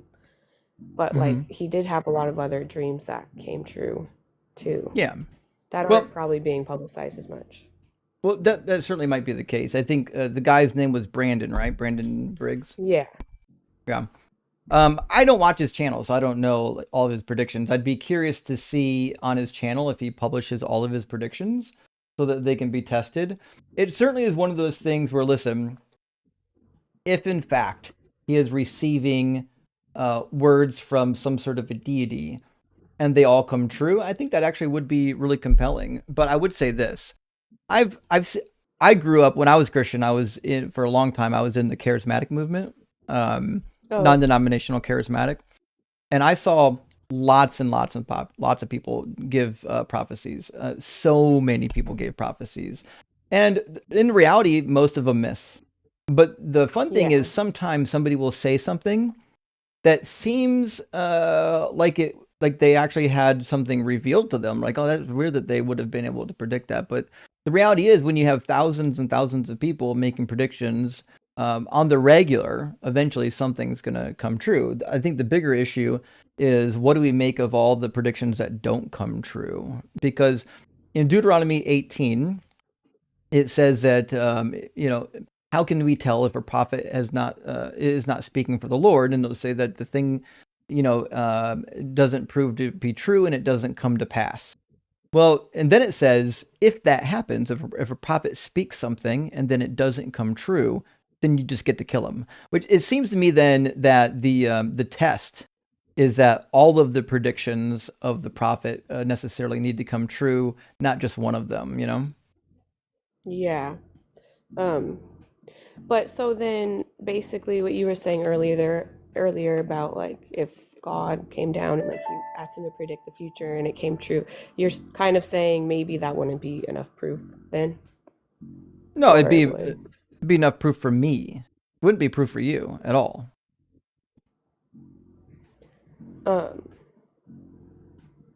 But like, because this guy did see stuff that like actually came true, but to you, you're saying like it's not really proof. That's why I'm confused. Because you said it would be proof for you. For me, because I experienced it. It's not proof for anybody else. Oh, you're saying like, okay. But so does that like kind of, if you saw that more often, would you think God is real, I guess? I could be convinced, like if it happened and it was provable, like it happened all the time, I could definitely be convinced that a God is real, but I would never be convinced that Christianity is true. Christianity is just so easily and demonstrably false that I would have to appeal to something else. I would have to appeal to the spirits, like dead relatives, or maybe some other God, or maybe even polytheism. But to me, whether or not God exists is irrelevant to whether or not Christianity is true. That's just dead in the water.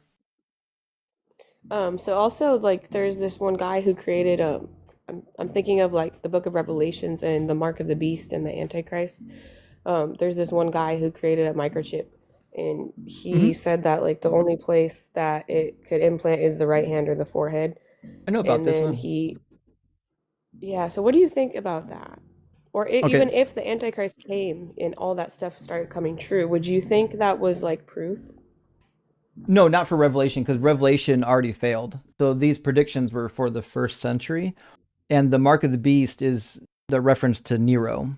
So, and I'll show you what I mean. But what if it's not? What if it actually happens? I'm just saying if it ended up happening now, if there was a Antichrist figure who came out and implanted like a microchip in your right hand or forehead and you couldn't buy or sell, and if you didn't do it, you would die. Would that mean that if that happened, I'm asking, would that mean that the Bible's true? No, it wouldn't. Oh, it wouldn't.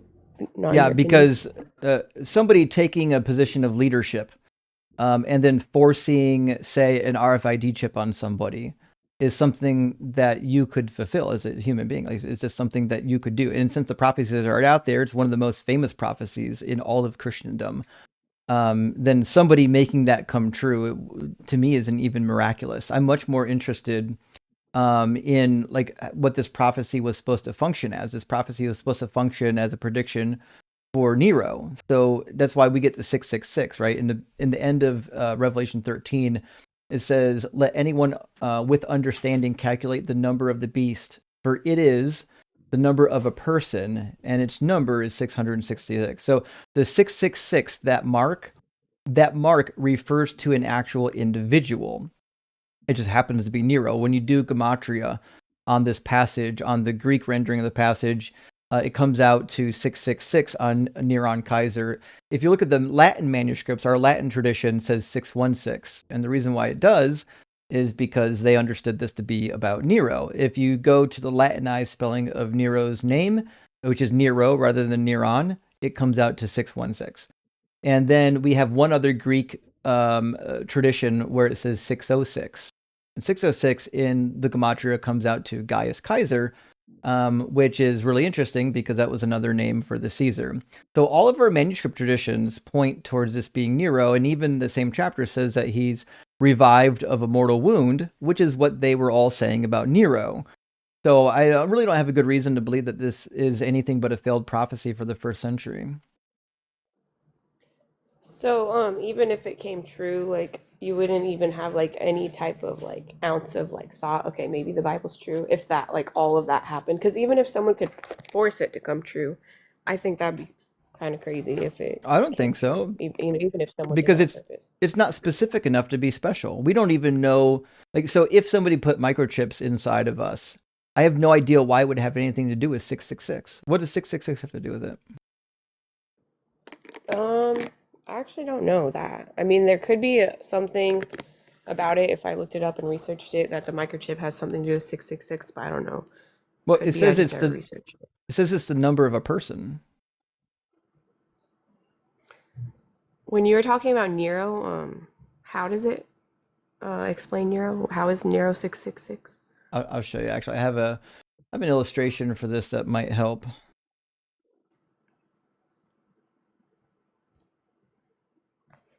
All right, so. Hey, Justin. Mm-hmm. I'm going to be dropping. Thank you for having me. I'll get a few hours of sleep before work. Bye-bye. Ems, buddy, get some rest. It's great to see you. Thanks for popping in. Love you, buddy. Take care. All right, so I'm going to show you the Hebrew gematria. So in Hebrew gematria, like what they were doing, and they kind of borrowed this from the Greeks, what they would do is they would like encode stuff into numbers. So every letter of the Hebrew alphabet then would receive a numerical value, and then you can use numbers to encode letters or vice versa, right? So on the gematria, I'm going to put it on the screen so hopefully you'll be able to see it. Is that readable, or do you need to make it bigger? Yeah, it's readable. I don't know why you're in like a tiny little corner. I don't know what happened to my screen. Wait, I'm in a corner? Yeah, I could see it. Well, I think my screen did something weird because I see like 5 request box and then me and you in like a little corner. I don't know how to fix it, but it's okay. I could still see it. Oh, that's weird. I'm not sure why it would do that. That might be a TikTok glitch. But nevertheless, so on the image on the screen, you've got the way Nero's name is spelled in Greek, but laid out in Hebrew letters because that's how the gematria works. And it's Neron Kaiser reading from the right to the left. And when you add the values to the name, it comes out to 666. And then if you do the Latin manuscripts have have 616 in Revelation 13, not 666. But the Latinized spelling of Nero, which is how we pronounce it, Nero Kaiser, comes out to 616 when you do the gematria value on it. So that tells me that all of the early Christians understood this to be about Nero, which is why when they wrote the manuscript in Latin, they made sure that it had the right number in it to represent the name of Nero. Oh, okay. I mean, I have heard that like www. Like the website thing has something to do with 666, and maybe the RFID chip is connected to the internet. Maybe, I mean, I feel like 666 they could do that with a lot of things, like what they did with Nero. Like a lot of things could kind of somehow equal the 666, but I didn't actually specifically research. I just thought it was interesting that this guy made a microchip that it only implants in the right hand or the forehead, and then afterwards he prayed and asked God, like, did I just create the mark of the beast? And then according to him, he felt like God said yeah, and then he resigned from his job and stopped. So I know exactly the guy that you're talking about. I actually heard he produced tapes on this like way back in the 90s, like literal cassette tapes. I know this because I owned one. So I know exactly what you're talking about, but the reality is I'm an electrical engineer. That guy was an electrical engineer. So there's no actual reason why it would have to go in your right hand. So typically the way that these things worked is you typically have like a lithium rechargeable battery in it that is typically recharged using some sort of heat. Now, that was his device. That never really made it to market. That wasn't a viable concept, and lithium is super dangerous to have in your body, so that didn't become a thing. So what we have now are passive RFID chips, where basically you've got a tiny little coil in here that gets excited when you wave something across it. The excitation of the coil causes it to it gives power and signal through the excitation, and then it can typically draw like an identification number, like an 8-digit number off of it. So you can store a little bit of data in there, but not much. So nevertheless, that's what we have now, and that can go anywhere in your body. There's no reason why you have to put it in one location. And even the one that did have the heat transmitted recharging lithium battery, theoretically, you could put it in any part of your body that's warm. You could put it in your armpit if you wanted to. So there's actually no reason why you would have to place this thing in your forehead or your right hand. If you can put it in your right hand, obviously you can put it in your left hand. So in fact, your left hand would typically get better blood flow and would be a fraction, like 1 degree warmer because it's closer to your heart. So like, yeah, like I get it. I get it when the guy did the presentation. He sounded very convincing, but nothing that he says and from the point of another electrical engineer actually makes sense. To me, it kind of sounds like he's a charlatan trying to make money selling this narrative to people that don't know any better. Yeah, so basically you're saying what he said isn't true. Like it didn't only go in the right head or the forehead. It could have gone anywhere. Yeah, there's no reason why an RFID chip has to go in your forehead or your right hand. It can go literally just about anywhere. In fact, we already have them being implanted on people, RFID chips, and we implant them in multiple different locations. You can even put one in the finger if you want. So when he said that, do you think he was just lying? Yeah. Mm-hmm. Oh, okay, so there was nothing that he just thought scientifically about that he was just wrong about. It was just he probably was just lying about it. Oh yeah, I think it was just lying. Yeah. The RFID technology has been around for a long time. It's not like a new technology. There's not a good reason to believe that the location of this device needed to be in the right hand of the forehead. In fact, that was his explanation behind. It says later on in Revelation, like the very next chapter, that those who did receive the mark of the beast broke out with a grievous sore. The grievous is one that typically doesn't heal properly. And so he's like, well, listen, that was what would happen if the lithium battery broke. It would result in a grievous sore because you would have, this essential, radioactive chemical poisoning. But the reality is, that's probably actually not the case. Okay.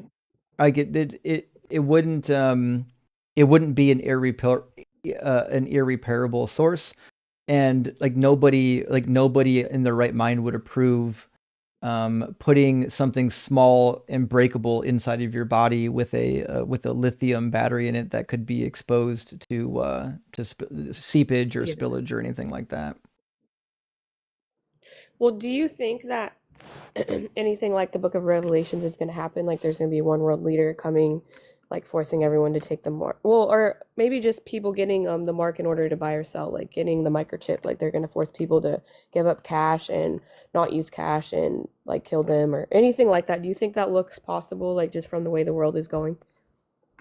I do think it's definitely possible that, say, I don't know, 500 to 1,000 years from now, they'll just get rid of cash, like physical cash. And it's all just going to be numbers on a computer. But to be fair, that's basically where we're at now. They can do that right now. Like the bank, right? The government could literally call your bank and say, hey, this guy that's got money over here, just make it all zeros now. Yeah. But do you think there's going to be a world leader like that comes, like looking at the way that things are? No, I think he'll get murdered. Oh, okay. Well, what about miracles though? Because I would think that would be proof, like actual miracles. If you've seen them in real life, like, would you think that would be proof? If I saw a miracle, like if I was with a guy that clearly was like missing a leg, and somebody prayed for his leg and it regrew, I'd convert to whatever God just did that. I've never seen a miracle. I've seen hundreds and hundreds of people with illness get prayed for by the most fervent believers and never seen anyone get healed. If healing actually worked, it seems like everybody would doing it. We'd all know about it, and everybody would be Christian. But it just doesn't work. We've done studies on prayer, and when people are getting prayed for, it turns out that it's basically just a flip of a coin. You could flip a coin and get the same rate of benefit from prayer.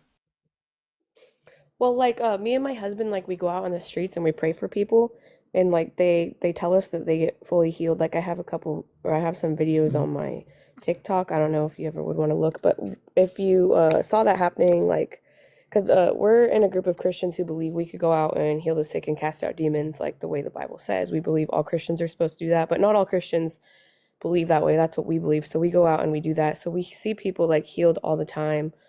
And what do you think about that? Like we go out on the streets and like we pray for people who have pain, and we'll see that they're completely shocked and their pain leaves. And sometimes I'm like, wait, are you lying? Like, are you telling me the truth? Like, because it's shocking. What do you think about that? Because that happens to us quite often. It's fairly common in a bunch of religions too, actually, especially in Eastern mysticism. There's a lot of what we would brand like faith healers, and a lot of people are very convinced that they've been healed.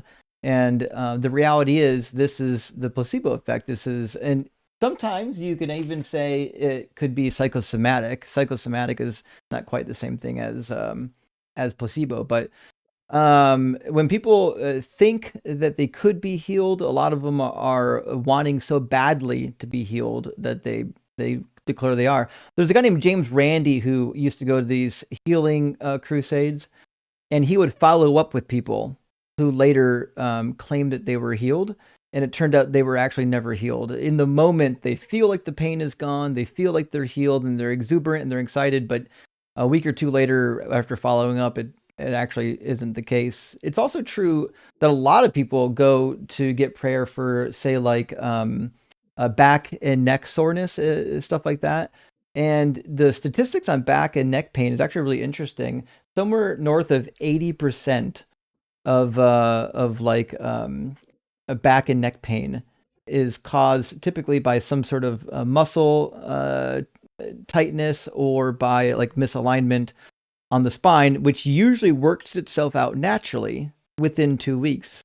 And so if you receive prayer, because you've had a couple days of neck or back pain and it goes away after a day or two of receiving prayer, obviously you're going to be like, God must have did it. But the reality is, it like based on statistics, it would have went away anyways. Oh yeah, for like simple things like that, it's hard to like prove. But like, for instance, my dad, like we were in a Bible study and none of the people there believed in like, oh, we could go heal the sick. And I didn't even know we could do that back then.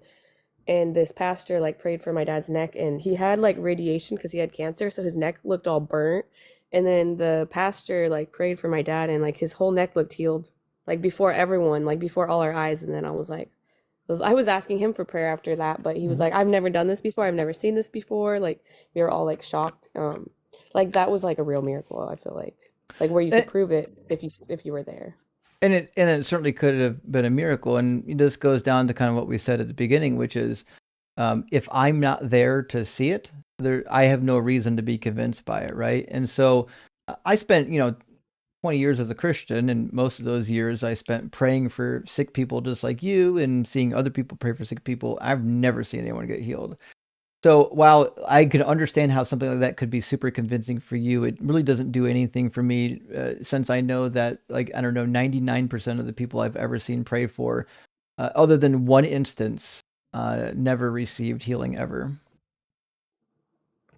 Okay, what do you also think about like casting out demons? Like, I know a lot of people, I've already asked this question. They said like unless they were like levitating, it's just psychosomatic, like you said. But when we cast out demons, like people are throwing up and puking. Like I was trying to cast demons out of this lady. She was puking for like hours the whole night. It was like 5 hours. And I was like, okay, are you okay? Like you can't just keep puking. Like she's like, no, I'm feeling so much better after. And like I was just like, I don't feel like someone could force themselves to puke like that. That seems like even one time she was just sitting there and someone just laid hands on her and prayed. She just started puking. Like it was like she wasn't even expecting it. Like I don't know. That seems like that would have to be like not. Justine, do you have children? I've got a child, and I spent my life around kids actually. I don't know if I've ever shared this as part of DZ lore. My mother ran an in-home daycare growing up, and I was the youngest of 8 kids. So I had lots of nieces and nephews. And I literally was just surrounded by children my entire life. Now, what I've seen with children is they will, when they get really worked up in a frenzy, yeah, a lot of times they'll get so worked up that they'll puke. I've seen even grown adults. I knew one person when I lived in Indiana that was so upset and so mad and so distressed this one day that she literally threw up. And obviously, I won't reveal her name on the live stream, but this is a close friend of mine who, I thought was relatively normal. But even relatively normal people can get so worked up over something that they make themselves ill. I would consider that possibly, I'm not sure what I would consider that, but it's something, a phenomena that we certainly know about. But this is like, when I've seen it, the people are not worked up at all. Like this lady, like she's just sitting there enjoying church and someone laid their hand on her and she just started puking. Like within like 5 seconds of praying. Like she wasn't worked up at all. And that's the Maybe she was majority already of the sick. time. Like, I mean, every time someone lays hands on this girl, she starts puking every single time. She's never not. Like, we've been trying to cast demons out of her and she's finally starting to get better, but like, Sounds I'm like just she saying, needs a stomach medication. Well, it just seems like we've been casting demons out of a lot of people, and they'll just start puking before they get worked up. How many times have you cast demons out of this one particular girl? Like at least 3 times. Why does she keep getting repossessed? Well, she keeps going back to like drugs, so I don't know. So maybe that's you get why. demon possessed if you get drugs? Oh, I was just saying maybe that's why. But I don't understand why that would be the case, right? Like, I don't understand about doing illicit substances would allow Satan Well, that to would be like send kind a of a minion for you. theological. So that would be a whole thing that like I don't think you really want me to talk about. Like what we believe in, like when we sin, we could get demons. I guess that's the best thing I could say is like going back into, well, drugs mostly open up doors for demons. That's what we believe. Why? Why would we think that? Oh, we've seen it. You know, like a lot of people who done meth, they have voices in their head, and we've just seen people. I've seen what like, meth does when to they're people. done, Yeah, it destroys their brain. Yeah, but I like not to be glib. Like I've literally watched it firsthand. You know, I always say I'm incredibly lucky because I don't have an addictive personality to any substance, but a lot of people in my family had struggled with addiction all their lives. That's why I have a huge soft spot for anybody who's overcome addiction. Even if you used God to overcome the addiction, I think it's the one of the most amazing things a human being could ever do is overcome a drug addiction. But nevertheless, I've never seen a single one of my friends and family member that were on these substances that ever were demon possessed. Okay, well, the one thing to like clarify is that the people who were casting demons out, like you wouldn't know they're demon possessed until you start like praying for them, or they might say like, okay, I'm dealing with anxiety or stress. What? I was a pastor for over a decade. Of course I prayed for these people. No, but like casting demons out of them, like actually casting them out. But why would I assume they have a demon? What I'm saying is these people are completely normal. They might not even know they have a demon. They might just be like, okay, I have nightmares all the time. I have depression. I have anxiety. So then you start casting out spirit of anxiety, and then they start puking. You start casting out all those things, and they didn't even know it was a demon. That kind of thing, if that makes sense. You know that they're still normal, 100% normal. You know that the other religions do exorcism too, right? Like even in ancient Greece, they would you invoke the gods like Zeus, and in ancient Babylon they would invoke Marduk to cast out demons. Why are demons afraid of Zeus and Marduk? I don't really know. Can you say that again? They invoked Marduk and Zeus? Yeah, there's a bunch of rituals and incantations dedicated to other gods for getting rid of these demons, for doing exorcisms. And there's a lot of stories in ancient Greece of people being exorcised of their demons. And so if the name of Zeus is enough to run them off, to me it just sounds less like the Christian God is real and more like people are mentally unstable. But like, does that actually happen like nowadays, or is that just a story? Like the stuff about Zeus, I always thought was just stories. How do we know that like really actually happened? It does happen nowadays in other religions. Certainly, you see demon possession in other religions other than Christianity, and exorcism in other religions as well. So it just seems like this. That they could cast out demons too, though. Like even if they're a different religion. I would say that if God is real and someone has a demon, that he would be helping them cast out demons too, just because he's God. Maybe he wants to help them cast out demons, even if they're not doing it the right way. Right, but what I'm saying is, if you need like the power of the Christian God to cast out demons, and then you pray to Zeus to cast out a demon, it would actually convert that person to the wrong religion and condemn them to hell, wouldn't it? I don't know. I've never seen that people cast out demons in the name of Zeus. Like I've never seen like proof that they're actually free after, or that they just Like, I don't know what happened to them after. I mean, I think that if it's incredibly common. I do think, I guess, if that happened, then they could possibly go to Zeus and like go to whatever god that they think set them free. But I think at the end of the day, like God maybe has them on a journey where they got free from a demon. So even if they're following the wrong god at the moment, they'll end up in the whatever place he wants them to be in the end. Like it's just part of their journey. So yeah, that could probably happen. But I think God's still setting people free, even if they're in the wrong religion. Don't you think that would be counterproductive?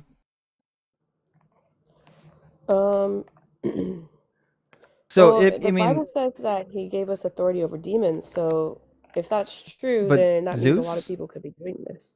But in the name of what, though? Remember, he says to cast out demons in the name of Jesus. He not the name of Zeus. That would be like evidence that Zeus is real. Well, I would definitely want to see the proof that those people are free if they got free in the name of Zeus.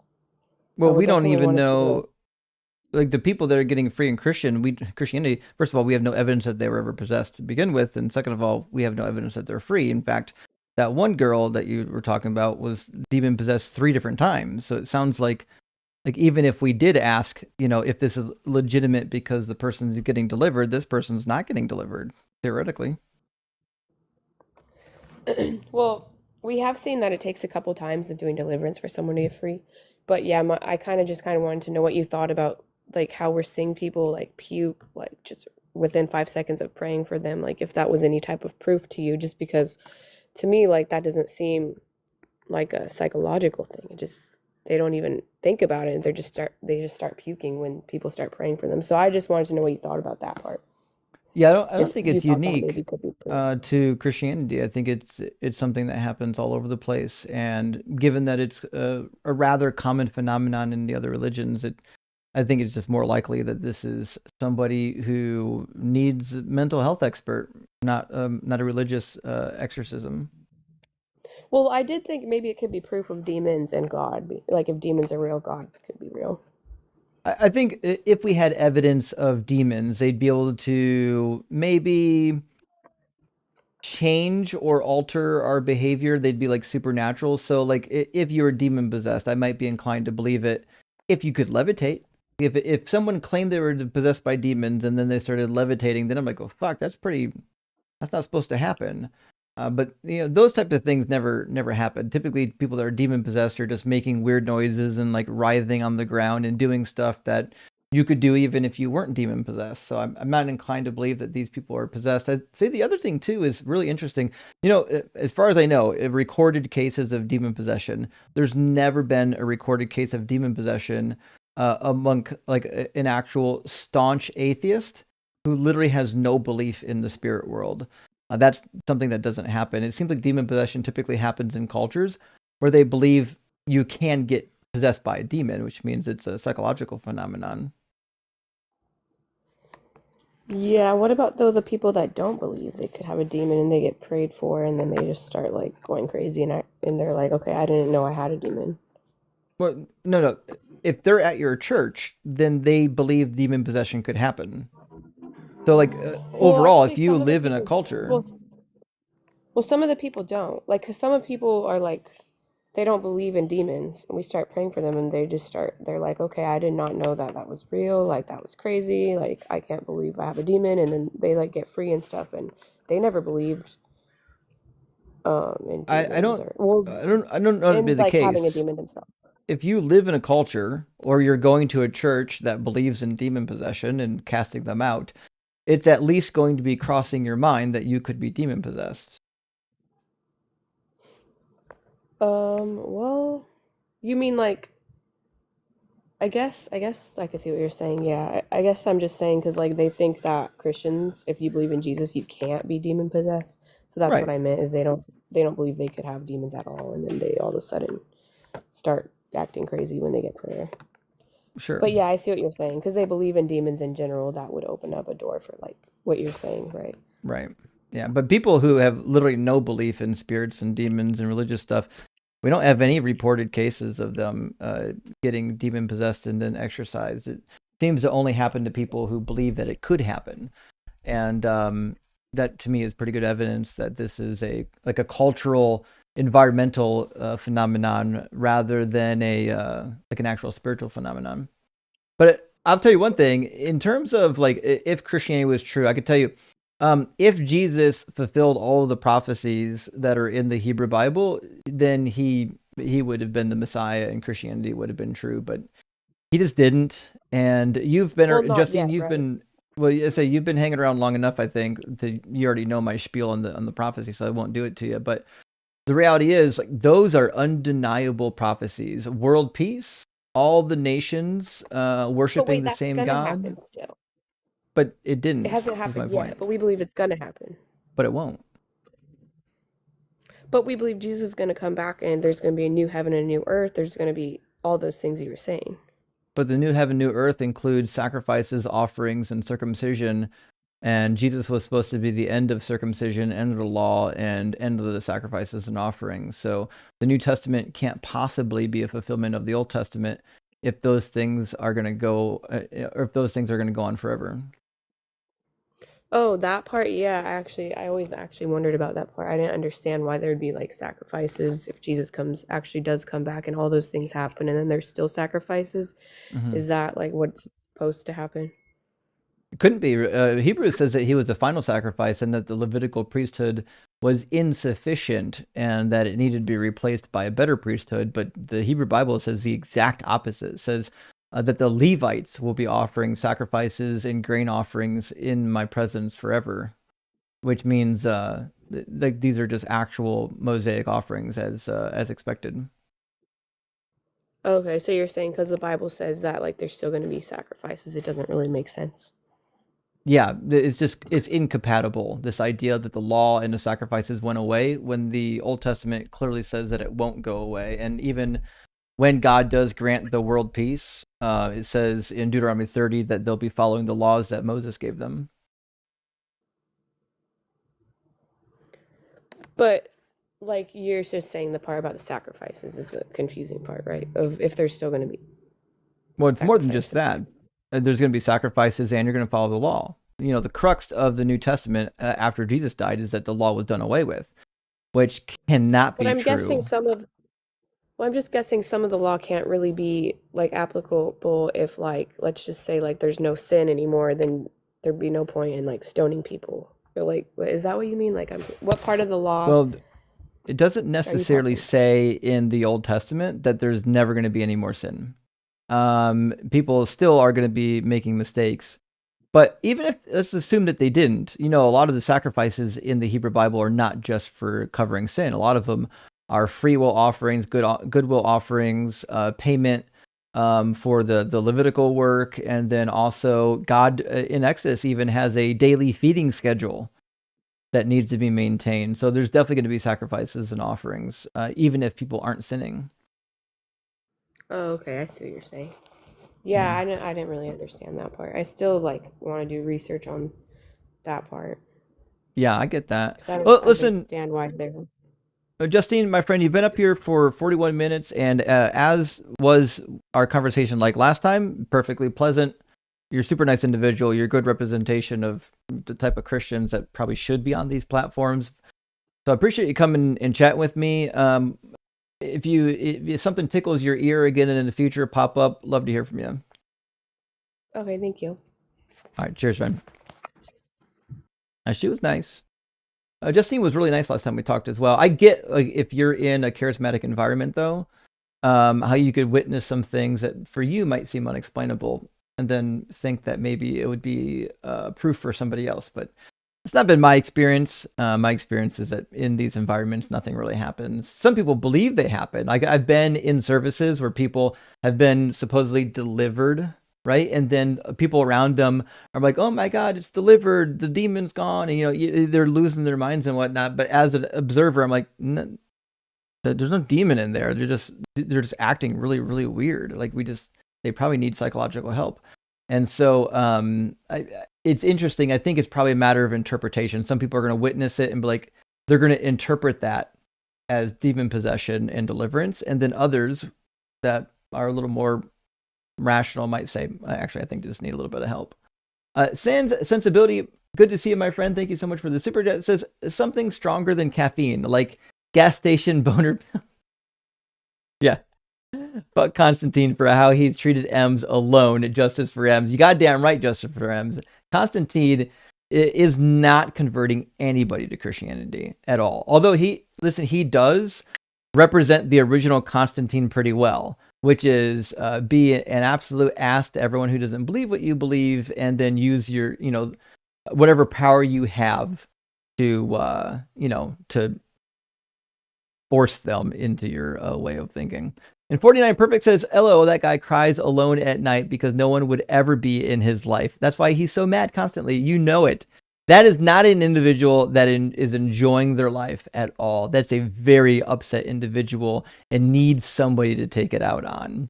And Misha, my friend, thank you for the super chat. Says, in response to Trump ear prediction, I bet there were predictions about him being shot in the elbow, shoulder, etc., but that didn't happen, so it's not remarkable enough to spread. Yeah, exactly. That's what I'm saying. There's lots of predictions. And it's very common for elected official to have an attempt, especially the president. So you could see why, something could very well come true if you make enough guesses about a very common occurrence. Ben, my friend, thank you for the $10 super chat. Says, how would you know for sure if something is supernatural? So I think the way you would know for sure, or at least, you'd have good reason to believe based on priors, is they could break the laws of physics. Like if we have a pretty well-established law of physics and an individual just fucking breaks it, well, it would seem to me that would be a fairly good indication that something interesting, supernatural is happening, because we don't naturally see the thing occurring. So that's what I would say. Obviously, there's a gradient there. Some things might appear supernatural but have explanations, but some things not so much.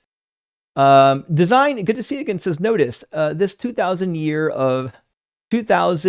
round of, but what if it's true, is best 2 of 3. Yeah, you know what? I mean, I get it. If you're in the faith, you want to cling on to whatever you can cling on to, and you can absolutely cling on to, but what if? Because it could make you feel a little bit better. And Penelope, good to see you. Thank you so much for the $10 super chat. Says, one morning I dreamt that Microsoft Office pushed an update to my PC, awakened mid-dream by a digital twerp sound, opened my work PC to see an Office update, goosebumps, but no God, maybe the simulation. Actually, it could be that, or it literally just could be that prior to the update, there was a notification on your computer that popped up and you forgot about it, and then it ended up in your dream. Or it was just in the peripheral of your vision and you didn't think about it. I don't know if you guys know this. Stuff that is in your peripheral can still make it into your subconscious, even if it doesn't make it into your active thinking processes. So that certainly is one possibility.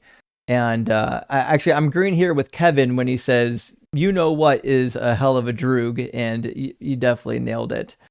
It just, Gretchen, my friend, thank you for the additional super chat. Says, is this a Q&A or debate? I don't care if Justine is nice. If this was 100 years ago, Harry Houdini would have debunked and destroyed this charlatan fraud. She's dangerous and hurting people. Fuck this BS. Well, Gretchen, I'm sorry. When people are coming and being nice, I try to be charitable to their position, because they're being nice. I think you can get a long way in life by being nice. But yes, I mean, it seems like there's some, if I had to guess, some charlatanry happening at her church. But I don't know. I'm not there.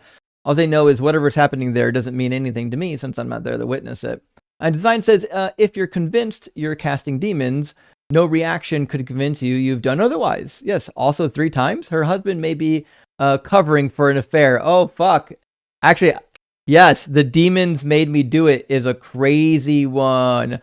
Also, I'm not convinced that there's not charlatanry, because we have clear, like the Catherine Kirk, this online, faith healer, has already been caught, as many of them, literally paying the same people to show up in church and do the thing to convince everybody, puke and writhe on the floor. And then it turns out that, a couple weeks later, they're back, or they're back with a different problem. Every time they come, they've got a different health problem that gets healed.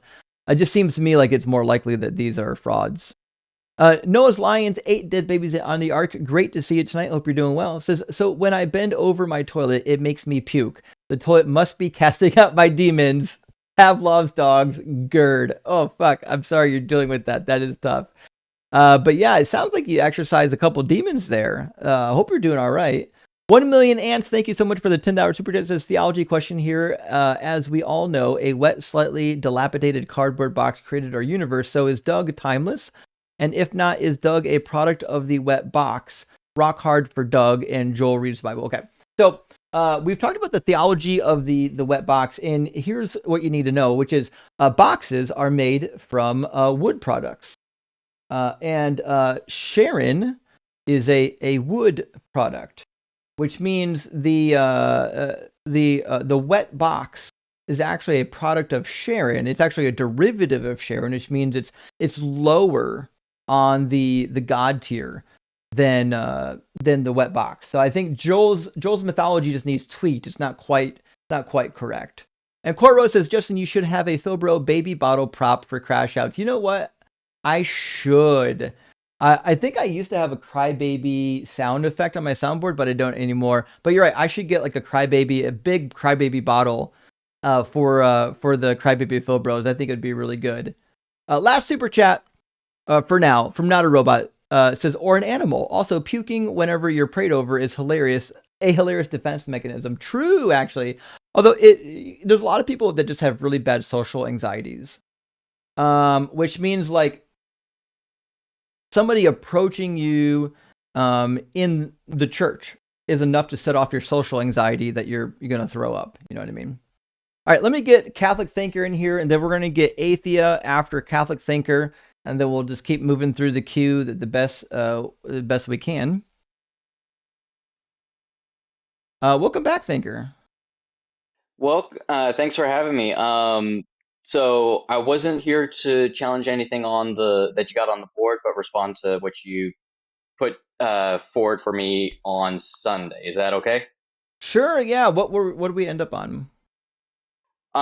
So when I was looking through it, I want to say that like I usually don't like these types of conversations because a lot of time, like I don't know like how much you've seen the way that I tend to approach these things. I like to inform people as opposed to try to claim, no, I have the truth and you should believe what I believe. Yeah.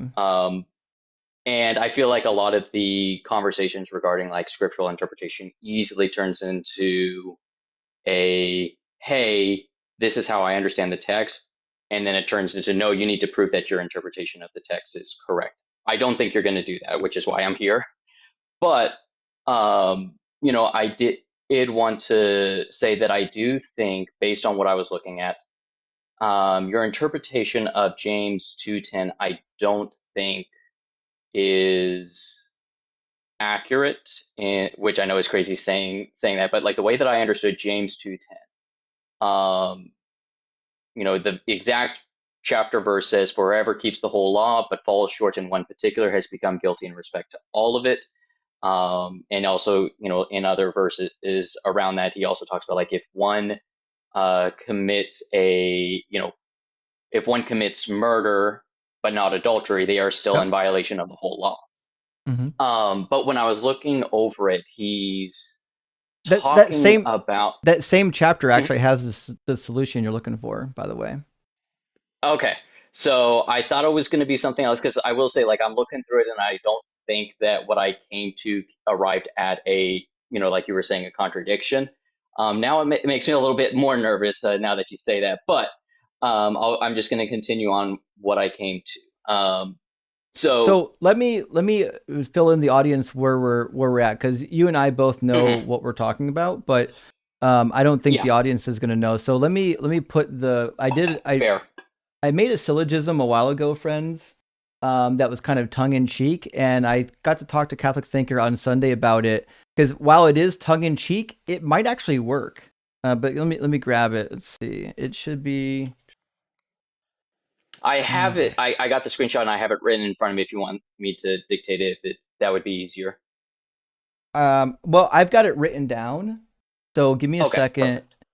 Because I'm just going to copy and paste the whole thing into my notepad so people can see it. So this is, for people wondering, this is, you guys know I do a lot of syllogisms when necessary. This is one I made up for fun. I don't know exactly if it's going to work, but the only solution to this syllogism that I know of creates a contradiction. And to put it out here, I think the contradiction is going to be it might not work for you because you're a Catholic, but I think the contradiction would work for a Protestant, which is namely that salvation requires works. So the solution is in 1 Corinthians chapter 6, which is sorry, let me do the syllogism. So the syllogism, friends, is all sins are equal, meaning that you get the same result. No matter what sin you break, it's just the same result. You have guilt. And premise number 2 is all have sinned and fallen short, meaning we're all guilty of the same thing. And premise 3 is that certain sins will send people to hell, meaning if all sins are equal of guilt, and some sins will send people to hell, even if they're theoretically saved, then premise 4 is that all of the sins are the same as any other sin and everyone goes to hell. Now, it does depend. Like if you are a works, and if you believe in James, where it's works plus your belief, you have to believe in Jesus and have the works, then it's actually not that big of a contradiction, because you're like, well, yeah, I mean, just believing isn't enough to obtain salvation. You actually have to do, what Jesus told you to do. This syllogism, though, the solution to it will cook almost all the Protestants, because the Protestants will stand against the Catholics and say, no, you can't earn your salvation. No works will get you to heaven. And so their solution to the syllogism is going to be contradictory, because they're going to go to 1 Corinthians. They're going to say, look, in 1 Corinthians, Paul says that sexual immorality is a worse sin because you're sinning against your body, and then you can unite your body with a prostitute. And so this is a worse sin than the other sins. Now, the only problem that we would have with a Catholic like yourself is I don't know what it means for this sin, the sin of sexual immorality or seeing a prostitute. I don't know how that's a worse sin consequentially than, say, any other sin. If even one sin will condemn you to hell, if you're unrepentant, then I don't know how one sin can be worse than another. Yeah. So one of the things that I do whenever I try to engage with scriptural interpretation is I look at not just the verse, but I also try to look at the entire chapter surrounding it. So when I was looking at, for example, James 2:10 and what that chapter was talking about, James is talking about people who were giving favor to the rich but ignoring the poor, and effectively going, oh, well, I should be okay because I was treating my neighbor kindly 99% of the time, so it should be fine that I'm ignoring the 1%. And James here is pointing out that no, like if you violate the law, you're violating the law. So I'm not seeing a claim of all sins are equal in this verse, rather of that if you're guilty of you're guilty of breaking the law, not necessarily that the consequence of the breaking of the law is the same for each way that you break the law. Basically, like, hey, just because you're kind to the rich but mean to the poor, and you're mean to the poor one time, that doesn't mean that you didn't break the law. You being mean to the poor is still breaking the law, as if you broke the law, every time. You got to be full to the law in its entirety. And then for Romans... Can I make a quick comment on that? Because I think my understanding of James here is something kind of like what he's suggesting is that the consequence of the sin is the same. I'm not suggesting that the sin itself is necessarily equal in like how it might enrage God, but the consequence of the sin is same. So maybe my syllogism needs reworded. I would say maybe all sins are of equal consequence. Would that be a better? Let me see. Meaning, it doesn't matter what sin you commit. Any unrepentant sin can send you to hell. Well, because from what I'm looking at, from continuing on, for he who said you should not commit adultery, if you do not commit adultery but do commit murder, you have become a lawbreaker. Speak and act as those who are going to be judged by the law that gives freedom, because judgment without mercy will be shown to anyone who has not been merciful. Mercy triumphs over judgment. So I'm not seeing here a statement about the consequence for how one violates the law is going to be equal. Just that one can't say, hey, because I kept the law 99% of the time, it's good enough. Well, let me ask you a question to see if we can work through this a little bit. If I am, and everyone's going to have a different answer. So if I sin, let's say I commit a sin, I don't know, say I lie. I'm a liar now. Yeah.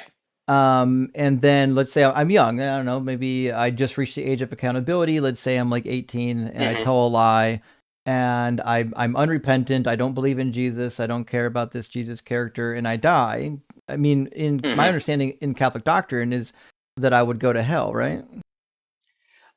So that gets into what it means to have knowledge that the act is grave. Now, lying in and of itself is not necessarily grave, and even then, like I know, like the famous Nazi knocking on your door problem.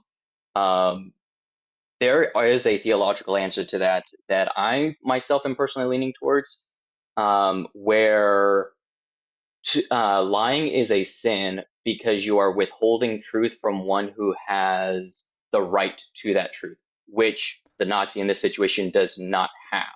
Well, I think I don't know if the lying example is my favorite for this conversation, only because it's not. Well, and so sorry, I did get sidetracked a little bit, my brain. But to get to your main point, I don't know if the Bible necessarily teaches that every lie is a sin. Yeah. Now, as far as like, so instead of the lie, like, whatever you did something that is grave matter. You need to know that it's grave matter.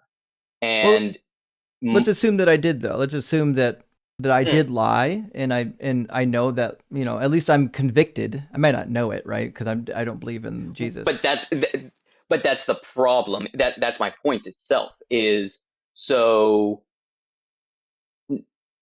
while the church does not have an official definition, philosophically speaking, on what it means to know something, because of the way that I understand it, and the way that the church usually talks about culpability, especially in theological circles, in order for you to be guilty or culpable of the sin, you need to know that it's grave matter and still freely do it anyways without coercion. Now, if you don't know that it's grave matter, so like, for example, you might know that a lie, you probably shouldn't lie, but you're not convinced that it's grave matter, then you wouldn't be guilty of a mortal sin, even though you might know that, hey, there's this group of people who claim that it is. Now, as far as something that as I was going through that I did want to share that might help you in future versions of this, especially if you want to use this with Catholics. Go ahead. Well, so you brought up a point that I learned in Catholic school as well. So when I was in Catholic school, we had mortal sins and venial sins. And there is a difference between them. Here's where I get, where I think that particular theology gets difficult, which is if there are sins that you can commit and then still not end up in hell, then it's hard for me to understand why Jesus had to die. Like, it seems like there's like a loophole or something in there. That's actually going to be relevant to the point that I was going to be making here. So when we're looking at, I like I said, I was going through every single one of these verses that you had provided me, and something that stood out to me is in Romans 3. Just looking at that, like I said, that entire chapter, Paul, beyond just talking as it is written, there is no one just, not one. He's talking about how faithfulness to the law is not the deciding factor, because of the fact that no one can keep the full law. But he also points out that just because the people are not faithful to the law, it doesn't nullify the faithfulness of God and how God must be true even if we're not. And that the law is only applicable to those who are under it, but the law is what makes us aware of sin. And now through Christ, the righteousness of God has been manifested apart, separate from the law. And that the righteousness is through faith in Jesus Christ for all who believe. Mm-hmm. All have sinned, yes. Mm-hmm. Mm-hmm. So all help me understand what if Jesus died for all, meaning anyone who commits a sin, then why would it be that certain sins would be mortal and certain sins would not? So the way that I understand sins, and this isn't something that I can find stated expressly in scripture. This is part of the Catholic oral tradition and just based on my studies. But the understanding that I have of sin is if you start thinking of sins as this list of do's and don'ts, which unfortunately is how it's usually taught, you're going to have the wrong idea of what sin is. Sure, I get that. The example that I like to use is someone who is transgender and they now identify themselves as a woman. Now, let's say you knew Brianna as Brian for 20 years, and she now comes out to you as Brianna. Because of your habit of calling her Brian and he, him for 20 years, you might accidentally slip up and dead name her by mistake or use the wrong pronoun unintentionally. Now you would apologize and, hey, I'm sorry, I didn't mean to. Would that harm that relationship that you have with Brianna? Oh, you mean there's a difference between intentional and unintentional sin? Sort of. And, and that's getting into that part where it's like a bigot who is now doing the exact same thing that you did because the intention is to harm. Now you're harming that relationship. And so what a mortal sin is, because that knowledge and willingness to do it anyway is required for the sin to be mortal, it's not a case of where you are now damaging your relationship, where now you are going to be going up to God and God says, all right, I am now going to force you to hell. It is you looking up to God and saying, I don't want to be with you. Bishop Barron, I know he talks about the hope for an empty hell, but he does have an interesting perspective on hell that I really appreciate. On let's say there is someone that is in hell because God is omnipresent. If someone is in the presence of pure goodness but rejects that goodness sincerely in their heart, then being in the presence of goodness isn't going to be a source of joy for them because they're rejecting it. It's going to be a source of pain. Whereas for those that do accept that goodness, it's a source of joy for them. Right, but I guess I'm confused about how one sin would necessarily commit somebody to hell, but not another, right? Because so I'll give you my reasoning if you want. Yeah, absolutely. Okay. So James says something in chapter 1 when he says about temptation. He says, one is tempted by one's own desire, being lured and enticed by it. Then when desire is conceived, it engenders sin, and sin, when it is fully grown, gives birth to death. Meaning, the primary consequence of all sin is that we die, right? So that's consequence number 1. Consequence number 2 seems to be in the afterlife, right? And that consequence it seems to be molded around the idea that we're going to get punished. So if you go to, it sounded like you were about to give me what I was asking for, the verse for it, because I'm in front of my computer to. Yeah. So there's 2 verses that I would go to. I'm going to go first to 2 Thessalonians chapter 1, verse 5 through 10. And this could be Thessalonians 5, you said? Yeah, 5 through 10. This could be paired with Revelation 21:8 as well. But so this is really interesting because it talks about people who don't believe. It says, this is evidence of the righteous judgment of God and is intended to make you worthy of the kingdom of God, for which you are also suffering. For it is indeed just of God to repay with affliction those who afflict you and to give relief to the afflicted as well as to us when the Lord Jesus is revealed from heaven with his mighty angels. So he's saying this is like when Jesus comes back. It says, in a fiery flame, inflicting vengeance on those who do not know God and those who do not obey the gospel of our Lord Jesus Christ. So my understanding, and this seems to be the case from like from the Catechism as well, which is if you do not know and follow this God, then you don't get to enter the kingdom. Like, am I wrong? Yes. So granted, there's like you'll have people who will try to contest to extra ecclesiam nullus salus, and outside of the church there is no salvation. Funnily enough, I was doing research. The church never actually has that Latin phrase in any of her documents. It actually came from someone that the church condemned because he was trying to use that phrase to justify the idea that baptism by heretics wasn't salvific.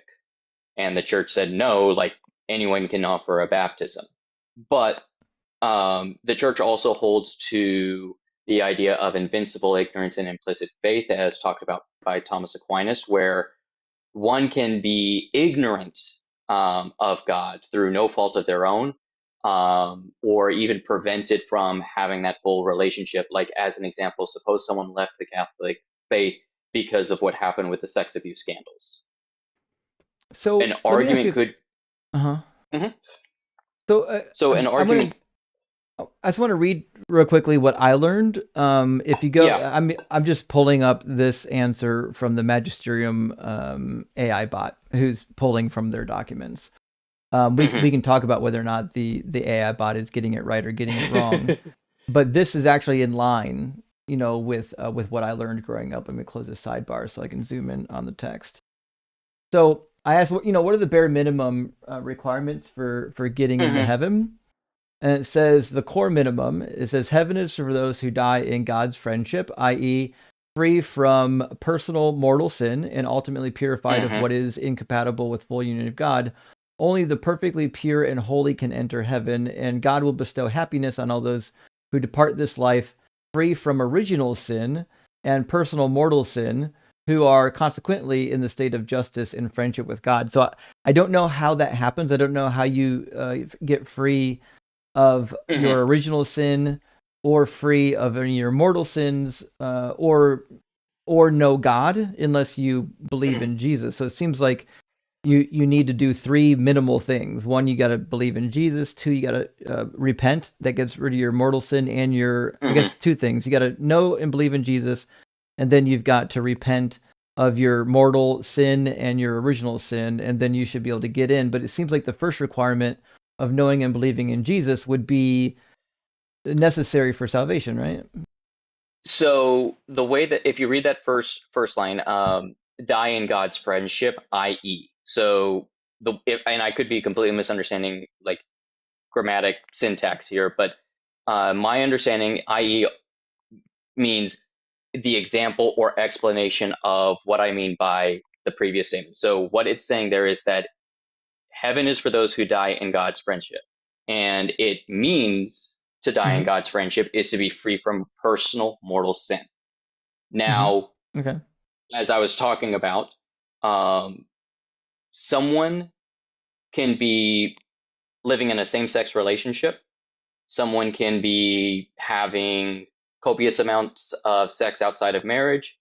And, those are things that the church state is grave matter, but because they don't believe that it's grave matter through no fault of their own, they're not guilty of a mortal sin. Therefore, there's no mortal sin for them to be that they're like there's no personal mortal sin that they're guilty of, even if they've committed a grave matter, because their knowledge of the act is not one that leads them to conclude that it is one of grave matter, then they're not guilty of mortal sin. So them dying. What do we do with the Catechism when it says that faith is necessary for salvation? So for faith here, as I understand it, that gets into what Thomas Aquinas again is talking about, the implicit faith. So the implicit faith is if you were to remove all obstacles from this individual, would they accept Christ? And the way that I like to describe it is I'm sure you're familiar growing up in the Catholic faith of the particular and the final judgment. Yeah. Protestants reject that, and they shouldn't, but they do. So my understanding of it is, and I know like a lot of people say, oh, the particular judgment is God, you standing in front of God and him reading through your life story and judging you on each of those things.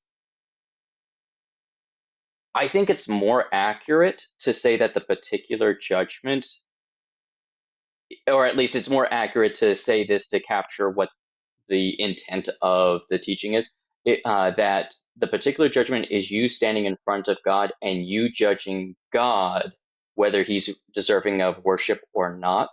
And a mortal sin is you here on earth deciding whether or not God is deserving to be worthy of worship or not. So this goes back to that example of the trans woman that I was talking about, Brianna, where if you desire that relationship with Brianna, you're going to be living your life in a way that preserves and strengthens that relationship. If you don't know Brianna, as another example, let's say Brianna just transitioned, but she hasn't taken the medication or the surgery for it yet, and goes to the barista, orders a coffee, and the barista has no idea and says, "Here's your coffee, sir."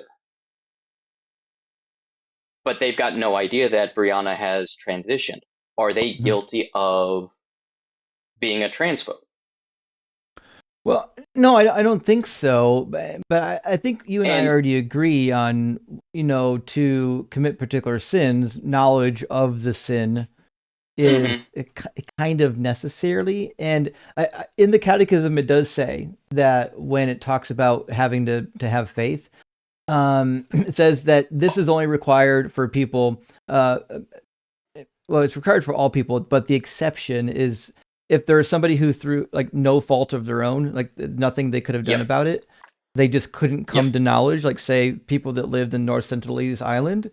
But to me, Catholic I think I do want to say like Catholic answers, while I always like put a pinch of salt on it whenever I recommend Catholic answers, because sometimes I disagree with some of the stuff that they say, but there's someone who did write an article on Catholic answers about what it means to be invincible ignorant, and he hates it when people use it as like this get out of hell free card type thing. But even he acknowledged that, which I agree with, which is why I was talking about like the priest sexual abuse scandal, that can count as causing someone to now be in a state of invincible ignorance.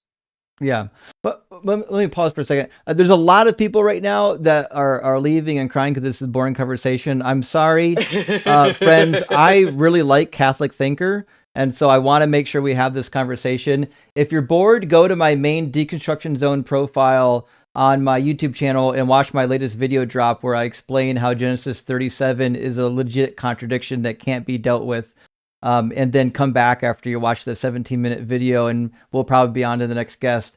But I realize that not everyone's going to like this conversation, but this conversation is actually kind of important for me because if we can get to the end of the conversation, I will have another syllogism or something, maybe it's something to work on for the future that it will be on the cheat sheet that we can use in the future. But so if in fact you can come to salvation without knowing about Jesus, it sounds like I don't really understand why Jesus needed to die then, because for example, let's imagine Jesus died for your sins and then he disappeared and then a meteor struck and everybody that knew about Jesus died, and so nobody had knowledge of Jesus for the rest of time. Well, then it would seem to me that those people could get into heaven without Jesus, and I don't see what Jesus, like, what did he solve?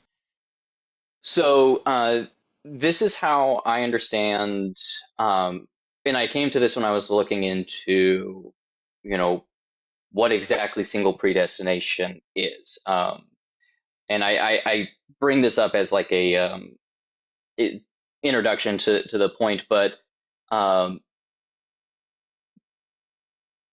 in Catholic theology, you have the teaching of limbo of the fathers, and there's debate as far as like limbo of the infants as well. But if you, I was taught that limbo was for unbaptized infants. Yeah.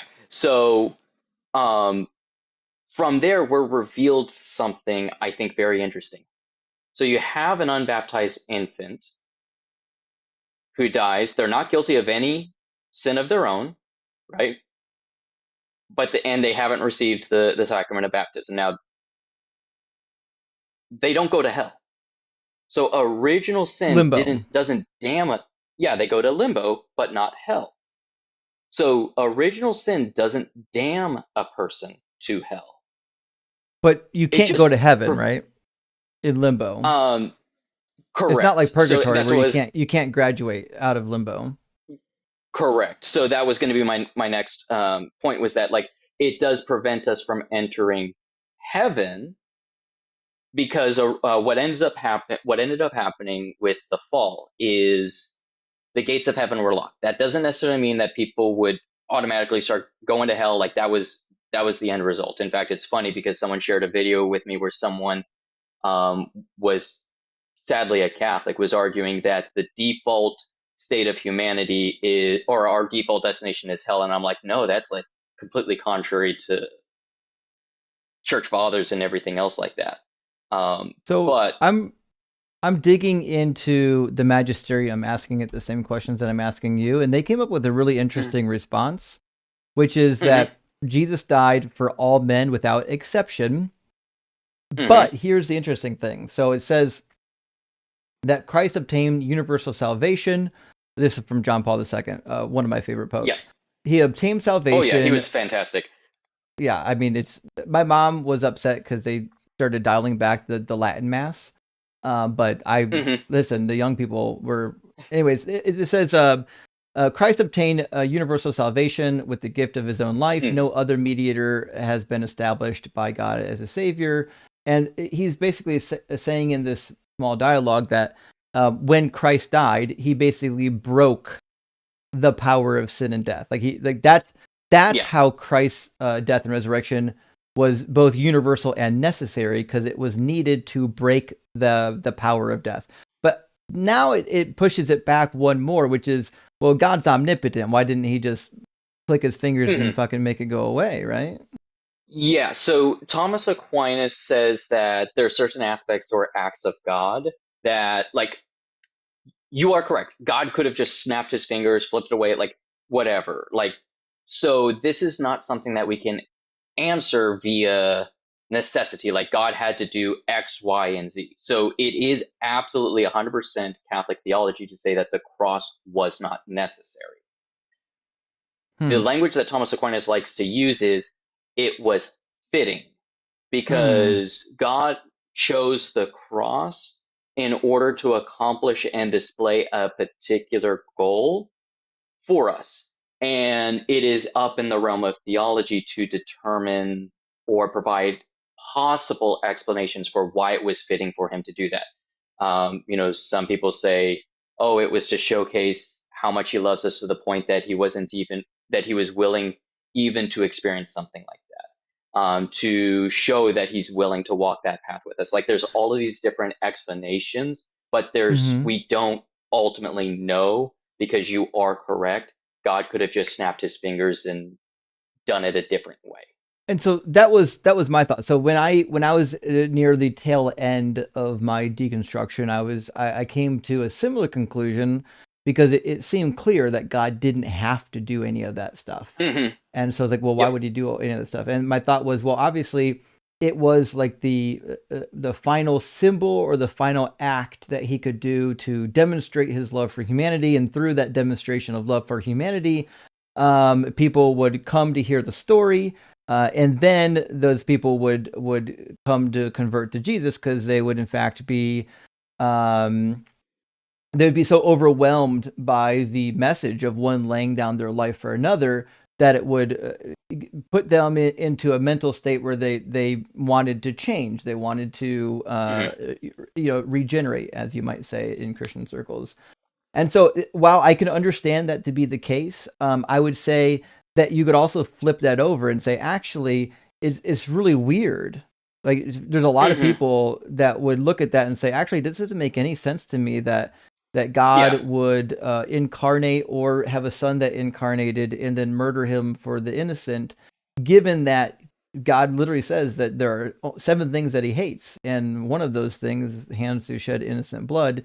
And he demands in the Old Testament all over and over again, don't sacrifice your children, don't do it, it's evil, it's bad. Yeah. And then that's his final act of how much I love you, is this horrible thing that I told you guys not to do. And so I understand where you can get to a point where, like, man, what a cool thing that, he would suffer and die for us. But to me, I think it's kind of grotesque and contradictory. It's not logical. So I don't know if that's the best way to convince people of God's goodness and God's existence. I think maybe the best way is like a good father. So, for example, my father's not around. I'm old. I've been around for a million years. My father's been gone for some time, but my father, his behavior was such that you couldn't help but like him. You see what I'm saying? Like, he was always there. He was present. What you needed, he would drop what he was doing. He didn't have to sacrifice his life for me. He didn't have to jump in front of a bullet for me. I knew and loved and appreciated my father because he was a genuinely good person.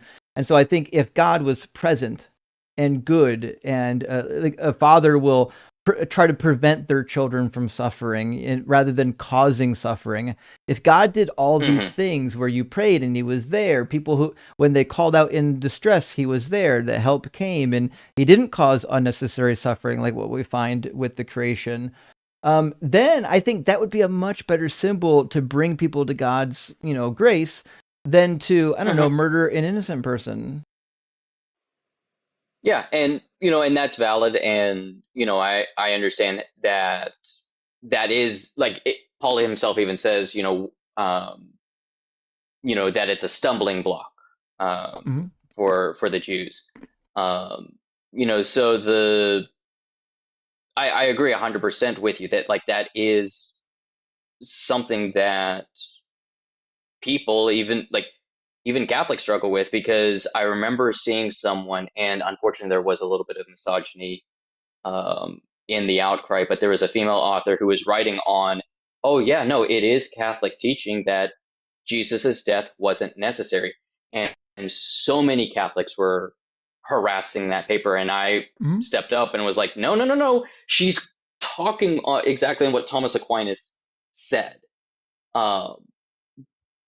But you are correct. Like, so what a lot of Christians and Catholics will do is, because it's hard if it wasn't the only way to understand why God did that, they tell themselves that it had to have been the only way. But right, you are correct. Like, that it is the case that wasn't the only way for God to achieve our salvation. But in answer to your earlier question of, like, well, then what is the purpose of Jesus and the cross and everything else?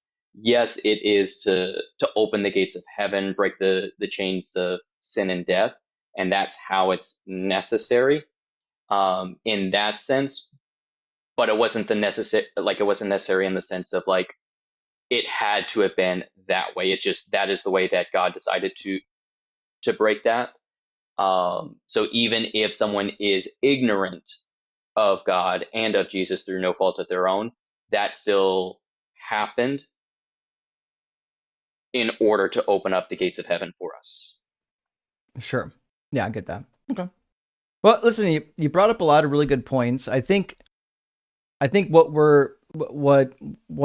probably go back and revamp the syllogism a little bit and probably only use it with Protestants, because and this is one reason why I wanted to talk about it with you, because I knew you're going to bring up you're definitely going to bring up some good points, and you absolutely did. I think if you're a Protestant, the general view is, obviously, if you're unrepentant for any reason, and there's a biblical case for this, but then you go to hell, right? And so I don't know if this is a syllogism that's going to work really well on Catholics or maybe even Orthodox. If I may offer a piece of advice that might help you strengthen it against Catholics, because like you were talking about, like the statement of the faith and works comment. Well, I did make one change. On premise number 1, I reworded it to say, all sins are of equal consequence, and then I put a note that consequence is not going to heaven. It's not necessarily going to hell. The consequence is just not going to heaven. But even that's not technically true, because obviously it seems like there are some sins that, like mortal sins, would be that. You have Matthew 5:19, where Jesus talks about if one of you breaks the least of the commandments and teaches others to do the same, he will be the least in the kingdom of heaven. So you do have the case of like there are, sins that you can commit and still go to heaven. But what I was going to say is, if you want to strengthen this for specifically against Catholics, and so that way then they don't, because a lot of Catholics will say like, oh no, it's faith and works, but what they're talking about in a sense is that works merit salvation. That position is actually condemned by the Council of Trent. Did it get so faith and works? Oh yeah, faith and works. Faith and works are important and they do work together, but the specific terminology is that works do not merit salvation, because it can't be the case where I do all of these good things and then I look at God and say, you owe me this, because salvation is always a gift.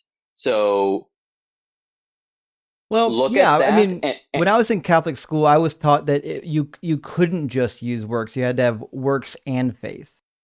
That's obviously from James. Because what it's talking about is that it's works participating in faith and grace, and the works are that expression of it, where it becomes a benevolent cycle, where the grace inspires the works, and the works open us to more grace, which inspires more works, and so on and so forth. But the Catholic Church did condemn in the Council of Trent the idea that you can use works to earn your way into heaven. So if you have a Catholic that's coming up and trying to use the faith without works is dead, like we can earn our way to heaven, you can use that. It still doesn't work to someone who does fully understand that full relationship accurately. But, if a Catholic does say, hey, no, I can just earn my way to, no, Council of Trent condemned. Okay. Fair enough. I added that to my notes. I'll revamp this a little bit and see what I can work up, but I appreciate the input, buddy. Absolutely. Thank you for having me up, and I appreciate you engaging in good faith. Like I said, this is something that I tend to avoid because I've had so many bad experiences on this, where people will say, oh, I'm just trying to have a conversation, but really they're trying to bully me into proving a position or uphold a burden of proof I never agreed to hold to. So I tend to stay away from this. Yeah, I know you wouldn't, which is why I showed up. Yeah, you proved yourself in this space to be good faith over and over again. So I just wanted to let you know that I do appreciate it. All right, I appreciate you. Have fun. Get some sleep. You too. Bye. W Catholic thinker. I know, I get it. I'm sorry. We spent 40 minutes on a conversation that nobody asked for. But the reality is I did on Sunday ask him to come and find me so we can work through this, because I think this is actually a workable syllogism. It's on the deconstruction cheat sheet for those that are debating. He's actually helping me work through a syllogism to see if I can get it to work for Catholics. It obviously is going to work. It's tongue in cheek, but it will obviously work for Protestants. But I needed to work it a little bit and see what I can do to get it to work out for Catholics. But anyways, Catholic Thinker is a really good individual, and I apologize that I bored some of y'all. Wasn't my intention. Just sometimes you have to hit the pause button for a minute and take a conversation when you have the opportunity to do it. Catholic Thinker is not always available. We don't work on the same schedule, Ben, thank you for the additional super chat. Says, what was your best argument for God, etc., when you were a pastor? Also, you're the boss, and thank you for fighting the good fight. Well, thank you, Ben. I appreciate that. My best argument, the two arguments I would have given you for God was, number one, the Bible is historically reliable. It's not perfect, but it's historically reliable. And then number two, I would have said that you can't necessarily prove God to be true. It's not something you can prove. It's a faith, not a fact. So what you need to do is ask God for clarity, and God will give you clarity. And so that's what I would have said. I wouldn't have tried to say, well, it's a fact, and if you don't believe it, you're stupid. I was definitely a lot more like Catholic thinker, where I was like, well, listen, it's convincing to me, and here's why I was convinced. I also would have thought, I like Justine, I thought miracles were early on. I thought miracles were a good sign that the religion was true, and then I started talking to people of other religions, and I'm like, oh, yeah, they got miracles too, I guess. But yeah, that's what I would have said. Bacon and Bush, thank you so much for the $20 super chat, friend. It says, for the polite debate and thoughtful exchange of information and ideas. Crash outs are fun, but not as educational. I agree, Bacon. I get a lot of people are coming to see like the gloves come off and see a bunch of madness. But I do enjoy one of these good conversations, getting into the minutia. Not everyone cares about the minutia, but sometimes you got to do it. And Matthew says, I find the philo interesting to a point. Then I can't help but think God is really bad at his job if it requires these mental gymnastics to make sense. I'm with you, Matthew. In fact, when I first, I read a little bit of Aristotle when I was in Bible college, and I thought, man, if you have to do all this to prove God or to prove the soul, damn, this is too much. You shouldn't have to do these word games to do it. And Graylum says, hi, Justin. In the Bible suggests a class system in heaven. Yeah, of course, Matthew 5:19. And others, actually, Jesus says, is it Matthew 19? He says that the disciples will be ruling and reigning over the 12 tribes of Israel when the kingdom comes. Let me make sure I got the right chapter. But I thought that was Matthew 19. Hold on. Or what am I thinking? Okay, say.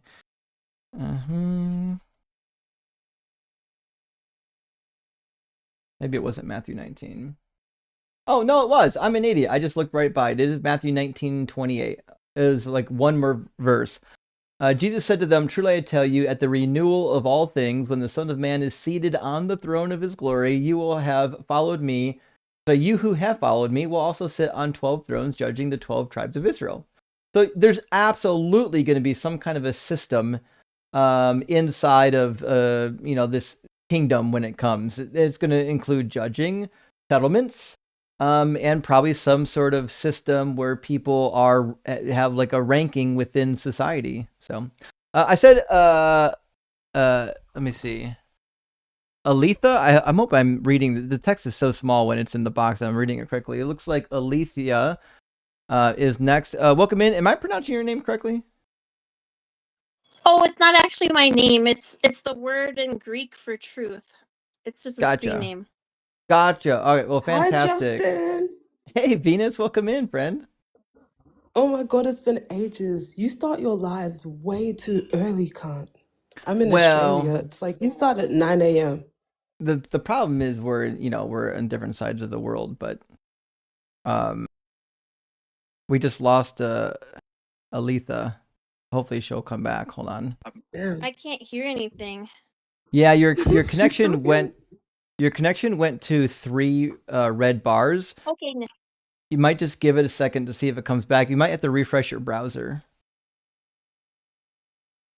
So your connection's vacillating between like no connection and some connection. If you have Wi-Fi available, it might help to connect to the Wi-Fi. I don't know if she can hear me now that she just went.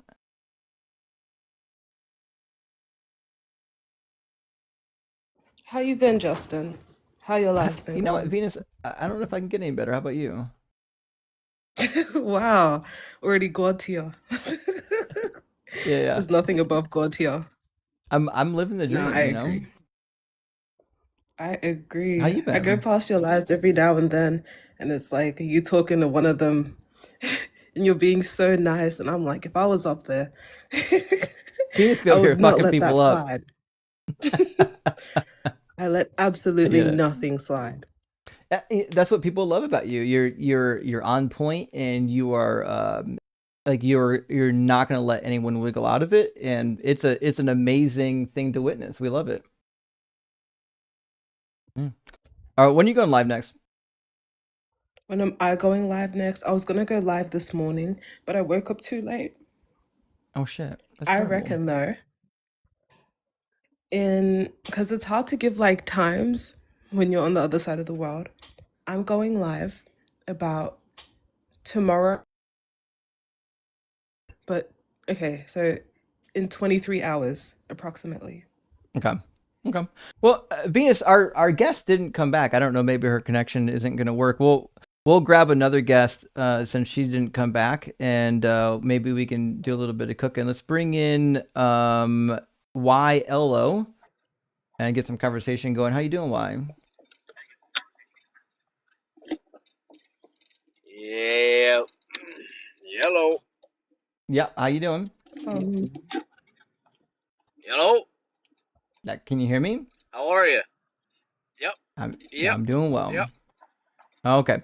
So let's do a delay check. I'm going to count to 3. I want you to say 4. When you hear me say 3. 1, 2, 3. 4. There we go.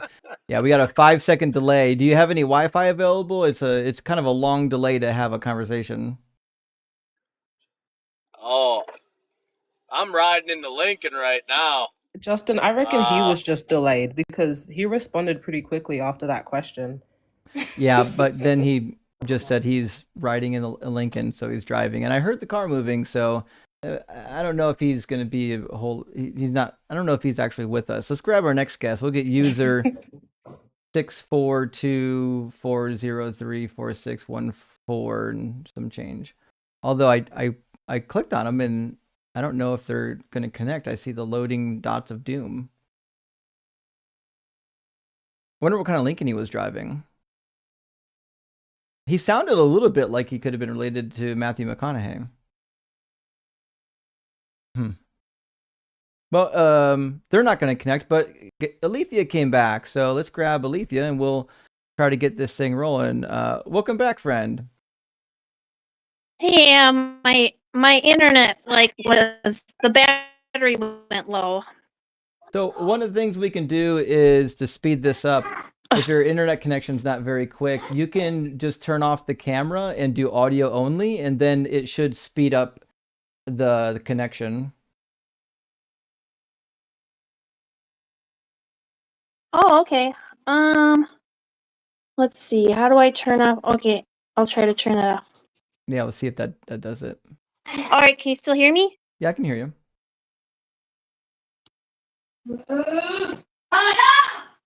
Okay, so am I supposed to pick one of the topics in the yeah, we can in the box?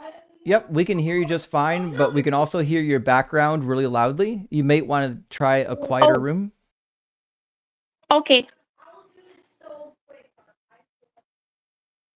Okay. Is that better? I think it would be all right. So yeah, typically what we do is you pick a topic on the board, whichever one you think is of most interest, and we can start there. You're not limited to just one. You can do multiples if you really wanted to, but you have to start somewhere, right? Okay, so I was curious why you think Christians should be pro-abortion. Yeah, for a couple reasons, but I think it's because, let me make a biblical case for you. And the case is, the goal of Jesus, we'll say Jesus's goal is he wanted as many people to achieve salvation and get to heaven as possible, right? Right. Okay. So if that's Jesus's goal and we have Jesus's goal, that means we should prioritize doing whatever we can do to make sure as many people get to heaven as possible, right? Right. Okay. Now, do you agree or disagree that aborted babies go to heaven and they don't have any risk of going to hell? Correct, but I also have concern for the mothers losing their children, their salvation. But it's forgivable. Well, there's the scripture, where is it? It's in Luke, where it says that, if you stumble the little ones, then a millstone will be about your neck. It's better to have a millstone about your neck and be cast into the sea than to stumble a little one. Right, but can you not get forgiveness of your sins? Well, I would think that's pretty risky. I would not risk that because I'm not sure, because it's a very brutal process that you're doing to an infant. And is it more brutal than hell? Well, nobody innocent suffers in hell, so hell could be why would somebody considered a innocent better be in place hell? than earth. You're not causing these little ones to stumble by aborting them. They're not even born yet. You're literally just sending them straight to heaven. And the consequence of being born means that you could theoretically end up in hell. And then what can be worse than that? But if the act is actually killing a baby, so if you do that, then that sin is upon your soul. Yeah. And then what if hell is every harm that you've ever done on this earth revisited upon you until you reach a place of repentance? But there are dark sins that I don't know that there's an escape for hell for. Well, there's no escape for hell in Catholic doctrine or Christian doctrine. Once you're in hell, you're in hell. But Jesus says that all people will be forgiven for every sin and blasphemy, but blasphemy against the Holy Spirit will not be forgiven. So he says all sins, every one of them can be forgiven, just not blasphemy of the Holy Spirit. So if you commit the sin of abortion, you can get forgiveness of that. I guess I would be cautious because of the verse I already mentioned with the if you stumble a little one. Well, what do you think stumble means? Oh, I wish I had my Greek concordance handy, but I can look that up at another conversation in the future. I could look that up. But I believe it's harming them in any way. If I was just to say offhand how I interpret that, harming a child in any way, I believe it's going to be worse for you than if you have a millstone around your neck and be cast into the sea. I want mothers and children to be, together in heaven. I don't want them to be separated. And what about purgatory? But the thing is, we have to talk about what the Bible considers a little one to be, because the Hebrew had a very different understanding of life than us. They didn't think that a fetus was alive. And we can look at this in Exodus, where it says that if you cause a pregnant woman to miscarry, you just pay some money. But that wouldn't make sense if it was an eye for an eye. So they don't consider a fetus to be a person or a life per se. I'm pretty sure you weren't even considered a baby until you survived past 30 days, or you were still stillborn, I'm pretty sure. Well, I looked up that verse before. I'm familiar with it. And if the woman is injured, when two men are fighting, if she's injured from that fight, but if she's injured, then it's a severe consequence. Miscarriage, causing a woman to miscarry, is considered an injury. It's considered an injury to a woman if you do that. But it's not considered a death. That verse is... So it says if you do that, then you'll pay a fine. You won't get eye for an eye. You'll just pay a fine. It's essentially a property crime. Well, if she is injured during the fight, you're saying that they have to pay a fine if she actually sustains an injury? No, if she doesn't sustain an injury, right? It says when people are fighting and injure a pregnant woman so that there is a miscarriage and yet no further harm follows, the one responsible shall be fined what the woman's husband demands, paying as much as the judge determines. If harm does follow, then you will give life for life. So if you injure the woman, whatever injury you caused to the woman, you'll get back to you. But if you just cause a miscarriage, then you pay a fine. Well, I think that's different in Hebrew if we look up miscarriage, because if she gives birth and the baby survives, then it's not an injury. But why would we think it survived? Because if she's injured to the extent that she loses the baby, then it's more than a fine. Where's that? I've never Madam, seen that are in the you Bible. listening? We're not talking I'll about have the to woman look. being This is injured. We're something I'll taking have to into look up in play. the Okay, I Hebrew get it. for There's a you. delay. I get it. There's a But delay. I get it. There's a delay.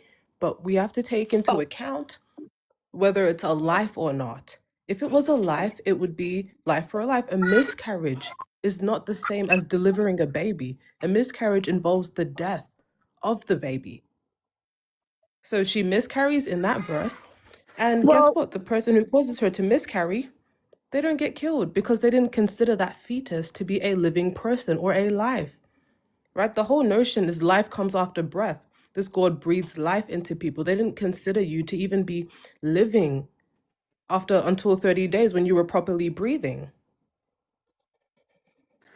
well, the other issue with the Old Testament, and you'll find this in many places of the Old Testament, is that Jesus gave a summary for, I believe, the real Old Testament. Oh, which hold on. was, I didn't hear that. Sorry. Venus, that was really loud, whatever you just did. It sounded like you're rubbing your Oh phone on my the God, carpet. sorry.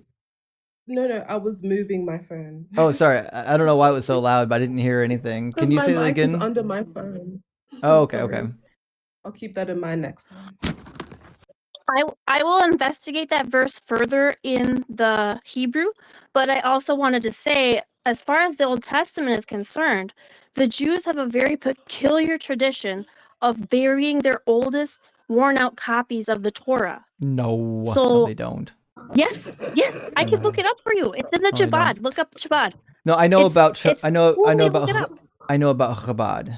This is a modern practice. This isn't something that people were doing in ancient times. In fact, I've seen There's evidence of it. I've seen There's the evidence. I've seen the manuscripts. They're not burying them or anything like that. In fact, all these like fake scribal practices, like, if they make one mistake, they've got to burn the whole thing. That's not true at all. Anyone who's taken any look at the manuscripts knows that they've been edited, amended, erased, written over. It happens all the time. Marginal notes. But the other thing too to consider is that the dates, the carbon dates on the Torah are 300 BCE, whereas the events, I believe, took place starting back in 1500 BCE. What's this got to do with they're anything? well after they took place. What are we talking about right now? Love, what does I'm this have trying to do talk about with this verse abortion? that you brought up from the Old Testament to justify that Christians should abort children. This verse alone isn't the justification. This is just addressing the fact that fetuses didn't have the same moral consideration as an already born child. And that seems clear. In fact, it's even true that the children didn't have the same moral consideration or the same value because, as it turns out, in Deuteronomy 21, if your child is rebellious, you have a rebellious son, you can drag them before the elders and you can have your son executed. Now, that would be murder. If your son was fully grown, say it was just a grown man, and they were rebellious, you couldn't have them killed. They would just be gone. They'd be moved out of the house. But I'm saying the Old Testament doesn't match Jesus's summary. And then there's that peculiar practice I brought up about what do you mean started by summary? happening in the first century, according to the sources that I looked at. I don't know what you're referring to when you say these words. Summary of what? The Old Testament. Jesus gave a summary of the real Old Testament. Where did he do that? Let's see. It's in Matthew. He said, this sums up the law and the prophets. He said, do unto others It's Matthew 22, and he said, that you can give the two most important commands are love the Lord with all your mind, heart, and soul. That's Deuteronomy 6:5. And then he said, love your neighbor as yourself. That's Leviticus 19:18. And then he says, essentially, all of the law can be categorized into these two individual laws, something that the Jewish rabbis were already saying at the time period. But I don't know what that has to do with any of this. The point is very clear. Infants had different moral consideration than grown adults. Zygotes had different moral consideration than adults. And the reality is, until you become an adult, God had different rules for you. In fact, even different rules for men and women in terms of their value. So the point is actually like pretty clear here. You don't, according to God's law, you don't get an eye for an eye or tooth for a tooth if you, if you cause a miscarriage or abortion. In fact, in Numbers 5, God gives you commands to do a ritual that would literally cause an abortion. I've looked up the actual Hebrew on that verse, and it says, I don't think you have. It doesn't say miscarriage. It says rotting thigh or swollen belly, but it doesn't say miscarriage in the says Hebrew. Okay, so just to be fair, I actually know Hebrew. So I don't know if you're just like looking up in the Strong's Concordance, but there's a reason why almost all modern translations say what it says. It's not because they're making it up. So in like proper English, we would say that the womb is going to rot and fall away.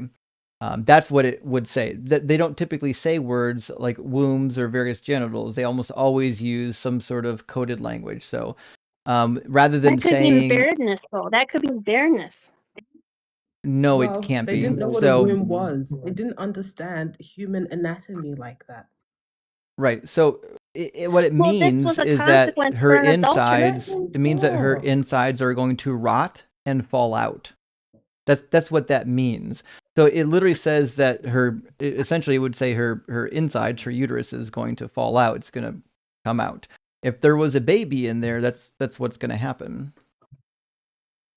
Well, not every act of adultery is going to cause a pregnancy, though. Well, I didn't say everyone would, but some of them would, wouldn't they?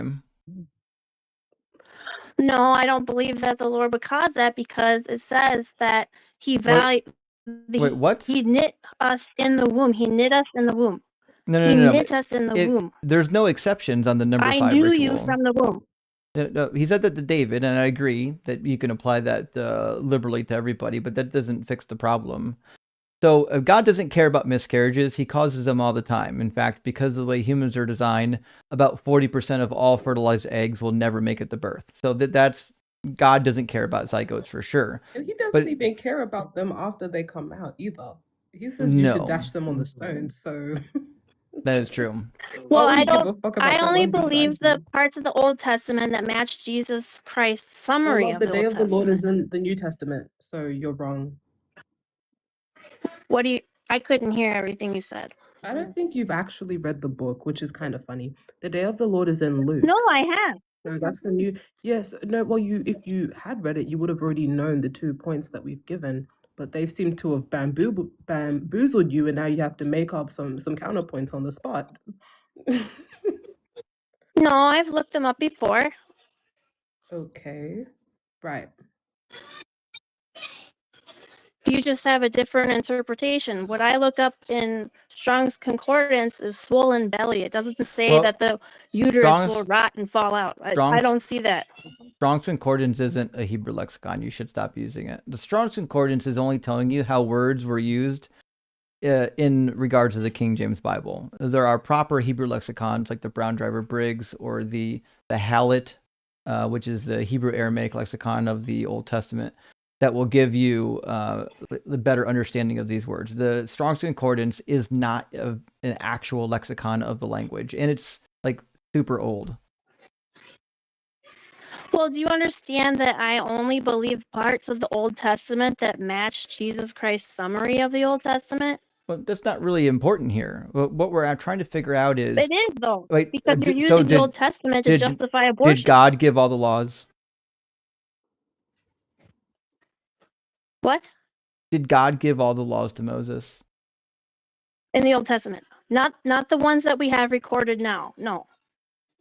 God didn't give those laws? Where'd they come from? human beings. But the Bible Some doesn't of them say came that. from God and some of them not. Jesus didn't say that either. Jesus literally said that the laws came from God. Matthew 15 and Mark chapter 7. And he literally like says to he gives you the most important laws. In fact, he gives you all kinds of laws, and all of them come from the law of Moses. Jesus not once ever said that you shouldn't follow some of the laws. In fact, in Matthew 5, he said to follow all of the laws. He got rid of eye for an eye.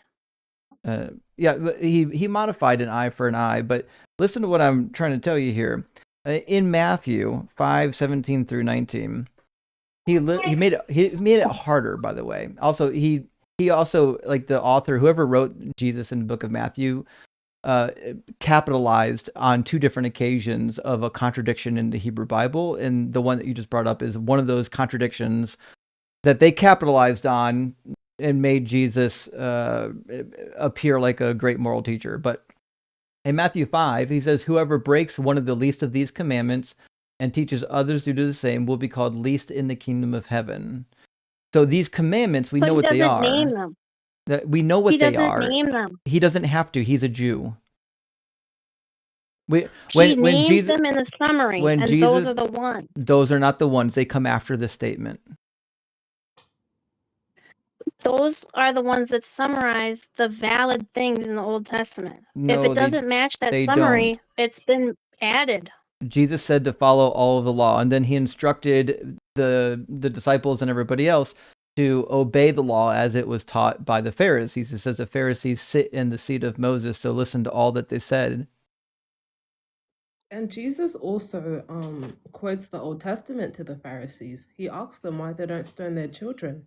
Mm-hmm. Right, so Jesus implicitly wants you to follow all of the Old Testament, and stoning your children is not mentioned in Matthew when Jesus, right after he changes the law. So we can't just take these verses that are quoted under and pretend these are the specific ones he wants to change. He quotes many other verses referring back to the Old Testament. So we understand what laws he's talking about because they're the laws in the start of the book. The laws given to Moses, the prophet. He didn't come to change the law of the prophets. It's pretty linguistically obvious what law he's talking about.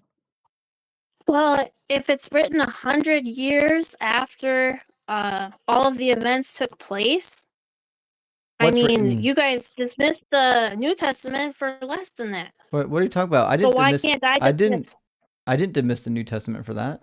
Who are you talking to right now? Are you not both atheists? I don't dismiss the New Testament just because the manuscripts were written 100 to 200 years later.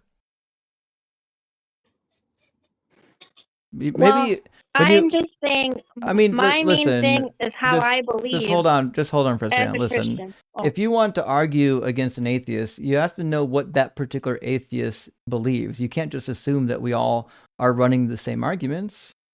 I've never dismissed the New Testament claims literally just because the manuscripts don't date to Jesus's time period. I fear she's doing this to really try and run from the point. Like, this is an epic game of dodgeball. We're like, it really is. Like we're nowhere close. We're nowhere close to where we're supposed to be. Listen, this is irrelevant. We know that these laws came from God. Jesus quotes Moses, saying that Moses gave you the law. We know what that means. In fact, when in Luke chapter, he didn't say some of them ever. Never once did he say some of them. In fact, he says. Why did he get rid of eye for an eye? He didn't get rid of it. He capitalized on a contradiction. He does the same thing in Matthew 19 when he talks about the law of divorce. He capitalized on a contradiction that was in the text because Malachi, God says, actually, I hate divorce. And he's like, oh, interesting. Moses says that you can grant a divorce, but God says, I hate a divorce. So he capitalized on that particular crime or that particular issue and said, this means that God's original intention, that namely he could change his mind apparently, was that you wouldn't get divorced unless in the case of adultery. So that's how he capitalized on that one. This is another one of those things because there's actually passages in the Bible that talk specifically like 19 Leviticus 19:18 that contradicts this law. This is why it's imperative that you actually read the Hebrew Bible. Whoever wrote Matthew knew enough of the Hebrew Bible to put some of these words in Jesus's mouth. And Jesus is mouth, he quotes that you shouldn't do an eye for an eye. And then what does he say after that? I can't remember offhand. He says, you have heard... I think it's turn the other cheek. Turn the other cheek. Well, that's different. He says, you have heard it said, an eye for an eye, a tooth for a tooth. But I say to you, do not resist an evildoer, right? If anyone strikes you, so on and so forth. Now, this is actually hearkening back to Leviticus 19:18 again, where it says, do not seek vengeance. So he found a contradiction in the Hebrew Bible, and he took advantage of it. That's why he's able to get modify this law so easily, because he's appealing to the same law. He's appealing to Leviticus. But you understand that Leviticus has a lot of contradictions within it, besides the one that Jesus mentioned. The whole Bible's got contradictions. The New Testament's got dozens and dozens of them. So my main point is just simply this. I trust Jesus' summary over anything that contradicts that summary. I believe he's the authority. He didn't give you a summary. Nowhere once did he say this is a summary of the laws you have to follow, and then you don't have to follow anything else. He said this sums up the law and the prophets. Look, no, he didn't. We're definitely away from the point. That's not what I'll it have to says. look It's it been up for you. explained to I don't have it Essentially, offhand, unfortunately. have When fun doing that. It's Matthew. It's Matthew point 22. Well, and can you let me know? Oh. It's Matthew 22, and he gave you two laws. He didn't say these are the only two laws you have to follow. He says these are the two most important laws. They asked him, what is the greatest command? And he says, these are the two greatest commands. He didn't say the only commands. He says these are the two greatest, because all of the other laws depend on these two. They fall into one of these two categories. That's all he's saying. He didn't give you a summary of which laws to follow. Well, I believe that all of the laws that are valid in the Old Testament are going to be compatible with that summary. So I'm not saying just those two. I'm saying everything that matches that summary, that lines up. All of them match that summary. Those two passages come from the Hebrew Bible. That's Deuteronomy 6:5 and Leviticus 19:18, which means if all of the Mosaic laws fall into those two categories, that means all of the Mosaic law are compatible with those two categories. Every one of them. They already existed. No, stoning children to death is not compatible with love. Why? Loving your neighbor as yourself. Your neighbor's not your child. Your child is your property. I don't believe that. Well, you didn't read Jesus' words, because in Mark 7, he literally chastises the Pharisees for not stoning their children. Want me to show you that one? Yeah, I'm not very familiar with. I haven't read Mark in a while, so. Yeah. So how is it worded? It's in Matthew 15 and Mark 7. Both of them will actually give you the same sense of the word, or the same sense of the passage. I'll pull them both up. So the passage starts with them criticizing Jesus because he doesn't follow the tradition of the elders. And it says, for the Pharisees and all the Jews do not eat unless they wash their hands, thus observing the tradition of the elders. They're like, hey, why don't you do this? Why don't your disciples wash their hands before they eat? And then he explains to them, because you are doing, what you're doing is a command that didn't come from God, and it actually causes you to abandon the commandments of God. In verse 8, it says, you abandon the commandment of God and hold to human tradition. And then he's like, here's an example, right? Verse 9, it says, then he said to them, you have a fine way of rejecting the commandment of God in order to keep your tradition. For Moses said to honor your father and mother. Whoever speaks evil of father or mother must surely die. So Jesus says, hey, this is a commandment of God that you guys aren't following. He says, but you say that if anyone tells father or mother whatever support you might have had from me as Corban, that is an offering to God, then you no longer permit doing anything for a father or mother, thus nullifying the word of God through your tradition that you have handed on, and you do many things like this. So he says, your law that prevents you from stoning the child that speaks ill of the mother and father is abrogating the law that God actually gave you, which means Jesus understands that this law from Moses is God's law. Exactly. And this verse supports I'll have abortion. to look at that one more. You said it's Mark what? Mark chapter 7 and Matthew chapter 15. Mark and Matthew 7 and 15. Okay. Yeah. I'll look into those. You pulled one on me that I must have missed. I mean, I've read the Bible a lot, but I missed that one. I must have just grazed by it. So it's not one that Christians talk about a whole lot. You're saying that Jesus approved of stoning. You're saying in this verse it approves of stoning. He literally said that God gave the commandment and that the Pharisees are doing something wrong by nullifying this command. Wow. Well, I'm sure you grazed past it when you read through the whole Bible, because you've done that. So it must have just been an well, honest yeah, mistake. I read it. I just didn't notice it. I didn't notice it or interpret it that way when I went through it that time. Or I just but at the same time, the Romans were lead poisoned, so. And the Catholic Church held on to the New Testament. Anything? Listen, we know the Romans were drinking wine out of lead vessels. What does that have to do with this?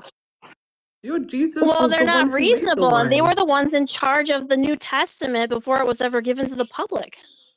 So we shouldn't trust the New Testament either? I wouldn't trust that verse that you just said. So how much of the New Testament should we trust? Huh? How much of the New Testament do you trust? What'd you say? How much of the New Testament should we trust? Well, I always rely on that summary that I already spoken with you. If it doesn't match that, if it contradicts that summary, I throw it out.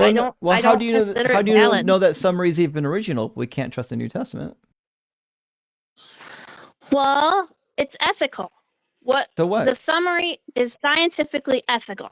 Do unto others as you'd have them do unto you. It's ethical. There's nothing about science in there.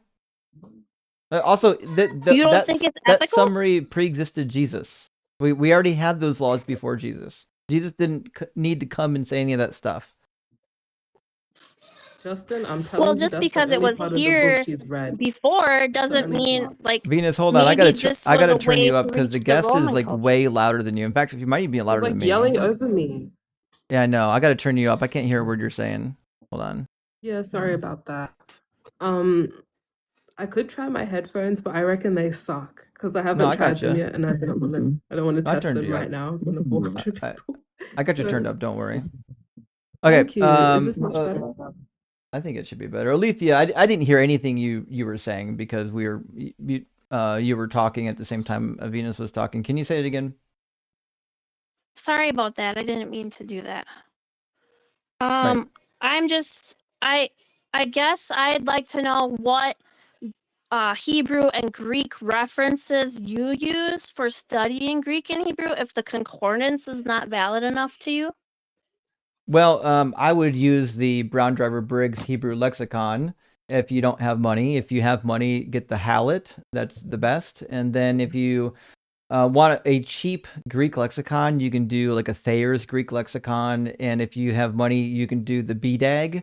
The BDAG, though, actually, I bet it came down in price. When I bought mine, it was like $300, but I guarantee it's cheaper now. Hold on. If I could suggest anything, it would be to maybe read the whole book first. Try and get a feel for the story and the things that don't make sense. Then you go back and, look at the concordance. But I reckon you should, read the whole thing first and understand the story. Then go to the lexicon to try and get more sense of it. But the first step is to actually read it.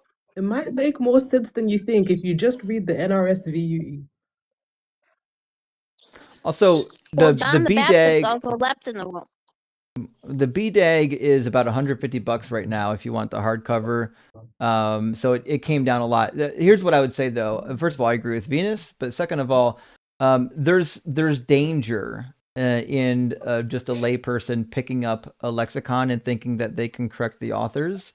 I know people that are translating these modern translations.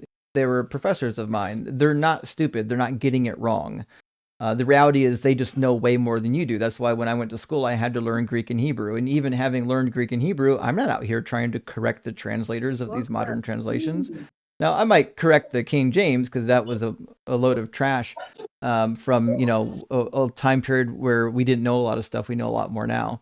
But the reality is, if you don't actually know these languages, you're not going to do yourself too many favors by trying to correct the translators. You just have to have a little bit of humility and realize that the guy with the PhD who spent, 5 decades studying the language knows more about it than what you're going to glean just by looking at a lexicon.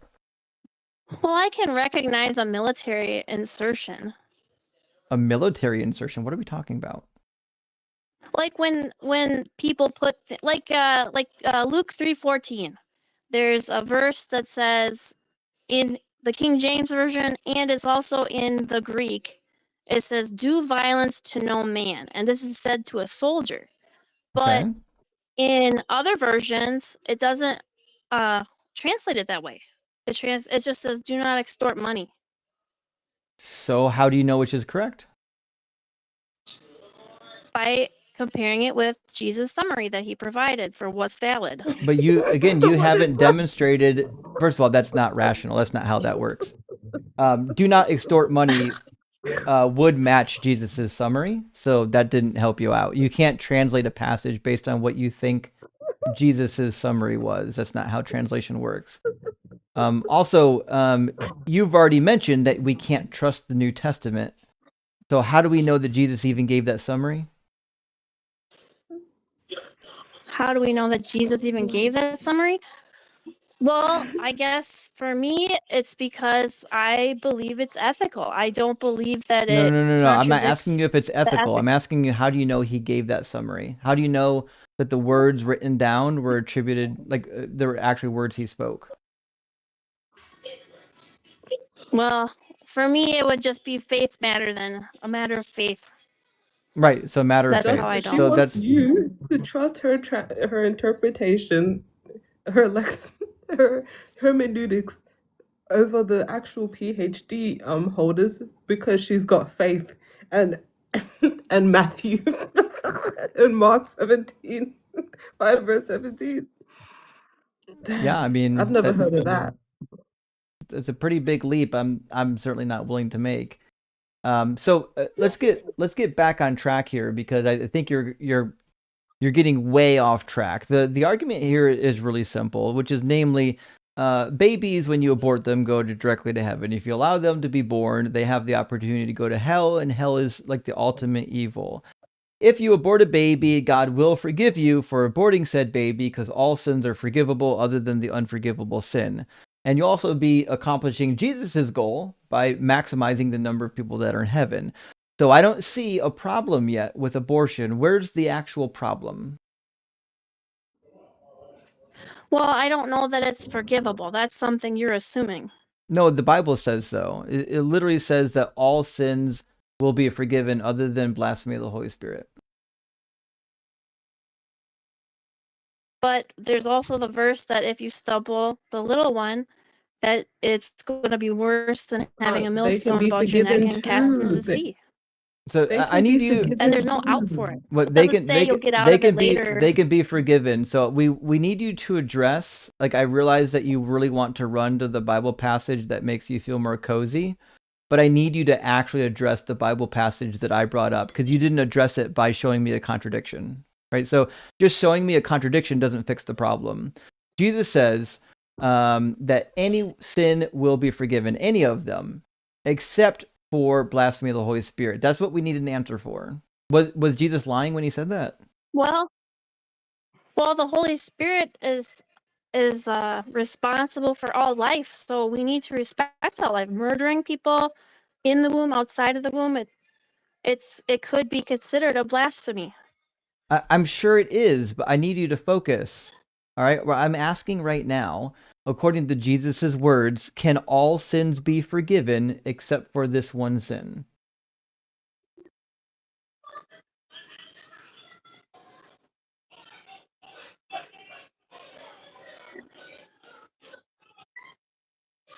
It's just a yes or no. Only if murder is considered a blasphemy.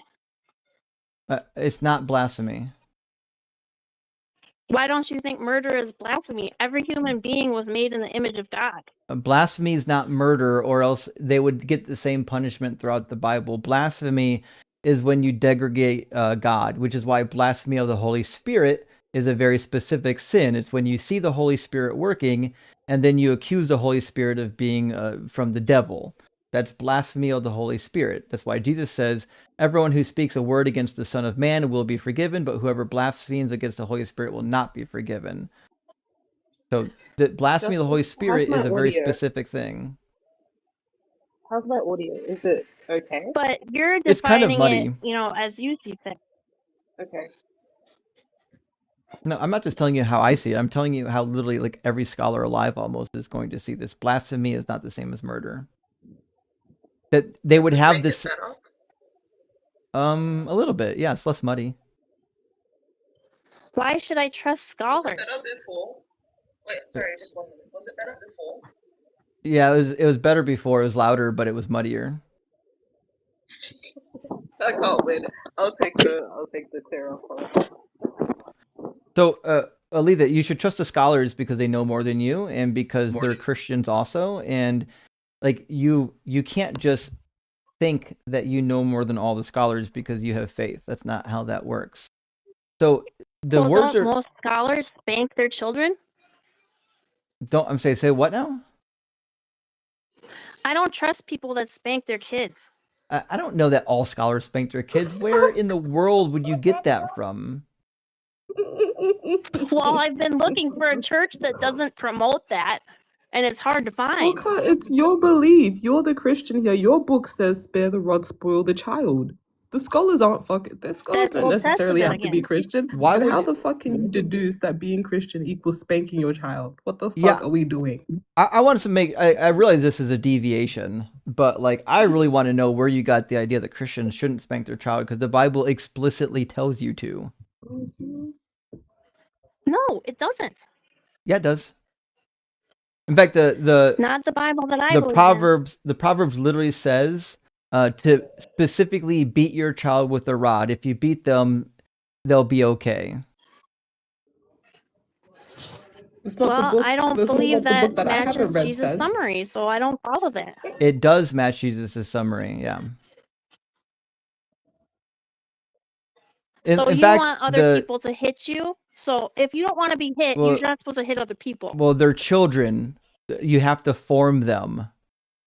That's why it says in Proverbs 13:24, he that spares the rod hates his son, but he that loves him chases him.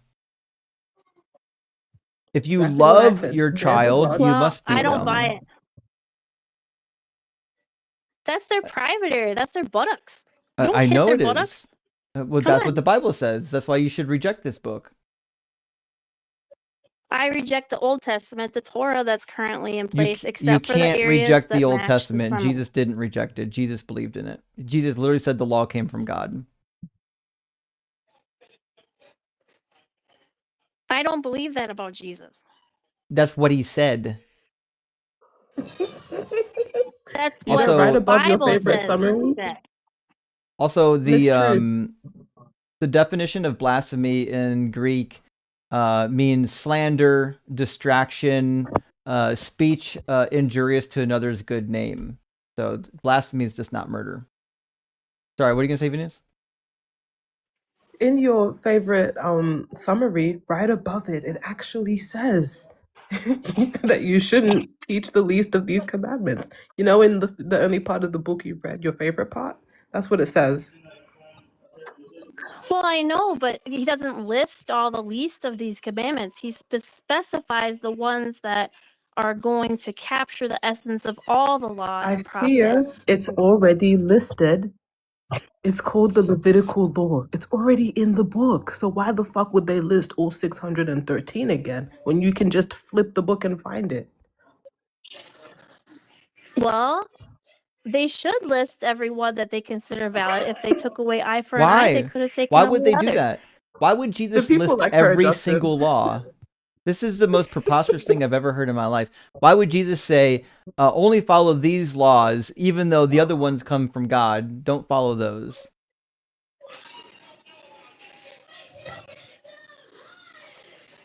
You're saying why should he repeat it in the New Testament? Why as would well as the Old Jesus Testament? reiterate the entire law rather than just saying follow all of it? Well, I believe in that summary. Like, I can't. The summary I'm doesn't. not a The summary I'm not doesn't a help cookie you. cutter Christian that buys the whole I've Bible. already explained to you why the summary doesn't mean anything. The summary is just explaining that all of the laws of Moses can be summed up in two different categories. That's all he's saying. He's not saying that these are the only two laws. Listen to the actual passage in Matthew 22. Just hold on. In Matthew 22, the scribes and the Pharisees approach him and they ask him, they ask the teacher, what's the most important law of Moses? Did he say, did anyone in that verse say, like, of the real law of Moses or the fake law of Moses? No. The law of Moses, they knew what it was. The same law of Moses that was written down on a scroll at the time Jesus walked the earth. We have those. We have manuscripts of the law that predate Jesus. We know what he was reading. He wasn't reading a copy of the law that was missing half of the commands. He knew it by heart.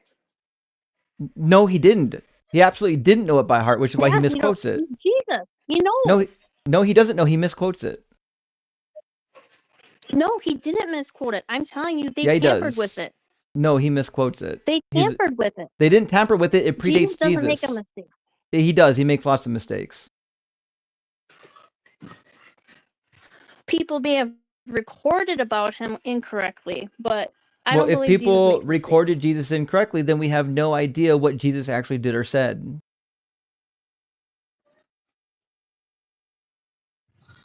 Well, that's why it's faith-based.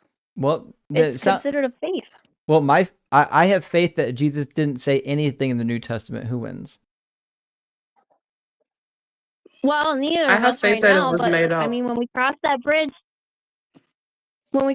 bridge to the hereafter and you meet Jesus, I'm not worried you're about gonna that. have to say Jesus was I was a mistaken. liar and a fraud. Jesus was a fake Messiah who didn't do anything the Messiah was supposed to do. He didn't rise from the dead, and even if he did, it would mean nothing. He's a useless sky carcass.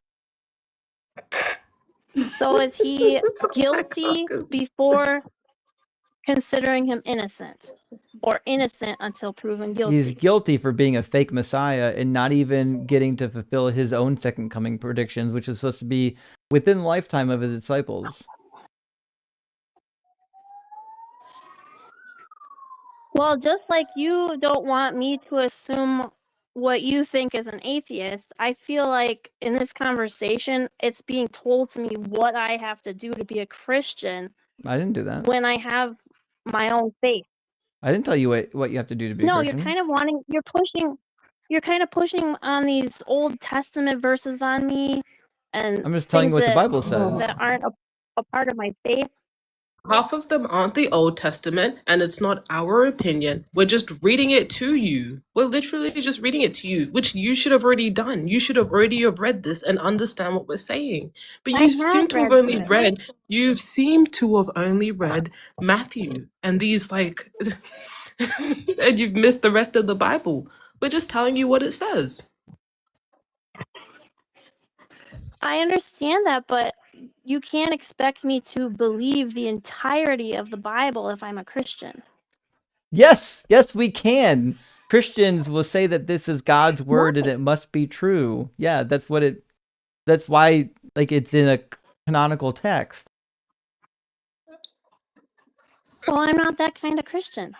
But why would anyone trust the Bible if you can't tell what's true and what's not true in it? Just by faith? Why would we have faith in this? Well, I do the same thing when I'm studying science and any other subject like history. I go through it, and some things are acceptable and some things are unacceptable. What I'm asking is, why would somebody like us have faith in the Bible? What would be a good reason to do that? Because there's a chance that parts of it could be relevant to your eternity. Is there a chance that part of the Book of Mormon could be relevant to your eternity? The Book of Mormon? Mm-hmm. There are a few passages in the Book of Mormon that are nice. Do you have faith But in the Book of Mormon? I'm not buying it. Huh? You should just have faith in it. Obviously, some parts of the Book of Mormon are from God and some parts are not. So you should have faith in it.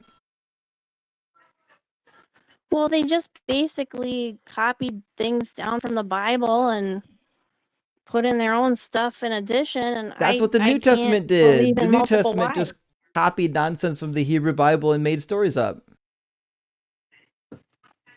Like you're not applying critical thinking to anything. You're just saying maybe the New Testament could be partially true and therefore you should believe it. You wouldn't apply that to any other book. You only applying it to this book because you like it. Believe in it. I'm saying admitting the possibility that there could be more to it than you're accepting right now. I don't know what you mean by admitting the possibility. The possibility of what? The possibility of an afterlife. No, there is no afterlife. The possibility that Jesus was a real person. No, there is no possibility of that. Oh, I mean, there's a possibility that Jesus was a real person. There's yes. There's absolutely no possibility that Jesus is the Messiah. That's for sure. That's not a real possibility at all. Remember, Jesus' whole shtick was that he was the prophesied Messiah that fulfilled all the prophecies.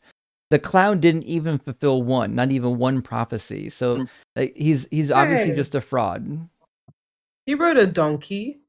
So did I, though. And did you see my crown? Are you the Messiah? Actually, I am the Messiah. No, I'll fulfill prophecies in this very live stream. What the fuck? We've got the real Messiah here. It's getting pretty late for me. It is the real Messiah. I'll take your tithes and offerings, though. You should know, though, Alethea, that as the Messiah, I won't sentence you to hell, but I do require tribute. The Messiah? In fact, I fulfilled Isaiah 66:4 in your hearing today. When I spoke, they did not listen. And I have a lot of faith right now that it's you. I'm going to take those suggestions for studying Hebrew and I'll call you back another day. I got to head out.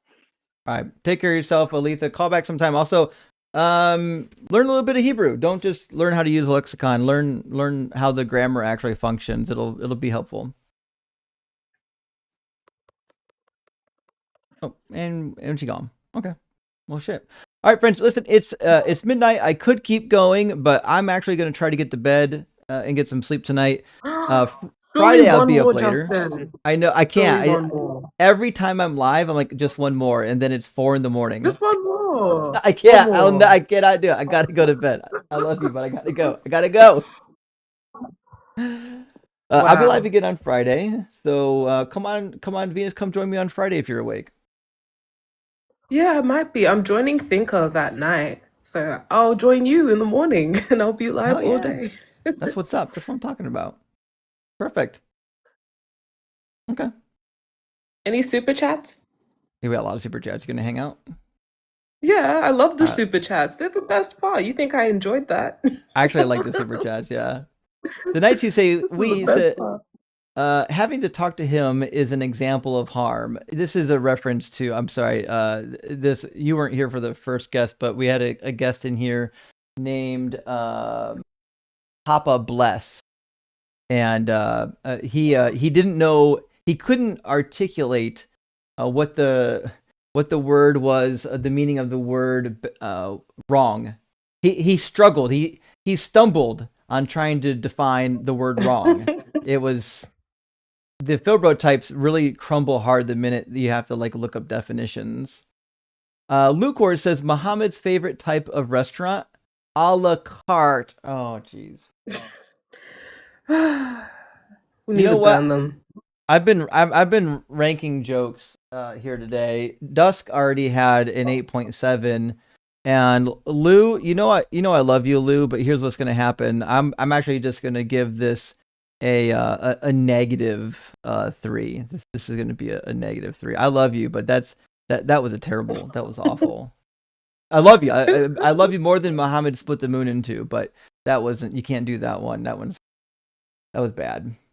Elias says knobhead. Oh well, yeah, that same guess. He was a knobhead. When you have to debate like the definition of the word wrong, you're in the wrong place. Elias. I'm sorry.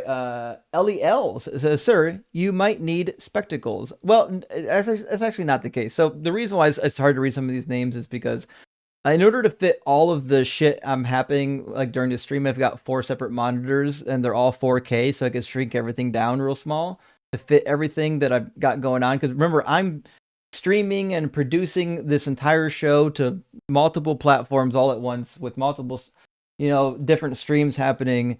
And so my stream where I bring in people over on the Video Ninja for YouTube, I have to make that screen really small.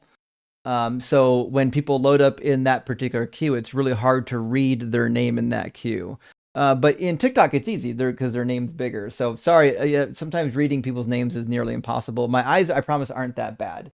But maybe in like 10 years, I might need some specs.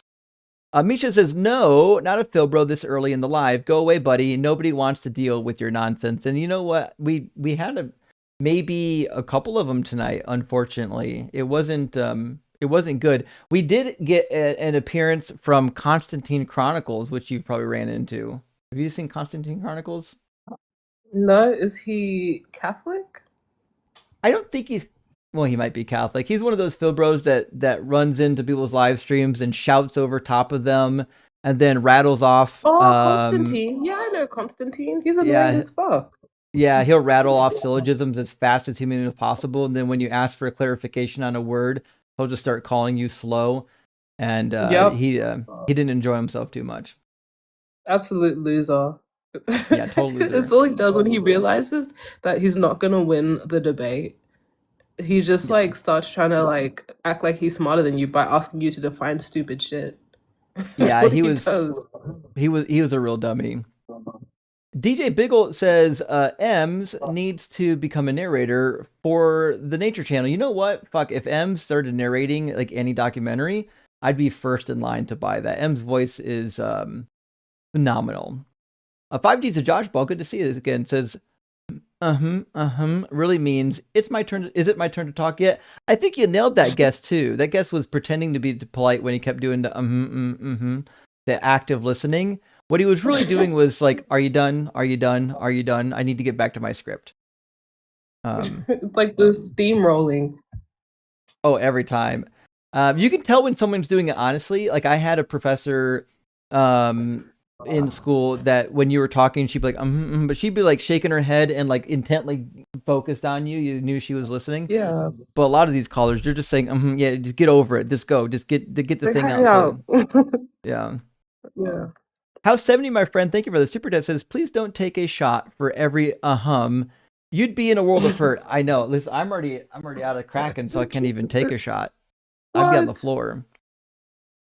Yeah, I know. I ran out. I didn't replace it yet.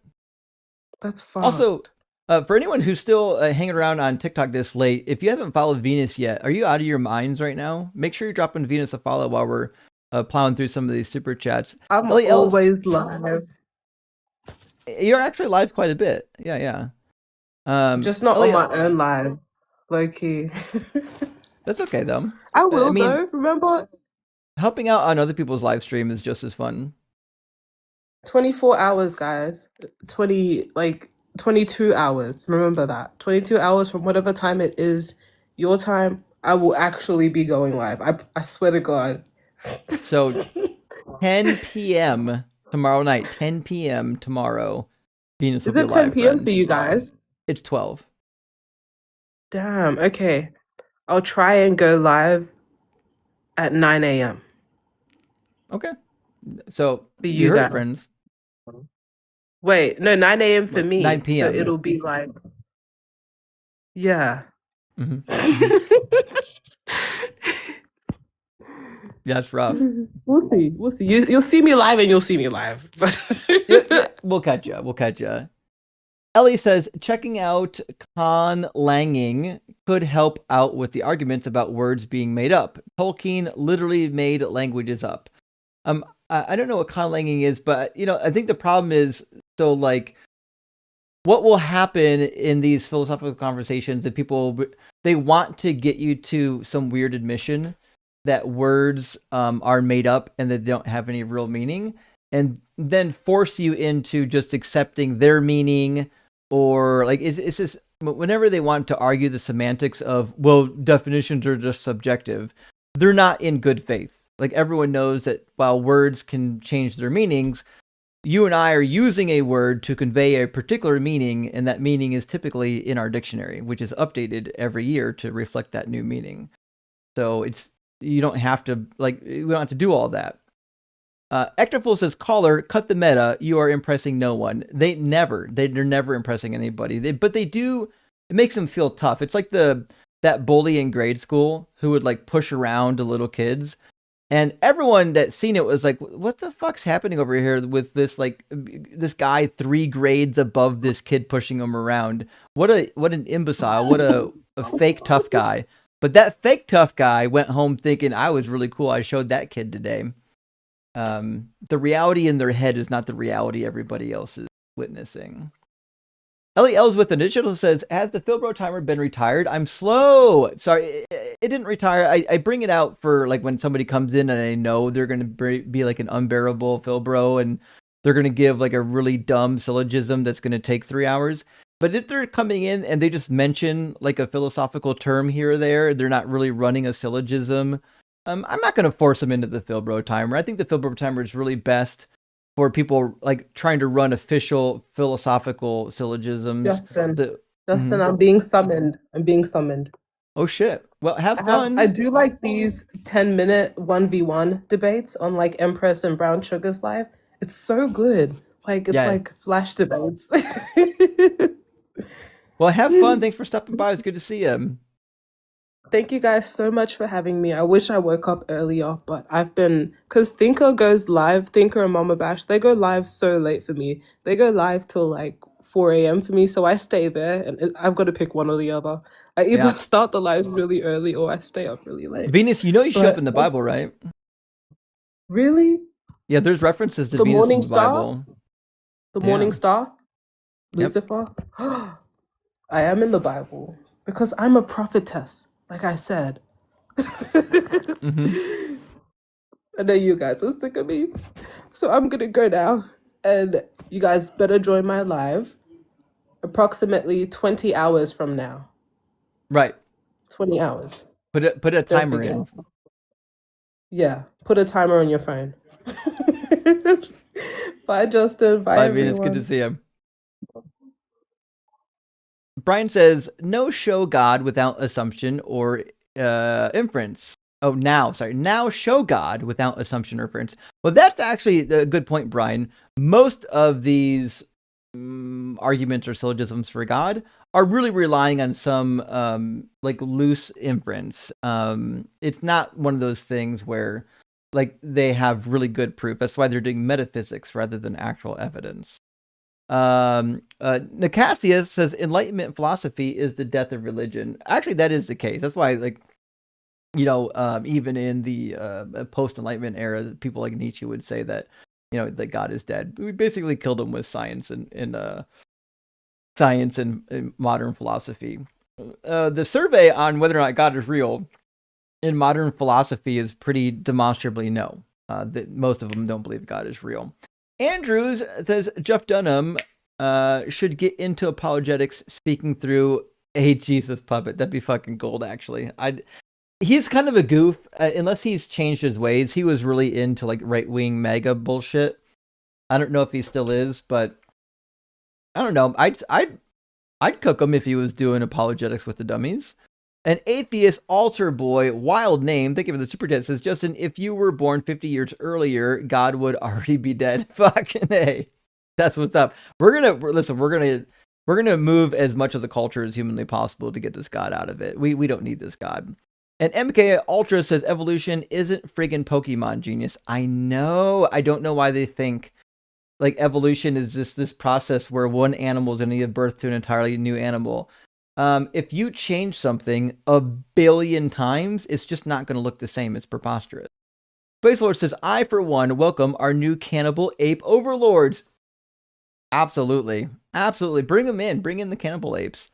And Juan says, are you brave enough to die as an atheist? Because I'm not. Yeah? What the fuck does that mean? Do you get a choice? Can I choose not to die? I'm so confused. Juan, what you're talking about. Listen, death is scary for everybody. I get that. But you got to do it. Like, you don't get a choice. Death is one of those decisions in life that you don't get to make. It makes it for you. And with the follow-up, Juan says, maybe we are designed to believe. No, maybe people are evolved to, not evolved. Maybe people have evolved with a lack of proper thinking and information for a long period of time. So we're just now getting rid of the God belief. The early days of God were just trying to explain the universe around us because they didn't know. Well, now we fucking know. We don't need God anymore. It doesn't do anything for us. We didn't need a God belief. People thought we needed to believe in God because the gods would be mad. But now we know that's not true. Zeus isn't sending the rain. Speaking of, Zeuso, good to see ya. Never mind the thing I just said about you. Just saying, photosynthesis is not instinct. Oh, true. I mean, obviously, yeah, it's not an instinct. I think maybe the wording from Ems was missed, but he was basically saying it's a reaction. It's like a chemical, physical reaction, not necessarily an instinct. Instincts are things that are like typically in the subconscious, maybe like the cat's instinct to need and suckle, even on things that will never produce milk. Jordan, thank you for the super chat, says, would it be rude to ask lunatic callers not to say, yeah, every 3 seconds while you're speaking? Love your streams, great work. You know what? Actually, it wouldn't be rude. It actually makes it harder to listen to. I should have told him not to do that because for the audience, while he doesn't hear the audio the way you guys hear it, but the audience is going to hear like a really muddy conversation. So, Ben, hey, thank you for the $2 super thanks and for being new. Appreciate it. And Gamer Guy says he's not saying it was aliens, but he didn't. Well, he got around to it, saying that it actually was aliens. The alien theories tonight. We had 2 alien theories here tonight. Mike IV says, binging your Bible lessons like a Netflix series. Well, thank you. I appreciate that. I don't know how many I've got up there right now. If I go to because they're just on Deconstruction Zone, my Bible lessons and my response videos. I only have them on my main channel. My DZ Debates is literally just fucking debates. You'll never see anything on there other than like debates and live stream clips and things like that. I did release a video on Deconstruction Zone addressing the blunder in Genesis 37, conflating the Ishmaelites and the Midianites, and addressing the fact that the solution from Apologetics press.org is garbage and rubbish, and it doesn't actually fucking work. And so that's up there. But I do have a playlist. If I go to content and go to playlists, I do have one playlist called Questions. I got 48 videos in there where I just answer like Bible questions. And then I've got another one called I gotta expand my list.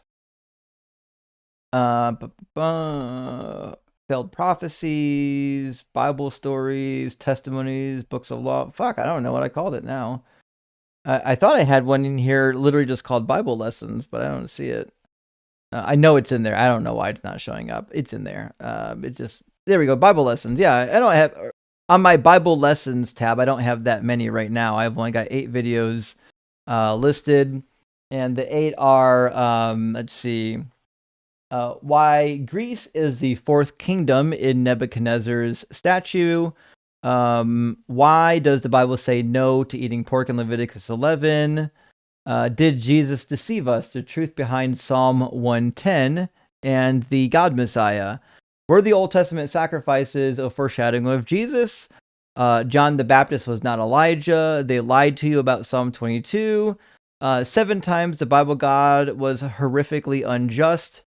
And another one in here that shouldn't be in here called A Biblical Love Letter. I don't know how that one made it into this playlist. That must have been a bad click. I have no idea what was going on there. That should be listed probably as a short. But nevertheless, those are what I got there. But yeah, I'll be doing more Bible responses and lessons here in the near future. So thank you for watching. And Ben EG says, gotta go, Justin. But Justin, you're the boss. Thanks for fighting the good fight. I think that's actually a duplicate from the system. But thank you anyways. I really appreciate that, friend. Master Macheteer, great to see you tonight, says, for the love of Doug. I'm sorry, we had some painful guests tonight, and I get that they tortured the audience. I could tell because the numbers were like doing this, like, oh boy. Peace, Love, and Cake says, these vessels of wrath have really been coming out of the word work this week. Haven't they? We've had a lot of unsavory guests. It's been a wild week, actually. I mean, to be fair, we're going to have a lot of clips. So there is that. That's going to happen. RM says, what's more annoying? People who calmly support vile ideas and try to make the Bible coherent, or people who rant about Philbro nonsense and use insults? I actually, in terms of annoying, I would pick the insulty Philbro that overtalks you as more annoying. The people who support vile ideas, as long as they're somewhat calm during the conversation, we can typically maneuver the conversation somewhere. But when they're just being obstinate and childish, it's almost impossible to actually have a conversation. So. Ben Bloodworth, thank you for the super chat, says Tim LaHaye and Jerry B. Jenkins, Left Behind authors, really made a mess of this world. I swear they gave some kind of Christian anxiety disorder. You nailed it. Anxiety over the rapture was at like a fever pitch there for a while. These books really fucked up the Western world, specifically America, with their horrible eschatological teachings. They were just abysmal, the worst. They should be taken out back and beaten. Helping make a deconstruction says, Justine, why are you healing at hospitals? Why aren't you healing at hospitals? Agreed. If Justine has the power of healing, Justine should have been showing up at the hospitals, curing all the babies with bone cancer, but that doesn't seem to happen. They can only cure people that show up at their church, and the cures are usually not that impressive. Kevin Smith's silver timer is done. Drop them. Sorry, Kevin. It was just a pinch past a February timer when I dropped. But we did get them. We did get them, friend. And AI-induced apologist is a fucking crazy name, but I love it. Why do Philbros sound high on snow-colored substances so often? The fast-talking bravado is the exact same flavor. So I think there's two types of Philbros. Ones that come in talking really slow and monotone, and that's for optics. They want to feel like if they never get excited, then you never got them. So they talk like that. But then there's the other type that just want to steamroll you. And like the goal of the steamrolling is essentially to try to make it appear like you can't keep up, like you can't respond, and then just have their 5 minions that follow them around just shout in the comments, he's getting cooked. Look, he can't answer. Because obviously nobody can answer. They're literally just over talking you the entire time without actually diving into what they mean when they use like phrases and words. Also, who the fuck's spamming this? What a fucking idiot. J in if you know IF. All right, well, you're just gonna get muted there, Jay, you dumb fucking clown. Actually, maybe I'll just block you. I'll mute you for the entire live stream. All right. Joe Roberts, don't fucking spam my chat, dummy. We don't need you to repeat the whole Bible in the TikTok chat. Choco, hey, good to see you, friend, says, wasn't Noah a drunkard? He didn't have demons. That's a very good point with that girl that says doing drugs would cause demons. But nevertheless, I don't know if they would count those in the same classification, given that God does instruct people to to drink wine. Although they might have made the case that it was non-alcoholic wine, depending on the type of person. That is, like, I think the Nazarenes still believe that. The Nazarene Church teaches that the Bible God doesn't demand or approve of drinking intoxicating wine, only non-intoxicating wine. They'll call it new wine, but that's a whole thing. Chris says that girl legitimately needs psychological help. Yeah, I believe that to be the case. She's obviously been indoctrinated with some weird stuff and maybe even tricked and deceived by people at her church, making it seem like I suspect she goes to one of those churches like where Catherine Crick is, where they're doing these fake healings and she can't tell the difference. So to be sure, I've been to dozens and dozens of churches that do these types of healings. The reality is, no one ever gets healed. If you go to a church where people are consistently getting healed, it's almost exclusively because somebody's running a scam, and you're the reason why they're running it, because you believe it. God-eating penguin, great to see you again. Says people can puke on command by activating their own gag reflex. I can do it myself. True, actually, nothing special for that one. I used to do it in grade school to go home. Puking proves nothing. Yeah, puking absolutely does prove nothing. Like, anyone can cause themselves to puke. And even if you don't do it on purpose, the ability for one to work themselves up into a frenzy pre-puke is pretty common. Zeuso, thank you for the additional super chat. Says Justine, Zeus is here to cast out your demons. You fucking nailed it.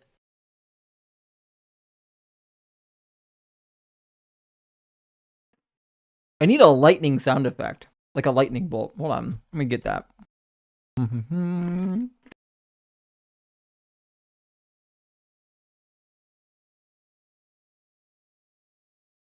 Let's see. How's this one? Oh shit. Okay. Okay. I can go for that. I'll get that added up. I think that'd be a good addition. Peace, Love, and Cake says, I sure hope I never bump into Justine, the Demon Hunter. I hate puking. Speaking of Demon Hunter, you know that was a Christian band back in the day, right? There was a rap group called Demon Hunters. Hold on.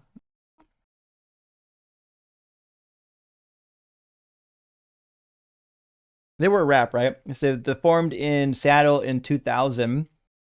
Known for blending metalcore and alternative metal with... Oh, maybe it was metal, not rap. I must be thinking of somebody else. There was another band similar to similar name to Demon Hunter, I think. Or maybe they just had a song about demon hunting. Nevertheless, it was a cool band. I mean, back in the day, felt like a cool band. Obviously, today it's nonsense. Not a Robot says, daily feeding schedule sounds like God is a baby. You nailed it. Yes. In fact, and even in Leviticus, God refers to the offerings as food. He uses the word food, the food, my food, the food of God. If you go to Exodus, though, I'm going to show you. Let's see if I can get the verse. Go to Exodus. And it's going to be chapter 29. In Exodus 29, the chapter is literally full of practices for daily offerings. Let's see. Yeah, starting in verse 38.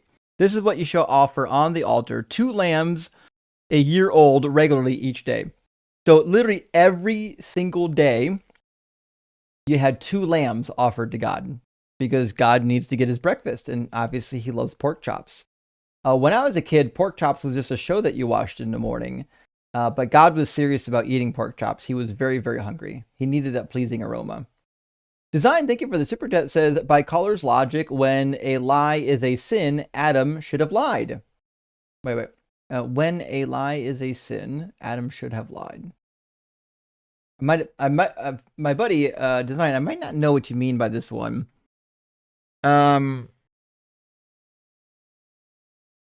Because you're the Catholic friend that was up here this is actually a really good point in Design. Our Catholic friend that was up here was suggesting that lying wasn't something that would condemn you to hell because it's not a mortal sin, but it literally did condemn the entire world to the fallen state, just the lie. So it seems like it actually should be a mortal sin.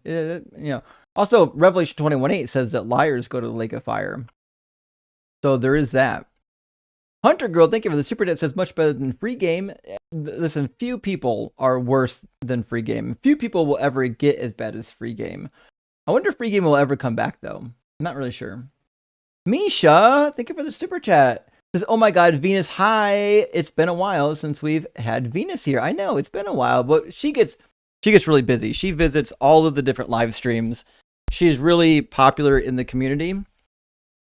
So she's always somewhere on the TikTok live stream. If you follow her on TikTok, you'll see her live all the time. We just don't get to see her on the YouTube side, because YouTube behaves differently than TikTok. Peace, Love, and Cake says, Christianity severely harms children every day. I agree. And while that last guest didn't think spanking was part of Christianity, it is. It's baked right into the book, and that's one of the harms. Bacon and Bush, my friend, good to see you, says, can you tell me why Christians believe all babies go to heaven? I can't find anything in the Bible that I think implies it. Oh, I gotcha. So passages you might want to check out is 2 Samuel 12. In 2 Samuel 12, when David receives his punishment and realizes his son is going to die and he mourns over his son, he says, in regards to his son, he says, he can't come to me, but I can go to him, implying that he's going to go to the same place. Deuteronomy 5:9 would imply that that you're not accountable for all of your sins as a child. So it says, you shall not bow down to them or serve them, for I, the Lord your God, am a jealous God, punishing children for the iniquity of the parents to the third and fourth generation of those who are... Oh, sorry, that's not it. That's not what I wanted. I wanted... I wanted Numbers 5:11 through 31. Give me a second. Nope, that's not what I wanted. Fucking A. I got the wrong verses pulled up here. Let me work on this. It's okay. Deuteronomy 1:39, I think, is what one of the ones I was looking for. It also shows up in Isaiah 7:14. But anyways, Deuteronomy 1:39 says, as for your little ones who you thought would become plunder, your children who today have not yet known right from wrong, they shall enter there, so on and so forth. So this is implying that children don't know right from wrong, which is what it says in Isaiah 7:15 as well. And then also, my live been restricted for some audiences. Your live contains themes that some may find uncomfortable, harassment and bullying. Who the fuck did I just harass and bully? Oh, that asshole that was quoting the Bible in my comments reported me like 10 times until I got restricted. Who gives a fuck? The live's almost over. Anyways, so if they don't know right from wrong, that means they're not necessarily culpable of oh, you're saying it was me? Oh, well, you can go fuck yourself too. I don't really care. But my live stream's almost over. What do you think? You're going to take my live down? You're out of your goddamn mind if you think my live's going to get taken down just because you reported me. They don't do that shit anymore. They used to do that. You used to get your live taken down for anything. They just get violations now. They just send you violations, and and then you can just appeal that shit. Then they overturn it. You're wasting your time. We're in a different time, TikTok idiots. You just get to report people a million times and then get their live removed. They don't do that anymore. When it was owned by ByteDance, they used to do that shit. Let's see. What else? We might turn to... we are talking about David's son. And maybe 2 Corinthians 5. Let me see what I've got for that one. It says, for all of us must appear before the judgment seat of Christ, so that each may receive due recompense for actions done in the body, whether good and evil. But if children can't, they're going to get judged on not knowing good and evil. They didn't have any evil actions. So if you're being judged based on your actions and you're a child, well, it would just imply that you have nothing to be judged on. So it doesn't seem... Also, most Christians would concede that there's nothing good or nothing righteous. There's no good reason to believe that a baby would be punished with hell because they died. It's like the most unjust thing ever. Same thing with Romans 2:6. Is he will repay everyone according to their deeds, and so on and so forth. So and obviously we got the passage where Jesus says, suffer the children, don't become a stumbling block. It'll be really bad for you if you do, that kind of stuff. So that's kind of where people would make the case that aborted babies would go to heaven. It's on its face, obviously it would just be evil of God not to. They didn't do anything wrong. All they did was get born. It would be nonsense to punish them for such a thing. I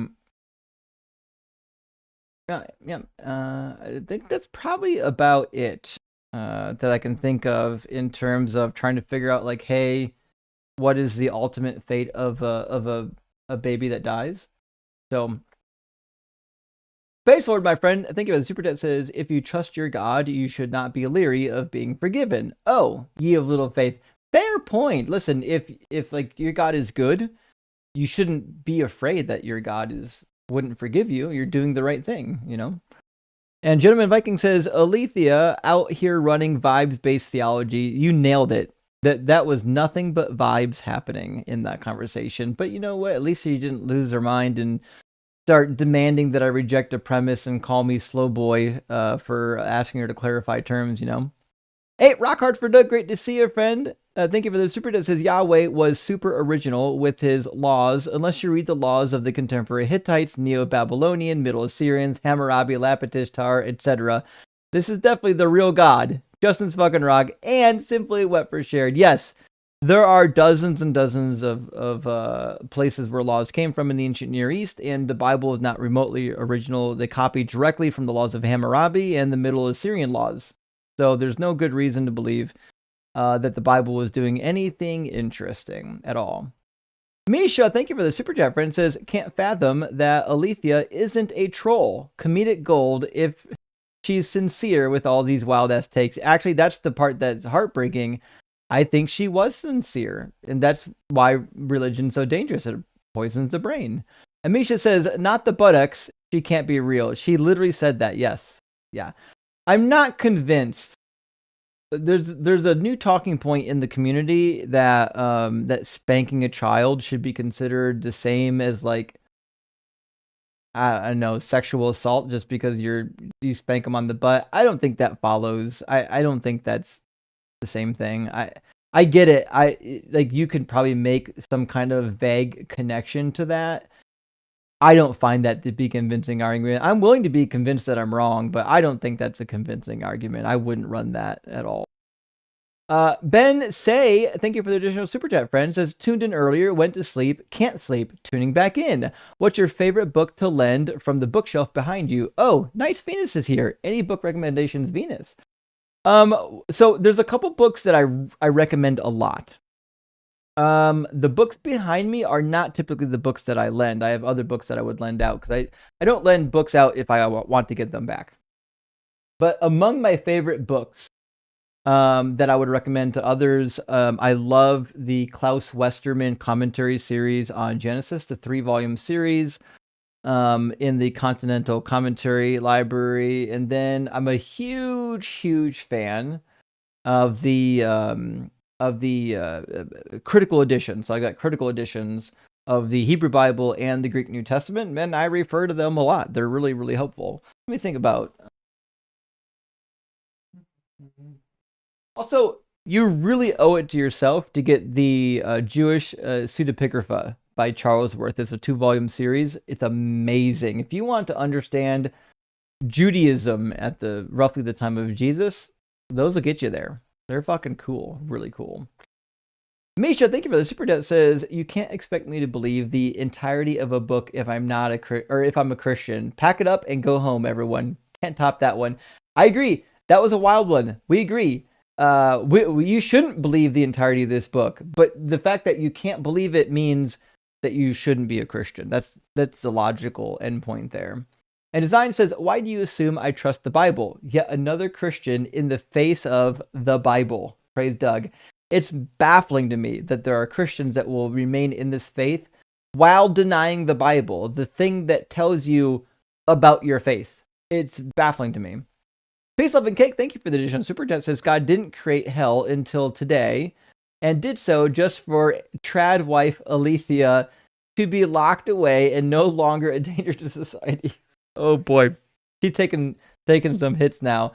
Alethea, I like to think, is probably a nice, caring individual in real life, but she's been bamboozled. You know, she's been brainwashed, and that's why we do the live streams. Bugat says, Muhammad also likes Allah you can eat buffets. Oh fuck. Okay, Bugat. You know what? That was better though. That was a better play on words. So I'm going to say, hold on, let me put the Bugat, I want to give you a 6.7. I think that's fair. I think that's a fair rating for that joke. Dust Frame, thank you for the super chat, my friend. Says, W Venus, love seeing a fellow Aussie on, even though time zones are the devil. I'm a WA, so I'm directly opposite Justin. I don't know WA. In WA, that must be like a province or a county or something. I'm not sure how it works out there. But yeah, if you're exact opposite of me, I really want to get Daniel Green on here so we can do a live stream and show the at the right time the different night sky to see how they're opposite, so we can demonstrate to people how flat Earth works. Twisted, or how it doesn't work. Twisted Scripture, thank you for the $10 super chat, friend. Hope you're doing well. It says, thanks, Justin, for your extreme patience, but the money night fights were over the top. The money nights fights over the top. Did I miss? Hold on. Did I? They're capital too. Money nights fights. Does that mean something? Am I supposed to know what that means? Y'all, I apologize. Can somebody in the comments help me out with this one? Are you just referring to that guy on Monday that was threatening to fight me? Is that what's happened? From Monday, is that what you're referring to, Twisted?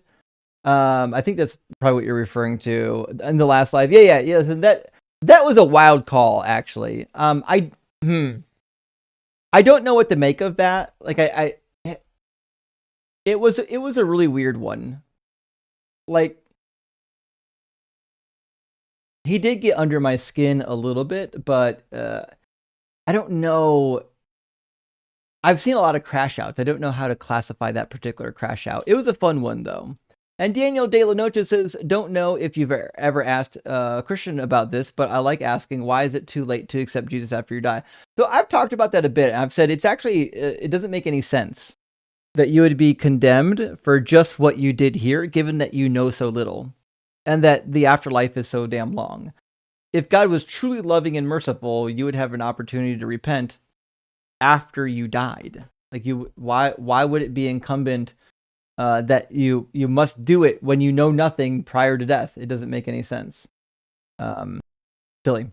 Chris, hey, thank you for the super that says, pre-ordered the Greek New Testament Study Bible. Interesting thoughts on if this project will be worth the wait. Hail fucking Doug. I don't even know if I've seen that. Let me take a look at that. Greek New Testament Study Bible. Is this a new release? It's by Zonder Van. And it looks like it was released. Oh, fuck, this year. It's still on pre-order. No, I've not seen that. I'll have to check it out. Who's the author? Constantine Campbell was the general editor, so it must have lots of different contributors. Well, here's what I would think. My suspicion is that it'll be really good. And the reason why is Zondervan, as of recent, have been doing a really, really good job of trying to prop up their academic publications. They used to not do that. They were like religious publications, but not typically academic in nature. They're really trying to beef up their academic publications so that they can run around with the big boys and publish real academic works. So I actually think it's probably going to be pretty good. The guy who wrote it's a real PhD. He's not a goof. Maybe I'll get a copy when it comes out. Let me know how it turns out. Danny Melander, thank you for the 20 New Zealand dollars. I really appreciate it. It says, love your fucking work, man. Watch it just about every day. Well, hell yeah, Danny. I appreciate that. Thanks for supporting the channel. The channel exists because people like you watch, like, share, and support the channel. So thank you. And Jerk Porkins, thank you for the super chat. Says, hey, Justin, do you think that the universe has a finite number of permutations? If so, does that mean we already live in eternity? I don't know what you mean by number of permutations. I think that the universe only exists once, but it can take, zillions of different forms. So depending on how, like, if you believe, look at this fucking idiot posting Bible verses again in the chat like we've never fucking read the Bible. What a goon. All right, let's see. What can I see? Harassment. Yeah, I'm just going to report this guest for There we go. Oh, look, there you go. Reeb, I reported you. Now I'm just going to block you. Bye. Don't come back. Anyways, the question was, do you think that the universe has a finite number of permutations? So, no, I think there's, it depends on how you're going to interpret the word permutations. If we're saying like a form that something can take, I think it is finite. I think it's, well, no, I guess it's finite, but it's like, it's so astronomically large that it feels infinite. But if the universe has limits into what it can and cannot do, like say for example, the universe will never be able to form a fundamental particle that has the mass of a sun. Let's just say that. If that is a real boundary that can't be broken, well, that would just mean that the universe doesn't have an infinite number of permutations. It might have, I don't know, infinite minus one. See what I'm saying? So it's not really, I wouldn't say infinite. I would say it's finite. But when I say finite, I don't mean a tiny amount. It just means that there's not an infinite number of ways that all the stuff in the universe could be arranged.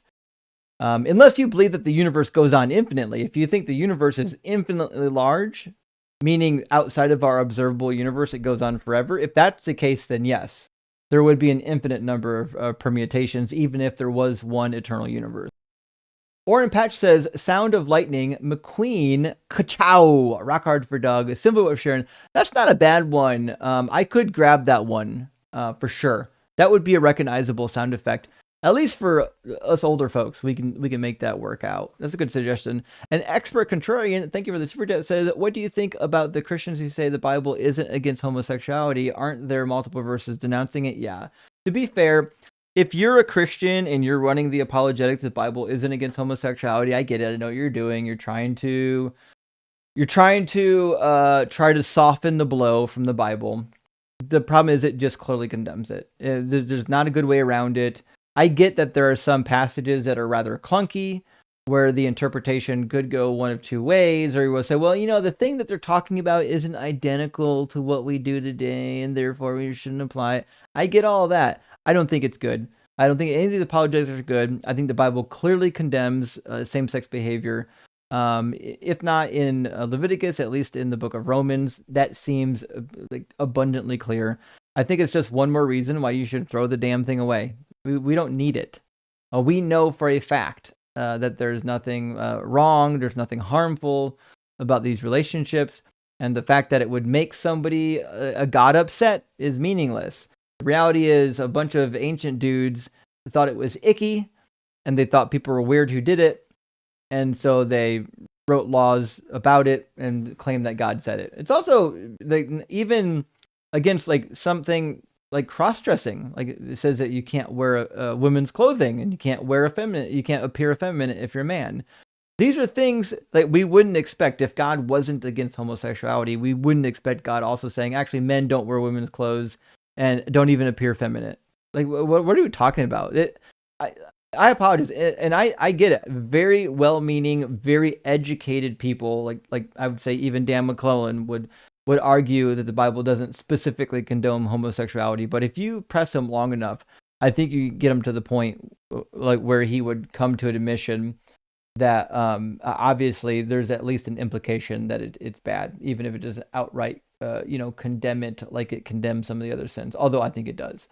That's like one area where I agree with the conservative scholars. I actually agree with the conservative scholars. I find their arguments to be way more convincing on the topic of Bible condoning homosexuality. I have not seen a good article ever explaining why the Bible doesn't. Twisted Scriptures, thank you for the super chat. Says, I was joking. The guy wanted to fight Monday night. I knew what you mean, but I couldn't quite connect what you were saying. But I got it eventually, so I appreciate the clarification, Twisted. And I hope you're doing well, by the way, friend. It's good to see you tonight, and hopefully we'll see you again on Friday night. And speaking of which, friends, it is the end of the live stream. I got out before 1 a.m, so congratulations for staying up with me till 1, but I'm not going to stay up till 4 this time. So I really appreciate you. Who's live right now that we can go raid? I'm sure a bunch of people are going to be live. I bet Thinker's live. Is Rock Hard for Doug live? Or the Inquiry Couple? Hold on, let me find out. Also, friends, I dropped a new video on Deconstruction Zone main channel on one of the fun Bible contradictions that apologists have literally no answer for. Go check it out. It's a good one. But I don't see the Inquiry Couple live tonight. Hold on. I don't see Thinker live on YouTube either. Huh. Is Mezzo live? Mezzo is live. All right, friends. Hey, we're going to go raid Mezzo's live stream. And I apologize, but he's got a clown show apologist doing Phil Bro stuff here.